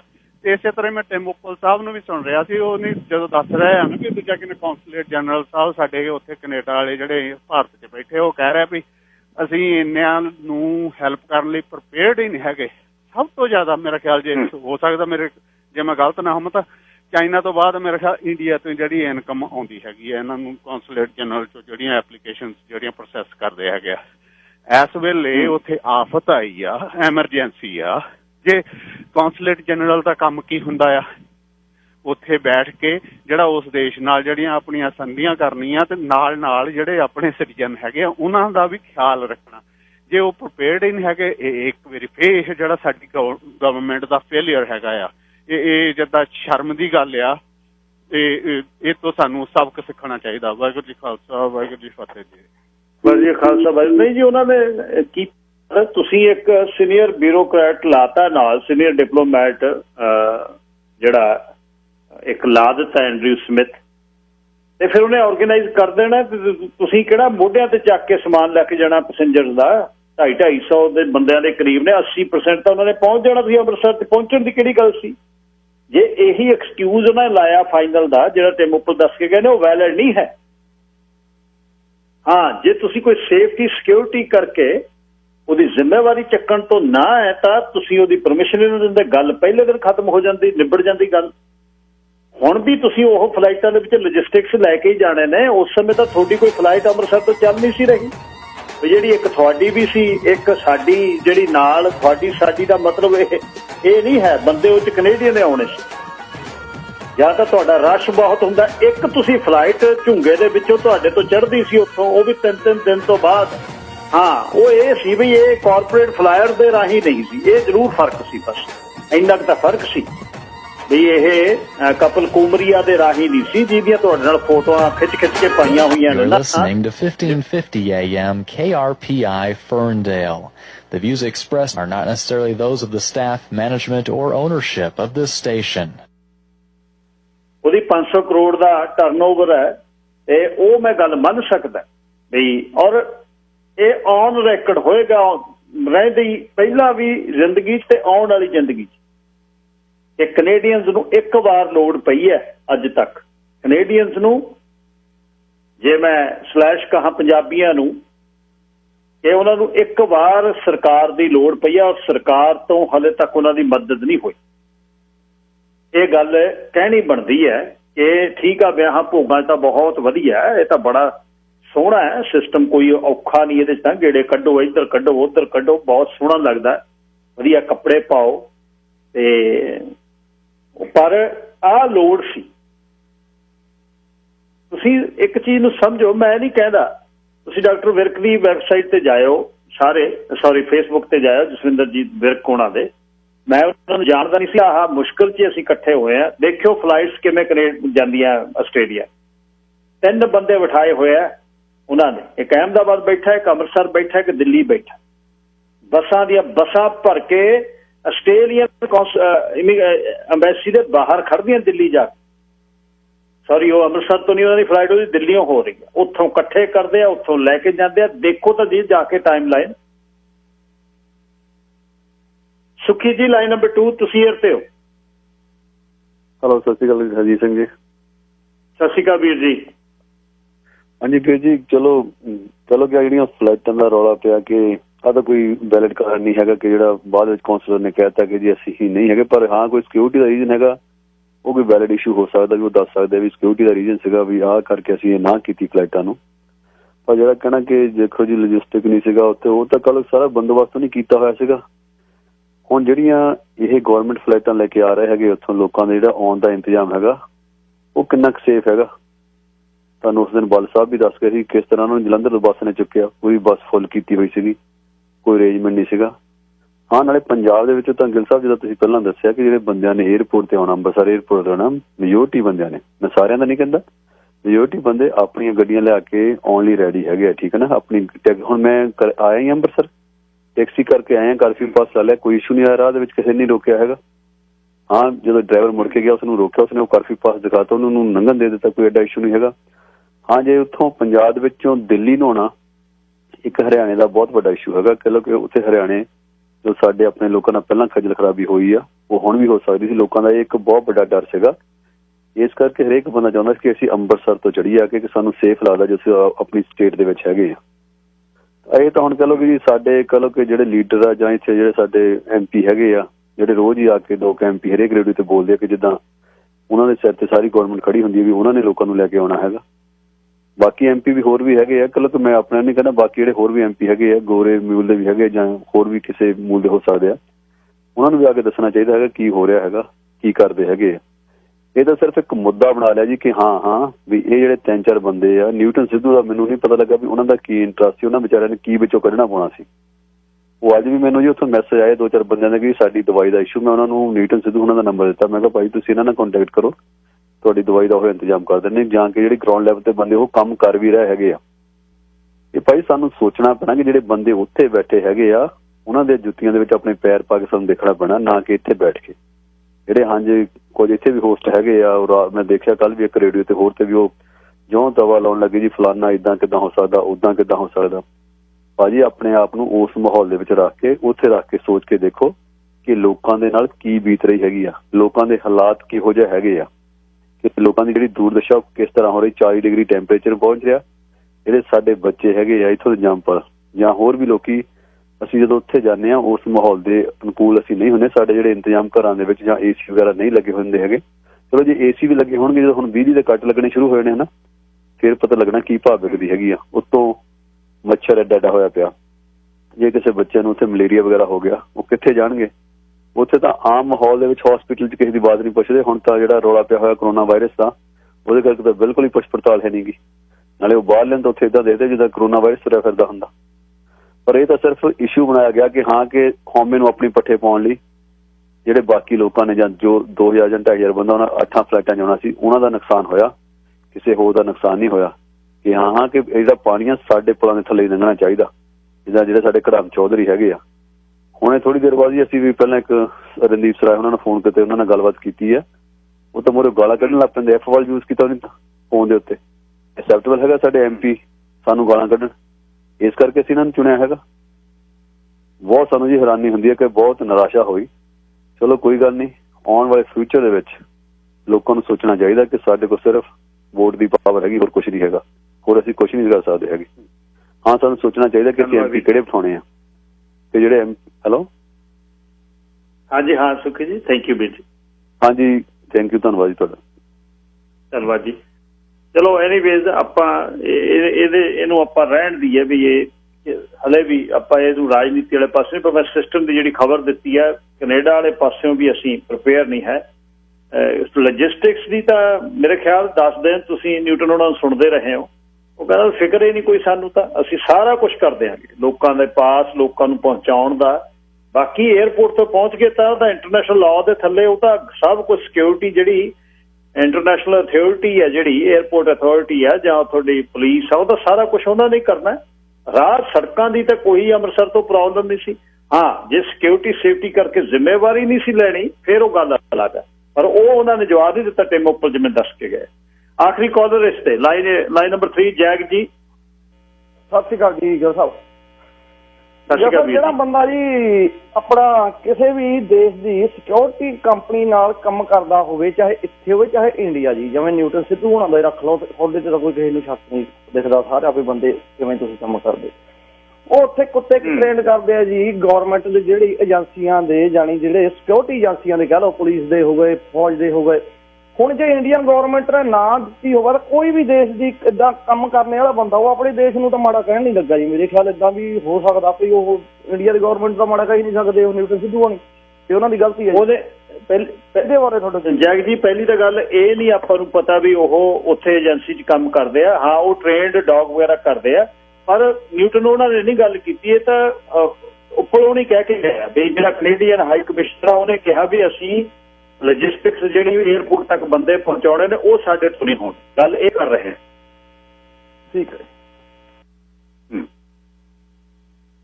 ਜੇ ਭਾਰਤੀ ਸਰਕਾਰ ਨੇ ਵੀ ਜ਼ਿੰਮੇਵਾਰੀ ਨਹੀਂ ਲਈ, ਉਹਨਾਂ ਨੇ ਨਾ ਕੀਤੀ, ਉਹ ਵੀ ਖਟਾਏ 'ਚ ਨੇ, ਉਹਨਾਂ ਦੇ ਕਿਹੜਾ ਆਪਾਂ ਕਦੇ ਗੁਣ ਗਾਉਂਦੇ ਆ, ਉਹਨਾਂ ਦੀ ਵੀ ਗੱਲ ਆਪਾਂ ਨਾਲ ਹੀ ਕਰਦੇ। ਪਰ ਐਨੀਵੇਜ਼ ਸਾਡਾ ਜਿਹੜਾ ਅਸੀਂ ਇਸ਼ੂ ਜਿਹੜਾ ਕਰਦੇ ਰਹਿਣਾ, ਗੱਲ ਮੁੱਕਣੀ ਤਾਂ ਹੈ ਨਹੀਂ, ਗੱਲ ਨਿਕਲ ਕੇ ਬਾਹਰ ਆਉਣੀ ਚਾਹੀਦੀ ਹੈ ਵੀ ਕਿਹਨੇ ਕੀ ਰੋਲ ਕੀਤਾ। ਜਾਂ ਆਪਦੇ ਵਿੱਚ ਵੀ ਹਾਈ ਕੋਰਟ ਕੋਈ ਕੇਸ ਉਹ ਸਿੱਖਾਂ ਇੱਥੇ ਜੁੜਦੀਆਂ ਨੇ, ਉਹ ਵੀ ਲੈ ਕੇ ਦੱਸਾਂਗੇ ਵੀ ਆਹ ਹੋਇਆ। ਇਹਦੇ ਤੇ ਮਤਲਬ ਸੋਚ ਨਹੀਂ ਸਕਦੇ ਜਿਹੜੀ ਤੁਸੀਂ ਇਹਦੇ ਚ ਰਾਜਨੀਤੀ ਜਿਹੜੀ ਹੋਈ ਹੈ ਉਹ ਬਹੁਤ ਕੁਝ ਹੋਇਆ ਇਹਦੇ ਤੇ ਉਹ ਕਰਦੇ ਆ ਜਿਵੇਂ ਕਰਾਂਗੇ ਤੇ ਵਪਾਰਕ ਸੰਦੇਸ਼ਾਂ ਤੋਂ ਬਾਅਦ ਸਬਰ ਬਾਈ ਜੱਗੀ ਕੁੱਸੇ ਦੀ ਅੱਜ ਦੇ ਦਿਨਾਂ ਦੇ ਵਿੱਚ ਇੱਕ ਸੱਤ ਚਰਚਾ ਲਿਖੀ ਉਹਨਾਂ ਨੇ ਆਪਣੇ ਸ਼ੋਅ ਲਈ। ਉੱਚਾ ਬੋਲ ਨਾ ਬੋਲੀਏ ਕਰਤਾਰੋਂ ਡਰੀਏ। ਕਰੋਨਾ ਵਾਇਰਸ ਦੀ ਦਹਿਸ਼ਤ ਕਰਕੇ ਉੱਤਰੀ ਲੰਡਨ ਦੀ ਬਜ਼ੁਰਗ ਸਭਾ ਦਾ ਮੀਟਿੰਗ ਹਾਲ ਕਈ ਹਫ਼ਤਿਆਂ ਤੋਂ ਭਾਂ ਕਰਦਾ ਸੀ। ਮੀਟਿੰਗ ਹਾਲ ਗੁਰੂ ਘਰ ਦੀ ਵਿਸ਼ਾਲ ਇਮਾਰਤ ਦੀ ਨੁੱਕਰ 'ਚ 3 ਹਫ਼ਤਿਆਂ ਤੋਂ ਕੁੱਕੜਾਂ ਵਾਂਗ ਖੁੱਡਿਆਂ 'ਚ ਤਾੜੇ ਲੋਕ ਬਾਹਰ ਨਿਕਲੇ। ਮਸਾਂ ਸੁੱਖ ਦਾ ਸਾਹ ਆਇਆ, ਨਹੀਂ ਤਾਂ ਸਰਕਾਰ ਤੇ ਪ੍ਰਸ਼ਾਸਨ ਦੀਆਂ ਨਸੀਹਤਾਂ ਪਾਬੰਦੀਆਂ ਲੋਕਾਂ ਦੀ ਘੰਡੀ 'ਚ ਸਾਹ ਰੋਕੀ ਖੜੀਆਂ ਸੀ। ਕਰੋਨਾ ਸੁਣ ਕੇ ਲੋਕਾਂ ਦੇ ਕੰਨ ਪੱਕ ਗਏ। ਸਭਾ ਵਿੱਚ ਅਜੇ ਅਮਰੀਕ ਸਿੰਘ ਢਿੱਲੋਂ ਨਹੀਂ ਸੀ ਬੌੜਿਆ। ਬਾਕੀ ਬਜ਼ੁਰਗ ਮਿੱਤਰ ਨੇ ਪਹੁੰਚਣ ਤੇ ਉਸ ਨੂੰ ਨਾਨਕਾ ਮੇਲ ਵਾਂਗ ਉਡੀਕ ਸੀ। ਅਮਰੀਕ ਸਿੰਘ ਢਿੱਲੋਂ ਬੌੜਿਆ ਸੀ, ਬਾਕੀਆਂ ਨੂੰ ਉਡੀਕ ਰਿਹਾ ਸੀ। ਉਸ ਸਮੇਂ ਵਿੱਚ ਹੀ ਘਰਾਂ 'ਚ ਕਲਾਪੇ ਦੇ ਮਾਰੇ ਬਜ਼ੁਰਗ ਆਣ ਅੰਗੂਤਰੇ ਆਏ, ਇੱਕ ਦੂਜੇ ਦੇ ਗਲ ਲੱਗ ਉਮਰ ਜਿਵੇਂ 14 ਸਾਲ ਦਾ ਬਨਵਾਸ ਕੱਟ ਕੇ ਆਏ ਹੋਣ। ਲੈ ਬਈ ਅੱਜ ਤਾਂ ਸੁੱਖ ਨਾਲ ਰੰਗ ਭਾਗ ਲੱਗ ਗਏ। ਤਾਂ ਹੀ ਤਾਂ ਸਿਆਣੇ ਕਹਿੰਦੇ ਆ ਕਿ ਬੰਦਿਆਂ ਦੇ ਨਾਲ ਹੀ ਰੌਣਕਾਂ ਹੁੰਦੀਆਂ। ਸਾਹ ਜੀ ਢਿੱਲੋਂ ਸਾਹਿਬ ਸਿੱਧਾ ਕਾਇਮ ਨੇ। ਦਿਲਬਾਗ ਸਿੰਘ ਚਾਹਲ ਲਿਆਉਣ ਸਾਡੇ ਅਮਰੀਕ ਸਿੰਘ ਢਿੱਲੋਂ ਨਾਲ ਹੱਥ ਮਿਲਾ ਜਿਵੇਂ ਕੋਈ ਸਿਆਸੀ ਸੰਧੀ ਕਰਨੀ ਹੁੰਦੀ। ਜਮਾਂ ਹੀ ਲੋਟ ਹੈ ਸਾਹਿਬ, ਤੁਸੀਂ ਦੱਸੋ। ਅਮਰੀਕ ਸਿੰਘ ਢਿੱਲੋਂ ਦਾ ਬੋਲ ਦਿਲਬਾਗ ਸਿੰਘ ਚਾਹਲ ਨੂੰ ਖੁੱਸਿਆ ਜਿਹਾ ਲੱਗਿਆ, ਬੜਕ ਨਹੀਂ ਲੱਗੀ। ਕਿਵੇਂ ਪੈਂਚਰ ਜਿਹੇ ਹੋਏ ਬੋਲਦੇ ਹੋ, ਕਿਤੇ ਕਰੋਨਾ ਤਾਂ ਨਹੀਂ ਕਲੋਲ ਕਰ ਗਿਆ। ਚਾਹਲ ਨੇ ਵਿਅੰਗ ਕੱਸਿਆ। ਜੇ ਕਰੋਲੇ ਨੇ ਕਰੋਲ ਕੀਤੀ ਹੁੰਦੀ ਹੁਣ ਨੂੰ ਇੱਥੇ ਬੈਠੇ ਹੁੰਦੇ। ਹੁਣ ਨੂੰ ਤਾਂ 4 ਦਿਨਾਂ ਦੀ ਤੱਕੜ ਤੇ ਅਗਲਿਆਂ ਨੇ। ਹੁਣ ਨੂੰ ਤਾਂ ਸਹਿਜ ਪਾਠ ਦਾ ਭੋਗ ਵੀ ਪੈ ਹੋਣਾ। ਚਾਹਲ ਸਾਹਿਬ ਖਾੜਾ ਪਿੰਡ ਵਾਲੇ ਸ਼ਰਮਾ ਜੀ ਅੱਧ ਵਿਚਾਲੇ ਬੋਚ ਕੇ ਰੇਖ 'ਚ ਮੇਖ ਮਾਰ ਗਏ, ਨਾਲੇ ਐਨਕ ਚੱਕ ਕੇ ਉਹਨਾਂ ਨੇ ਨੱਕ ਤੋਂ ਉੱਚੀ ਕਰ ਦਿੱਤੀ। ਤੁਸੀਂ ਸੁਣਾਓ ਸ਼ਰਮਾ ਜੀ, ਮੈਂ ਵੀ ਤੁਹਾਡੇ ਨਾਲ ਹੀ ਆ। ਮੈਂ ਕਿਹੜਾ ਝੰਡਾ ਚੱਕ ਕੇ ਪ੍ਰਲੋਕ ਚਲਿਆ ਜਾਣਾ ਸੀ। ਸ਼ਰਮਾ ਜੀ ਨੇ ਅੱਖਾਂ ਮੀਚ ਕੇ ਜਦ ਹੱਸੇ, ਅੱਖਾਂ ਜਮਾਂ ਹੀ ਬੰਦ ਹੋ ਗਈ। ਉਹ ਇੱਕ ਗੱਲ ਹੋਰ ਹੈ ਸ਼ਰਮਾ ਜੀ, ਨੰਬਰਦਾਰ ਸਾਹਿਬ ਨੇ ਵਾਰੀ ਲਈ ਤਾਂ ਸਾਰੇ ਉਹਦੇ ਵਾਲੇ ਹੁਣ ਝੱਕ ਲਏ। ਉਹ ਕਿਹੜੇ ਸੀਲ ਹੁੰਦੇ ਆ ਭਲਾ? ਨੰਬਰਦਾਰ ਨੇ ਦਿਮਾਗ 'ਚ ਧੱਫਾ ਜਾਂਦਾ ਜਿਵੇਂ ਘਿਰੜ ਕਰਦੇ ਰੇਡੀਓ ਤੇ ਮਰ। ਸੀਲ ਸੰਘਰਸ਼ੀਲ ਦਿਲਬਾਗ ਸਿੰਘ ਚਾਹਲ ਦੇ ਜਮਾਤ ਦੇ ਮਰੀਟ ਵਾਂਗੂ ਪਹਿਲ ਹੋਏ ਕਾਨੂੰ ਹੋਰ ਹੁੰਦੇ ਆ। ਇੱਕ ਸੀਲ ਆ ਤਰਕਸ਼ੀਲ। ਆਹੀ ਤਰਕਸ਼ੀਲ ਦੇ ਵਿਗਿਆਨੀ ਕਦੋਂ ਦਾ ਗਲੋਬਲ ਵਾਰਮਿੰਗ ਤੇ ਪ੍ਰਦੂਸ਼ਣ ਬਾਰੇ ਪਿੱਟੀ ਜਾਂਦੇ ਆ। ਕਿਸੇ ਨੇ ਕੰਨ ਨਹੀਂ ਕਰਿਆ ਤੇ ਰੱਬ ਨੇ ਕਰੋਨਾ ਵਾਇਰਸ ਵਾਲਾ ਪੈਰ ਦੜੱਕਾ ਮਾਰਿਆ। ਭਾਰਤ ਨਾ ਲੋਕ ਭੇਡਾਂ ਵਾਂਗੂ ਘਰਾਂ 'ਚ ਕਾਰਾਂ ਵਸਣੀ ਤੇ ਗੱਲ ਛੱਡੋ, ਰੋਡ ਤੇ ਵੱਡੇ ਜਹਾਜ਼ ਤੇ ਸ਼ਿਪ ਜਿੱਥੇ ਖੜੇ ਆ ਉੱਥੇ ਹੀ ਖੜੇ ਆ। ਤੇਲ ਵਾਲੇ ਟੈਂਕ ਵਿੱਚ ਤੇਲ ਕੁੱਪੀ ਨਹੀਂ ਪੈਂਦਾ, ਬੰਦ ਕਰਤਾ ਸਾਰਾ ਕੁਝ। ਕਹਿੰਦੇ ਹੀ ਹੁੰਦੇ ਆ ਜਦ ਰੱਬ ਦਾ ਰਹਿੰਗੜਾ ਫਿਰਦਾ ਆਵਾਜ਼ ਨਹੀਂ ਕਰਦਾ। ਬਚਨ ਸਿੰਘ ਬੋਲਿਆ। ਬਚਨ ਸਿੰਘ ਗੱਲ ਸੁਣ। ਬੋਲ। ਉਹ ਸਿੱਧਾ ਹੋ ਗਿਆ, ਉਹਨੂੰ ਪਤਾ ਸੀ ਕੋ ਆਪਦੀ ਹਰ ਗੱਲ 'ਚ ਨਾ ਰੱਬ ਵਾਲਾ ਫਾਨਾ ਜਿਹਾ ਨਾ ਪਾਇਆ ਕਰ। ਕਾਮਰੇਡ ਗੱਜਣ ਸਿੰਘ ਨੇ ਰੱਬ ਦੇ ਨਾਂ ਤੋਂ ਖਿੱਚ ਸੀ। ਉਹਨੇ ਖੱਬੀ ਮੁੱਛ ਕੇ ਚੱਕ ਕੇ ਤਿੱਖੀ ਕੀਤੀ ਜਿਵੇਂ ਜਹਾਜ਼ ਦੀ ਧੂਈ ਹੁੰਦੀ ਹੈ। ਚੱਲ ਕੌਮ ਨਸ਼ਟਾ ਤੂੰ ਦੱਸ ਲੈ, ਜੇ ਤੇਰੇ ਤੋਂ ਰੱਬ ਦੇ ਘਰ ਦੀ ਨਹੀਂ ਸੁਣੀ ਜਾਂਦੀ ਤੂੰ ਜੱਗ ਦੀ ਸੁਣਾ ਲੈ। ਗਿਆਨੀ ਬੋੜ ਸਿੰਘ ਨੇ ਕਾਮਰੇਡ ਨੂੰ ਕਿਹਾ। ਮਜ਼ਾਕ ਨਾਲ ਕੌਮਨਿਸਟ ਨੂੰ ਕੌਮਨਿਸਟ ਕਹਿੰਦੇ, ਤਰਕਸ਼ੀਲ ਨੂੰ ਨਰਕਸ਼ੀਲ ਕਹਿੰਦੇ। ਉਹਦਾ ਗੁੱਸਾ ਨਾ ਕੋਈ ਕਰਦਾ, ਸਾਰੇ ਇੱਕ ਟੱਬਰ ਵਾਂਗੂ ਵਿੱਚ। ਜਿਨ੍ਹਾਂ ਨੇ ਸਿਰ ਤੇ ਇੱਕ ਦੂਜੇ ਮੁਲਕ ਨੂੰ ਡਰਾਇਆ ਧਮਕਾਇਆ ਜਾਂਦਾ ਸੀ, ਕਿੱਥੇ ਗਏ ਦੁਨੀਆ ਦੇ ਆਫਰੇ ਹੋਏ ਮੁਲਕ? ਉਹ ਹਥਿਆਰ, ਮਿਜ਼ਾਈਲਾਂ, ਅੱਗ ਲੱਗੜੇ लड़ाकू जहाज, आखे हम तो चीन से सीधा अमेरिका 7 घंटे में पहुंच जाते हैं। आपदियां फौजियां दे सिर ते वड्डियां वड्डियां टारा मारदे सी, गए ना किथे खंग दिया हुण वड्डे नाडू खां कुदरत ने मिल्ट दे विच मिल्ट च खूंजे लाते। की वड्डा की छोटा, एक दूजे नूं ढाउण लई मुੱਛ ते मोर बिठाई फिरदे सी। हुण वेख डरे कुत्ते वांगू करदे चू चू। जमे ढाडी राग च आ गया। पैसा बनाउण तो अगे निकलदी दौड़ कुदरत नूं टिल्ले वाला साह दे समझण लग गए कि जदों कोई कुदरत दा सूल है, कोई वसीलिਆਂ ਦਾ घाण करदा, कुदरत इउं ही नासां परने करदी है। फिर अमरीक सिंह ढिल्लों ने अपनी गल फिर जारी रखी। अमरीक सिंह ढिल्लों बजट दे विच सी, कायम होया सी। पर ढिल्लों साहब एक गल सोचण वाली है, ਸ਼ਰਮਾ ਜੀ ਨੇ ਐਨਕ ਨੀਵੀਂ ਕਰ ਲਈ, ਕਿਹੜੀ ਸਾਰੇ ਤੁੱਕਿਆਂ ਵਾਲੇ ਬੋਕ ਵਾਂਗੂ ਝਾਕਣ ਲੱਗੇ। ਇੱਕ ਦੂਜੇ ਨੂੰ ਮਿਟਾਉਣ ਜਾਂ ਖਤਮ ਕਰਨ ਵਾਸਤੇ ਅਰਬਾਂ ਖਰਬਾਂ ਡਾਲਰ ਲਾਉਂਦੇ ਆ, ਪਾਉਣ ਜਾਂ ਰੁਪਈਏ ਖਰਚ ਕਰੀ ਜਾਂਦੀ ਹੈ, ਪਰ ਆਪਣੀ ਅਗਲੀਆਂ ਪੀੜ੍ਹੀਆਂ ਦੇ ਬਚਾ ਲਈ ਇੱਕ ਵੀ ਕੋਈ ਹੀਲਾ ਨਹੀਂ ਕਰਦੇ ਜੀ। ਗੱਲ ਸ਼ਰਮਾ ਜੀ ਦੀ ਲੱਖ ਰੁਪਈਏ ਦੀ ਹੈ, ਨੰਬਰਦਾਰ ਸ਼ਰਮਾ ਦੇ ਪਿੱਛੋਂ ਬੋਲਿਆ। ਉਹ ਖਾਸੇ ਚਿਰ ਦਾ ਔਖਾ ਸੀ, ਢਿੱਡ 'ਚ ਜਿਵੇਂ ਦਰਦ ਹੁੰਦਾ ਹੈ, ਉਹਨੂੰ ਬੋਲਣ ਨਹੀਂ ਸੀ ਦਿੰਦਾ। ਆਹ ਦਰਖਤ, ਪਾਣੀ, ਨਦੀਆਂ, ਪਹਾੜਾਂ ਦੀ ਜਮਾ ਹੀ ਨਹੀਂ ਸੁਣੀ ਕਿਸੇ ਨੇ। ਮੈਂ ਕਹਿੰਦਾ ਸੁਣ ਲੈ, ਵਾਇਰਸ ਦੇ ਇੱਕ ਧੱਫੇ ਨੇ ਦੁਨੀਆ ਖੂੰਜੇ ਲਾਤੀ। ਸਾਰਾ ਸੰਸਾਰ ਵਾਇਰਸ ਦੇ ਅੱਗੇ ਬੇਵੱਸ ਹੋਇਆ ਪਿਆ। ਜਿਹੜੇ ਘਰਾਂ ਅੱਗੇ ਪਹਿਲਾਂ ਜੀ ਆਇਆਂ ਨੂੰ ਫੱਟਣ ਲੱਗਿਆ ਜੀ, ਹੁਣ ਲੈਣੇ ਅੰਦਰ ਆਉਣਾ ਸਖਤ ਮਨਾ ਹੈ। ਜਿਵੇਂ ਖੰਡ ਪਾਠ ਖੁੱਲਿਆ ਹੁੰਦਾ ਅੰਦਰ, ਕੁਦਰਤ ਦੇ ਰੰਗ ਮੰਨਣੇ ਸਾਡੇ ਕੋਲ ਵੇਲੇ ਨਹੀਂ ਸੀ। ਹੁਣ ਬੈਠਾ ਮੈਂ 4 ਅੰਦਰ 3 ਹਫ਼ਤੇ ਬਾਹਰ ਜਿਹੜਾ ਦਰਖਤ ਖੜਾ ਉਹਨੂੰ ਹੀ ਦੇਖੀ, ਸਾਰਾ ਦਿਨ ਦਰਖਤ ਦੇਖੀ ਜਾਣਾ। ਕਦੇ ਜਾਨਵਰ ਆ ਗਏ, ਕਦੇ ਜਾਨਵਰ ਚਰੇ ਗਏ। ਅੱਛਾ, ਜਾਨਵਰਾਂ ਦਾ ਮੈਨੂੰ ਸਮਾਂ ਲੱਗ ਗਿਆ ਪਤਾ ਵੀ ਕਿੰਨੇ ਵਜੇ ਕਿਹੜਾ ਜਾਨਵਰ ਆਉਂਦਾ, ਮੇਰਾ ਉਹਨਾਂ ਨਾਲ ਮਨ ਪਰਚਾਉਣ ਲੱਗ ਗਿਆ ਮੈਂ। ਅੱਗੇ ਉਹ ਦਰਖਤ ਦਾ ਪਤਾ ਹੀ ਨਹੀਂ ਸੀ ਲੱਗਦਾ ਵੀ ਆਪਣੇ ਘਰ 'ਚ ਖੜਾ ਹੈ। ਕੁਦਰਤ ਦਾ ਰੰਗ ਮਾਣੀ ਦਾ। ਇੱਕ ਗੱਲ ਹੋਰ ਸੋਚਣ ਵਾਲੀ ਮਿੱਤਰ ਪਿਆਰਿਓ, ਰਣਜੀਤ ਚੱਕ ਤਾਰੇ ਵਾਲੇ ਨੇ ਗੱਲ ਕੀਤੀ, ਸਵੇਰ ਦੀ ਪੀਤੀ ਚਾਹ ਦਾ ਦਹਿਕ ਸੀ। ਸਵੇਰ ਦੀ ਪੀਤੀ ਚਾਹ ਨੂੰ ਪਤਾ ਨਹੀਂ ਕਿਹੜੇ ਮਸਾਲੇ ਨੂੰ ਉਹ ਸਵਾਰ ਕੇ ਗ੍ਰਾਈਂਡਰ 'ਚ ਰਗੜਦਾ। ਕਰੋਨੇ ਦਾ ਡਰਾਮਾ ਖੜਾ ਕੀਤਾ ਗਿਆ, ਸਟਾਕ ਮਾਰਕੀਟ ਬਿਲਕੁਲ ਹੇਠਾਂ ਸਿੱਟ ਲਈ। ਸਰਕਾਰ ਵੱਲੋਂ ਬੇਲ ਆਊਟ ਲਈ ਬਿਲੀਅਨਸ ਡਾਲਰ ਦੇਣੇ ਜਿੱਤੇ ਜਾਣੇ ਨੇ ਕੰਪਨੀਆਂ ਨੂੰ।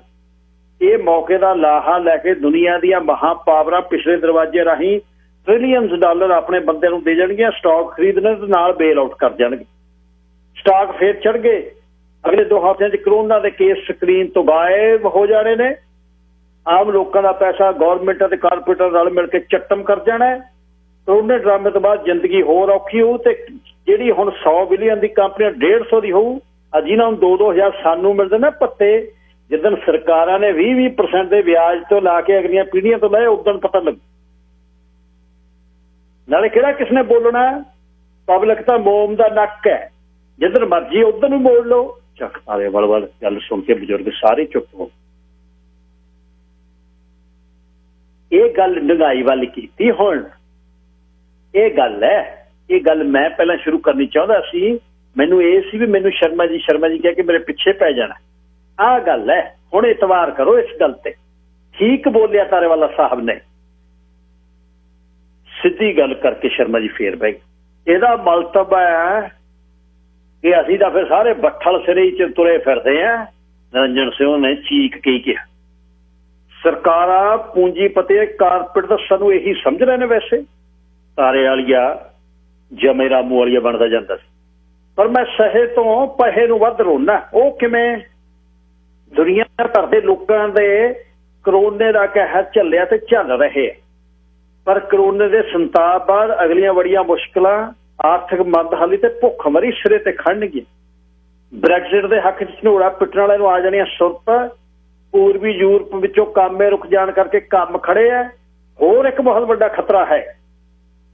ਜਦ ਖਤਰਾ ਕਿਹਾ ਸਾਰੇ ਸਿੱਧੇ ਹੋ ਗਏ ਜਿਵੇਂ ਮਿਜ਼ਾਈਲ ਚੱਲਣ ਲੱਗੀ। 7 ਕਰੋੜ ਰਿਫਿਊਜੀ ਬੈਠਾ ਕੈਂਪਾਂ 'ਚ ਦੁਨੀਆ 'ਚ। ਜਿੱਦਣ ਉਹ ਹਿੱਲ ਕੇ ਤਬੂਆਂ 'ਚ ਦੇਖੀ ਲੋਕਾਂ ਦੀਆਂ ਪੌੜੀਆਂ ਕਿਵੇਂ ਚੜ੍ਹਨਾ। ਉਹਨਾਂ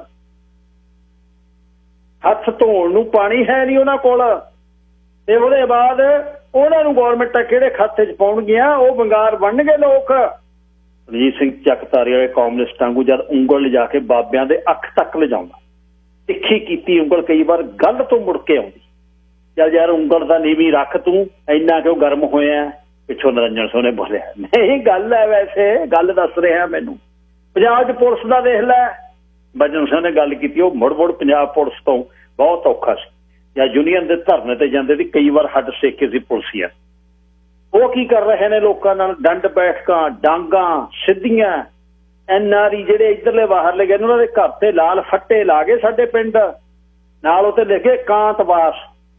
ਉਹੀ ਪਿੰਡ ਜਿਹੜਾ ਹਾਕ ਮਾਰ ਕੇ ਘਰੇ ਵੜਦਾ ਹੀ ਬਾਈ ਕਨੇਡਿਓਂ ਆਇਆ, ਆਥਣੇ ਗੂੜੀ ਲਾਲ ਰੰਗ ਦੀ ਪੀ ਕੇ ਆਉਂਦੇ, ਸੰਦੇਹਾ ਆ ਕੇ ਚਾਹ ਕੈੜੀ ਪੀਂਦੇ ਤੇ ਪਿੰਡ ਦੇ ਟੂਰਨਾਮੈਂਟਾਂ ਤੇ ਸ਼ਿਵਰਾਤਰੀਆਂ ਤੇ ਪੈਸੇ ਲੈਂਦੇ। ਉਹ ਪਿੰਡ ਹੋਣਾ ਉਹਨਾਂ ਮੇਰਾ ਭਤੀਜਾ ਗਿਆ ਵਿਆ, ਉਹਦੇ ਘਰ ਦੇ ਬਾਹਰ ਲਾਲ ਫੱਟਾ ਲਾਈ ਬੈਠੇ ਆ ਸਾਡੇ ਜੱਦੀ ਪੁਸ਼ਤੀ ਘਰ ਤੇ।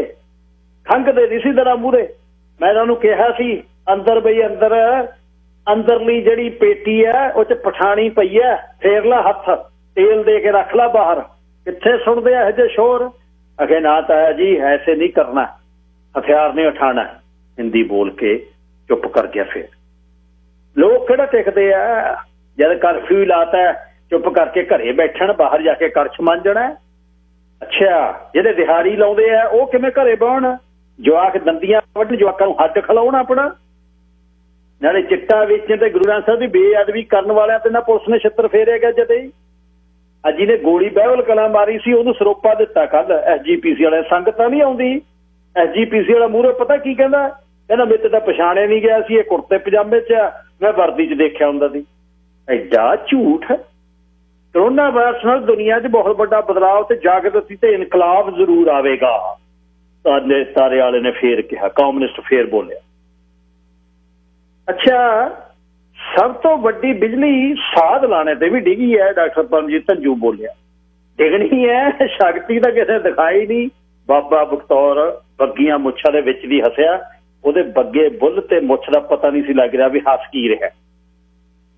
ਸਾਧ ਲਾਣੇ ਤੋਂ ਵੀ ਦੁਨੀਆ ਪਰਾਂ ਹੋ ਗਈ। ਆ ਜਿਹੜਾ 7 ਰੰਗ ਪਾ ਕੇ ਬੈਠਾ ਹੁੰਦਾ ਉਹਨੇ ਵੀ ਨਹੀਂ ਕਰਾਮਾਤ ਦਿਖਾਈ ਕੋਈ। ਤਰਜਾ ਕੱਢ ਲਾਉਂਦਾ।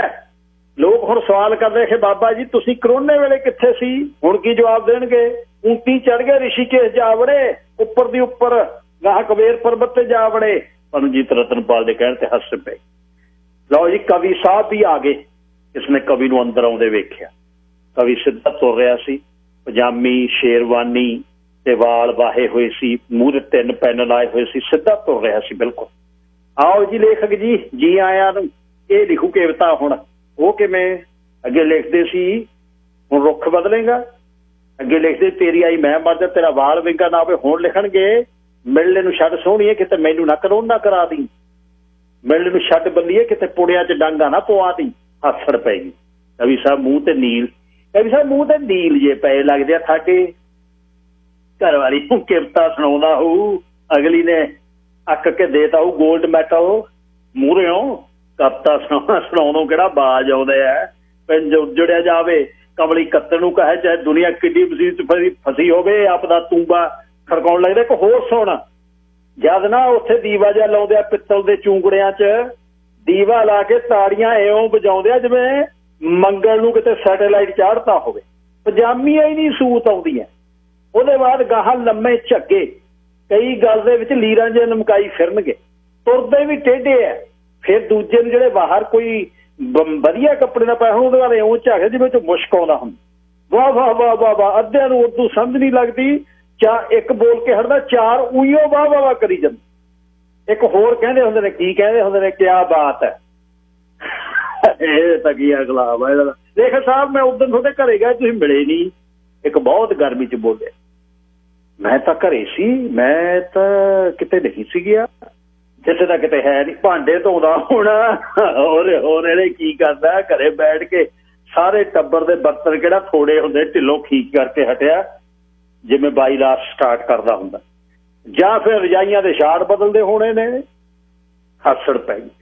ਜਰਮਨੀ ਦੇ ਕਿਸੇ ਸਾਇੰਸਦਾਨ ਨੇ ਇੱਕ ਵਾਰ ਜਾਨਵਰਾਂ ਦੀ ਅਕਲ ਨੂੰ ਕਸਵੱਟੀ ਤੇ ਨਾਪਿਆ ਸੀ।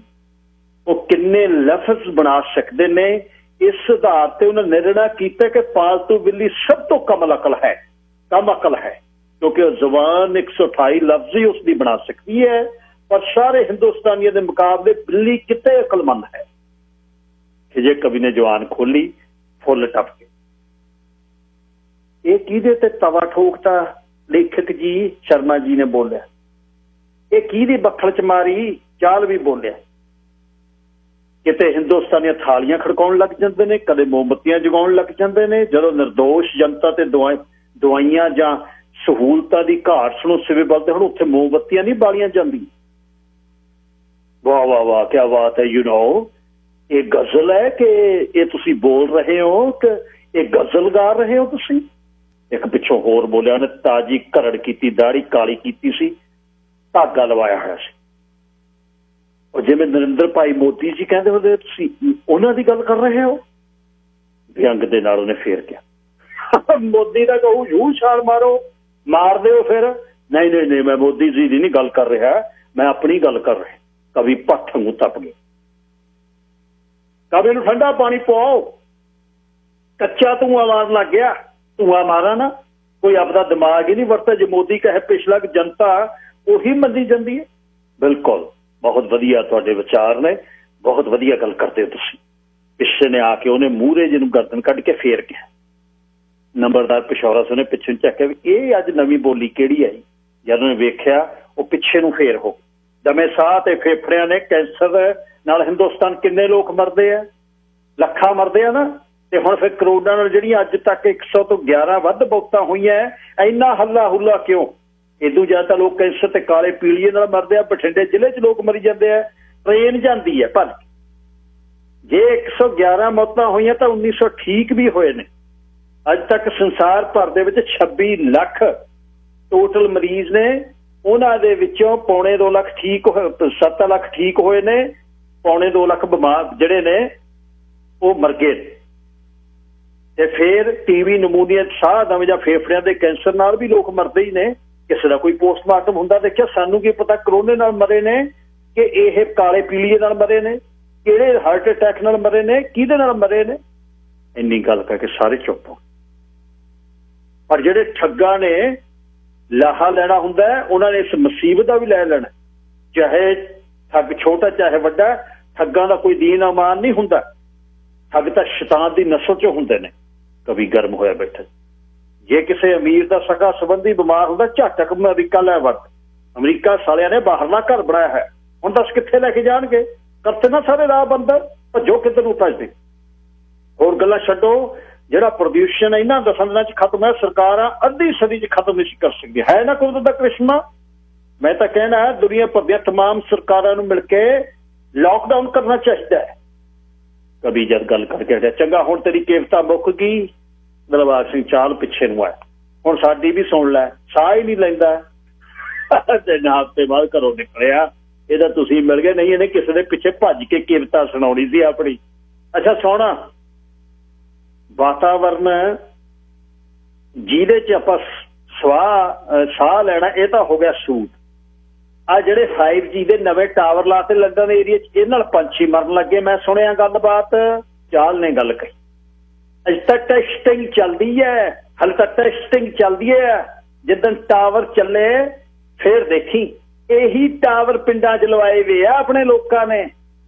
ਮੈਂ ਆਪਣੇ ਇੱਕ ਭਤੀਜੇ ਨੂੰ ਪੁੱਛਿਆ, ਤੂੰ ਆ ਘਰ 'ਚ ਟਾਵਰ ਲਵਾਈ ਬੈਠਾ ਪਿੰਡ 'ਚ? ਉਹ ਕਹਿੰਦਾ 20,000 ਮਹੀਨੇ ਦਾ ਆਉਂਦਾ ਤਾਇਆ।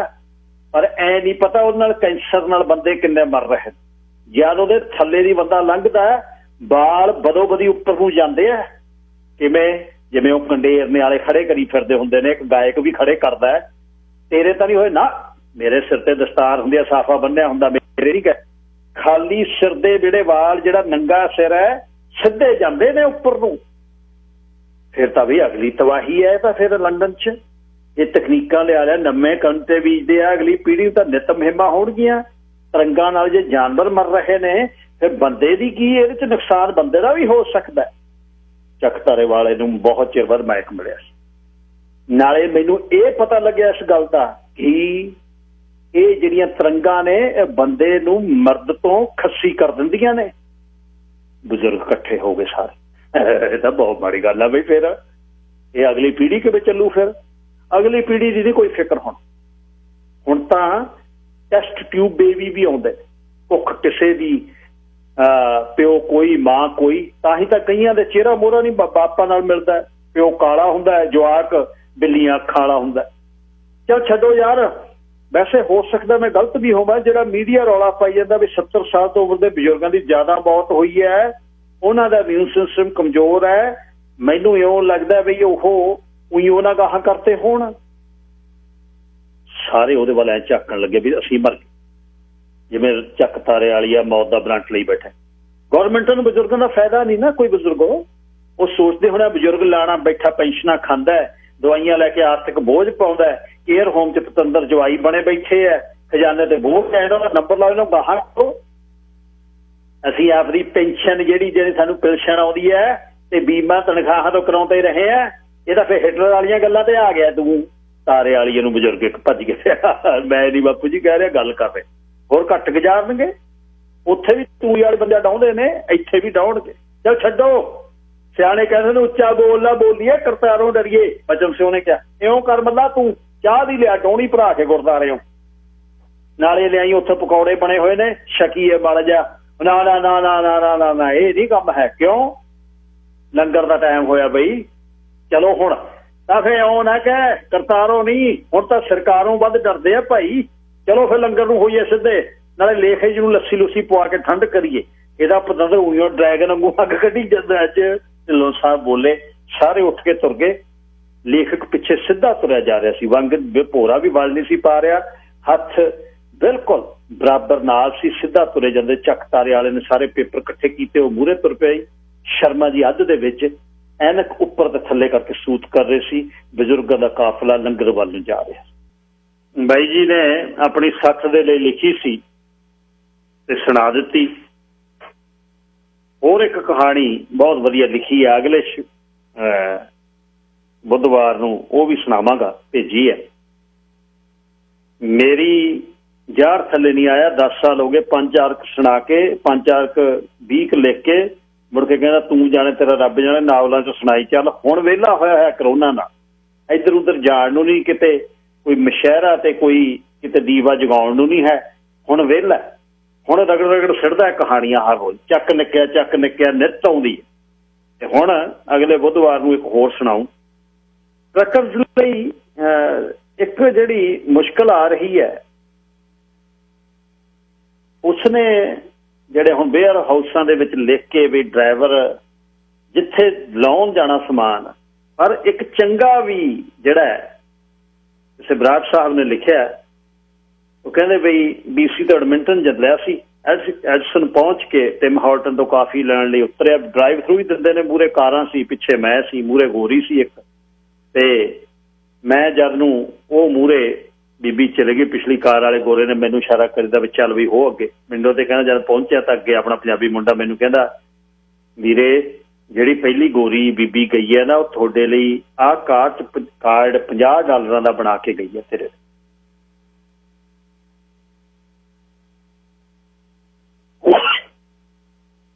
ਭਾਵੁਕ ਹੋ ਜਾਂਦਾ ਮਨ ਕਰੇ। ਉਹ ਕਹਿੰਦੀ ਵੀ $50 ਆਹ ਕਾਰਡ ਦੇ ਵਿੱਚ ਉਹ ਪਾ ਕੇ ਵੀਰ ਤੈਨੂੰ ਦੇਖ ਕੇ ਗਈ ਹੈ ਤੇ ਮੈਨੂੰ ਕਹਿ ਕੇ ਗਈ ਹੈ ਵੀ ਤੇਰਾ ਜਦ ਡਰਾਈਵਰ ਆਵੇ ਉਹ ਟਰੱਕਰ, ਉਹਨੂੰ ਆ ਦੇ ਦੀ, ਤੈਨੂੰ ਉਹਨੇ ਟਰੱਕ ਖੜਾਉਂਦੇ ਦੇਖ ਲੈ ਸੜਕ ਦੇ ਪਰਲੇ ਪਾਸੇ। ਤੇ ਮੈਨੂੰ ਜਿਹੜਾ ਕੁਛ ਮੈਂ ਆਰਡਰ ਕਰਨਾ ਸੀ ਮੈਂ ਕਰ ਦਿੱਤਾ। ਤੇ ਮੇਰੇ ਮਨ 'ਚ ਆਵੇ ਕਿ ਕਿੰਨੀ ਯਾਰ ਇਹ ਲੋਕ ਇੱਜ਼ਤ ਕਰਦੇ ਆ ਸਾਡੀ। ਜਦ ਮੈਂ ਟਰੱਕ ਲੈ ਕੇ ਤੁਰਨ ਲੱਗਾ, ਡਰਾਈਵਰ ਥਰੂ 'ਚ ਖੜੇ ਕਾਰਾਂ ਵਾਲੇ ਸਾਰੇ ਹਾਰਨ ਮਾਰਨ ਲੱਗ ਗਏ ਤੇ ਸਾਰੇ ਹੱਥ ਘੁਮਾਉਣ ਲੱਗ ਗਏ ਕਿ ਸਾਡੇ ਲਈ ਤੁਸੀਂ ਕਿਹੜੀਆਂ ਹਾਲਤਾਂ 'ਚ ਕੰਮ ਕਰਦੇ। ਇੱਕ ਸਾਡੇ ਵਾਲਾ ਲਾਣਾ ਜਿਹੜੇ ਟਰੱਕਾਂ ਵਾਲਿਆਂ ਦੀ ਪਾਣੀ ਦੀਆਂ ਟੂਟੀਆਂ ਬੰਦ ਕਰੀ ਬੈਠੇ ਨੇ, ਪਾਣੀ ਦੀਆਂ ਟੈਂਕੀਆਂ ਤੇ ਲਿਖ ਦਿੰਦੇ ਨੇ ਕਿ ਡਰਾਈਵਰ ਜਹਾਂ ਸੇ ਪਾਣੀ ਮਤ ਭਰੇ। ਤੇ ਕੁਝ ਉਹ ਵੀ ਨੇ ਜੋ ਕੇਲਾ ਫੜਾ ਕੇ 15 ਜਣੇ ਨਾਲ ਫੋਟੋਆਂ ਵੀ ਕਰਾਉਂਦੇ। ਤੇ ਆਹ ਬੀਬੀ ਸੀ ਜਿਹੜੀ $50 ਦੇਗੀ ਤੇ ਜਿਹਦੇ ਕਾਰਡ ਵੀ ਦੇਗੀ, ਤੇ ਹਾਲਾਂਕਿ ਕੋਈ ਜ਼ਰੂਰਤ ਨਹੀਂ ਸੀ, ਗੁਰੂ ਦਾ ਦਿੱਤਾ ਸਭ ਕੁਛ ਹੈ, ਪਰ ਮਾਣ ਕਿੰਨਾ ਕਰਕੇ ਬਾਈ ਜੀ ਨੇ ਲਿਖ ਕੇ ਭੇਜਿਆ। ਤੇ ਅੱਗੇ ਬਾਈ ਦਰਸ਼ਨ ਉਹਨਾਂ ਨੇ ਮੈਨੂੰ ਭੇਜਿਆ। ਸੁਣਾਉਣ ਵਾਲੀ ਗੱਲ ਇਹੀ ਇਸ ਤਰ੍ਹਾਂ ਹੀ ਹੈ ਕਿ ਇਹ ਜਿਹੜੇ ਫਰੰਟ ਲਾਈਨ ਤੇ ਕੰਮ ਕਰਦੇ ਆ, ਅਸੀਂ ਹਾਲੇ ਤੱਕ ਕੋਈ ਸਰੀ ਦੇ ਵਿੱਚੋਂ ਮੁਹਿੰਮ ਨਹੀਂ ਵਿੱਢ ਸਕੇ ਕਿ ਇਹਨਾਂ ਦਾ ਸਤਿਕਾਰ ਕਰ ਸਕੀਏ। ਘਰ ਤੋਂ ਬਾਹਰ ਨਾ ਕੁਛ ਲਿਖ ਸਕੇ, ਕੁਛ ਨਹੀਂ ਅਸੀਂ ਵਿੱਢ ਸਕੇ। ਮੀਡੀਆ ਦੇ ਵਿੱਚ ਸਾਰੇ ਅਸੀਂ ਆ, ਕੋਈ ਨਾ ਕੋਈ ਇਹੋ ਜਿਹੀ ਸਾਨੂੰ ਕੰਪੇਨ ਸ਼ੁਰੂ ਕਰਨੀ ਚਾਹੀਦੀ ਜਿਹਦੇ 'ਚ ਡਾਕਟਰ ਜਿੰਨੇ ਵੀ ਇਹ ਫਸਟ ਰਿਸਪੌਂਡਰ ਇਸ ਸਮੇਂ ਕੰਮ ਕਰ ਰਹੇ ਨੇ ਉਹਨਾਂ ਨੂੰ ਸਤਿਕਾਰ ਦੇ ਸਕੇ। ਇਹ ਕੋਸ਼ਿਸ਼ ਕਰਨੀ ਚਾਹੀਦੀ। ਕਮਿਊਨਿਟੀ ਦੇ ਵਿੱਚ ਜਿਹੜਾ ਹੈ ਸਮਾਂ, ਉਹ ਆਪਾਂ ਨੂੰ ਪਤਾ ਹੈ ਕਿ ਔਖਾ ਹੈ, ਪਰ ਇਹਨੇ ਸੁਨੇਹਾ ਸਾਨੂੰ ਬਹੁਤ ਵਧੀਆ ਦਿੱਤਾ ਹੈ। ਇਸ ਸਮੇਂ ਦੇ ਵਿੱਚੋਂ ਰਹਿੰਦੀ ਜਿਹੜੀ ਜ਼ਿੰਦਗੀ ਹੈ ਕਿਸੇ ਦੀ ਕਿੰਨੀ ਵੀ ਹੈ, ਜਿਹੜੇ ਚੜ੍ਹਦੀ ਬਰੇਸ 'ਚ ਨੇ ਜਵਾਕ ਸਾਡੇ ਜਵਾਨ ਨੇ 20 ਵਰ੍ਹਿਆਂ ਦੇ, ਉਹ ਜ਼ਿੰਦਗੀ ਸੌਖੀ ਕੱਢ ਲੈਣਗੇ। ਉਹਨਾਂ ਨੂੰ ਮੱਤ ਆਪਾਂ ਇਹ ਦੇਣੀ ਹੈ ਕਿ ਪੁੱਤ ਆਪਣੇ ਜਿੰਨਾ ਹੀ ਕਰਨਾ, ਭੱਜਣਾ ਨਹੀਂ, ਦਮ ਨਹੀਂ ਤੋੜਨਾ, ਥੋੜਾ ਕਰੋ, ਬਸ ਓਨਾ ਕਰੋ ਜਿਹੜਾ ਕਰਜ਼ੇ ਤੋਂ ਘੱਟ ਕਰਜ਼ੇ ਤੋਂ ਰਹਿ ਲਓ। ਹੁਣ ਇਸਨੇ ਜਿਹੜਾ ਪੰਗਾ, ਇਹ ਤਾਂ ਲੰਘ ਜਾਣਾ, 15 ਦਿਨ ਹੋਰ ਨੇ, ਮਈ ਦੇ ਵਿੱਚ ਇਹਨੇ ਸਲੋ ਹੋ ਜਾਣਾ, ਕੰਮ ਹੋ ਗਿਆ ਆਲਰੇਡੀ, ਅਸੀਂ ਕਰ ਬੈਠੇ ਹਾਂ ਇਹਨੂੰ, ਜ਼ੋਰ ਇਹਨੇ ਲੱਗ ਗਿਆ, ਜਿਹੜੇ ਬੰਦੇ ਬਾਹਰ ਨੇ ਅਸੀਂ ਮਾਰ ਦਿੱਤੇ। ਪਰ ਇਹਨੇ ਅਕਲ ਸਾਨੂੰ ਦੇ ਦਿੱਤੀ ਕਿ ਇਸ ਸੰਸਾਰ ਤੇ ਅਸੀਂ ਗੇੜਾ ਮਾਰਨ ਆਏ ਹਾਂ, ਨਾ ਕੋਈ ਇੱਥੋਂ ਲੈ ਕੇ ਗਿਆ, ਨਾ ਕੋਈ ਇੱਥੋਂ ਲੈ ਕੇ ਜਾਏਗਾ। ਫਰਕ ਹੈ, ਇੱਕ ਉੱਚਾ ਕੋਈ ਬੈਠਾ 2-3 ਲੱਖ ਵਾਲੀ ਕਾਰ ਤੇ ਨੀਵੇਂ ਨੂੰ ਕੋਈ ਦੇਖ ਸਕਦਾ ਗਰਦਨ ਜੀ ਘੁਮਾ ਕੇ, ਕੱਖ ਨਹੀਂ ਹੈ। ਉਹ ਜੇ ਤੁਸੀਂ ਮਹਿਸੂਸ ਕਰੋਗੇ ਹੀਣਤਾ ਤਾਂ ਹੀ ਝਾਕੇਗਾ, ਅਗਲੀ ਵਾਰ ਨੂੰ ਨਹੀਂ ਝਾਕਦਾ। ਜੇ ਤੁਸੀਂ ਤੇਰੇ ਵਰਗਾ 3900 ਤੁਰਿਆ ਫਿਰਦਾ, ਕਿਉਂ ਕਿਹਾ ਕਰੋ। ਜਦ ਤੁਸੀਂ ਹੇਰ ਵਿੱਚ ਪੈਂਦੇ ਹੋ ਵੱਡਿਆਂ ਨੂੰ ਦੇਖ ਕੇ, ਫਿਰ ਤੁਸੀਂ ਰੱਸੇ ਤੜਾਉਂਦੇ ਹੋ ਤੇ ਫਿਰ ਅਸੀਂ ਫਸਦੇ। ਜਿਹੜੀ ਬਾਹਰ ਵੀ ਜਿਹੜਾ ਚੰਗੇ ਕੰਮਾਂ ਦੇ ਵਿੱਚ ਜਦ ਤੁਸੀਂ ਟੰਗ ਅੜਾਉਂਦੇ ਹੋ, ਹਉਮੈ ਆ ਉਹ, ਹੋਰ ਕੁਛ ਨਹੀਂ ਹੈ। ਔਰ ਹਉਮੈ ਇੱਥੇ ਰਹਿ ਜਾਣੀ ਹੈ, ਕਿਸੇ ਨਾ ਕਿਸੇ ਪਾਸੇ ਨਹੀਂ ਜਾਣੀ, ਨਿਬੜ ਜਾਣਾ ਕੰਮ। ਸੋ ਇਸ ਤੇ ਔਰ ਉੱਪਰ ਵਾਲੇ ਦਾ ਜਿਹੜਾ ਇਨਸਾਫ ਹੈ, ਛੇਤੀ ਹੌਲੀ ਇੱਕ ਦਿਨ ਇਨਸਾਫ ਉਹਦਾ ਹੋਣਾ, ਇਹ ਨਹੀਂ ਗੱਲ ਹੈ। ਸੋ ਬੰਦਿਆਂ ਦੀ ਬੰਦਿਆਂ ਨੂੰ ਇੱਜ਼ਤ ਕਰੋ, ਬੰਦਿਆਂ ਨੂੰ ਵਰਤੋ ਨਾ। ਜਦ ਕਿਤੇ ਮੁਸ਼ਕਲ 'ਚ ਅਸੀਂ ਯੂਜ਼ ਕਰਦੇ ਆ ਨਾ, ਕਿਸੇ ਨੂੰ ਪਤਾ ਹੁੰਦਾ ਕਿ ਹਾਸਾ ਨਹੀਂ ਮੂੰਹ ਤੇ ਨਿਕਲਦਾ, ਫਿਰ ਇਉਂ ਹੁੰਦਾ ਵੀ ਤੂੰ ਰੱਬ ਹੈ, ਜਿਹੜਾ ਕੁਛ ਕਹੇ ਤੇ ਉਹੀ ਕਰਦੇ। ਜਦ ਕੰਮ ਨਿਕਲ ਗਿਆ, ਫਿਰ ਜਦ ਅਸੀਂ ਗੱਲਾਂ ਕਰਕੇ ਦਿਖਾਉਂਦੇ ਆ। ਸੋ ਇਨਸਾਨ ਨੂੰ ਜਦ ਇਨਸਾਨ ਇੱਕ ਦੂਜੇ ਨਾਲ ਖੜਦੇ ਆਏ, ਕੰਮ ਕਰਦੇ ਆਏ, ਪਰ ਜੇ ਤੁਸੀਂ ਯੂਜ਼ ਕਰਦੇ ਆ, ਜਾਣ ਬੁੱਝ ਕੇ ਵਰਤਦੇ ਆ ਕਿਸੇ ਨੂੰ, ਉਹ ਬਹੁਤ ਡੇਂਜਰਸ ਹੈ। ਆਪਣੀਆਂ ਜ਼ਰੂਰਤਾਂ ਨੂੰ ਸੀਮਿਤ ਕਰੋ ਪਲੀਜ਼। ਜਿੱਥੇ ਨਹੀਂ ਸਰਦਾ ਉੱਥੇ ਸਾਡਾ ਖਰਚੇ ਦੀ ਜ਼ਰੂਰੀ ਆ। ਬੱਚਿਆਂ ਨੂੰ ਪੜ੍ਹਾਓ, ਜੇ ਅਗਲੀ ਪੀੜ੍ਹੀ ਲੈ ਕੇ ਜਾਣੀ ਹੈ ਤਾਂ ਜਵਾਕਾਂ ਨੂੰ ਪੜ੍ਹਾਓ। ਇਹ ਬਹੁਤ ਵੱਡਾ ਇੱਕ ਮਨਾ ਚਾਹ ਬਿਨਾਂ ਨਾ ਪੈਸਾ ਚਾਹੀਦਾ, ਕੰਮ ਨੂੰ ਕਿਹੜਾ ਪੁੱਛਦਾ। ਗੱਲ ਪੈਸੇ ਤੇ ਕੰਮ ਦੀ ਨਹੀਂ, ਗੱਲ ਅਕਲ ਦੀ ਹੈ। ਡਿਗਰੀਆਂ ਪੜ੍ਹਾਈਆਂ ਕੋਲ ਚਾਹੀਦੀਆਂ ਬੰਦੇ ਤੇ, ਕੰਮ ਕੁੰਮ ਖੜਦਿਆਂ ਬਿੰਦ ਲੱਗਦਾ। ਐਟਲੀਸਟ ਕੁਛ ਪੜ੍ਹਾਈ ਹੋ ਗਈ, ਕੋਈ ਪ੍ਰੋਫੈਸ਼ਨਲਿਜ਼ਮ ਹੋਏਗਾ, ਕਿਤੇ ਨੌਕਰੀ, ਕਿਤੇ ਰੋਟੀ ਖਾ ਸਕਦੇ ਹੋ। ਇੱਥੇ ਨਹੀਂ ਤਾਂ ਦੁਨੀਆ 'ਚ ਕਿਤੇ ਖਾ ਸਕਦੇ। ਇਸ ਨੇ ਬਹੁਤ ਕੁਝ ਤੋੜਨਾ ਹੈ। ਗਲੋਬਲ ਵਿਲੇਜ ਹੈ, ਸੰਸਾਰ ਦਾ ਪਿੰਡ ਹੈ, ਸਭ ਟੁੱਟ ਜਾਣੀਆਂ ਤੁਹਾਡੀਆਂ ਰੀਤਾਂ ਰਿਵਾਜ ਜਿਹੜੇ ਅਸੀਂ ਕਹਿੰਦੇ ਆ ਨਾ, ਇਮੀਗ੍ਰੇਸ਼ਨ ਇਹ ਤੇ ਬਹੁਤ। ਤੁਸੀਂ ਵੇਖਿਓ ਅਗਲੇ 7 ਮਹੀਨਿਆਂ 'ਚ ਬਦਲਾਅ ਕੀ ਆਉ। ਸੋ ਇਸ ਨੂੰ ਇਹਦੇ ਸਾਨੂੰ ਸੁਨੇਹਾ ਦਿੱਤਾ ਕਰੋਨਾ ਨੇ, ਤੇ ਅਸੀਂ ਸੁਨੇਹੇ ਨੂੰ ਸਮਝੀਏ, ਇਹ ਜ਼ਰੂਰੀ ਆ ਬਹੁਤ। ਅਖੀਰ 'ਚ ਹਰਜੀਤ ਹਰਮਨ ਤੁਹਾਡੇ ਲਈ ਆਸ ਹੈ ਪ੍ਰੋਗਰਾਮ ਪਸੰਦ ਕੀਤਾ ਹੋਵੇਗਾ। ਜਿਉਂਦੇ ਵਸਦੇ ਰਹੋ। ਕੱਲ ਨੂੰ 11 ਵਜੇ ਫੇਰ ਮੁੜ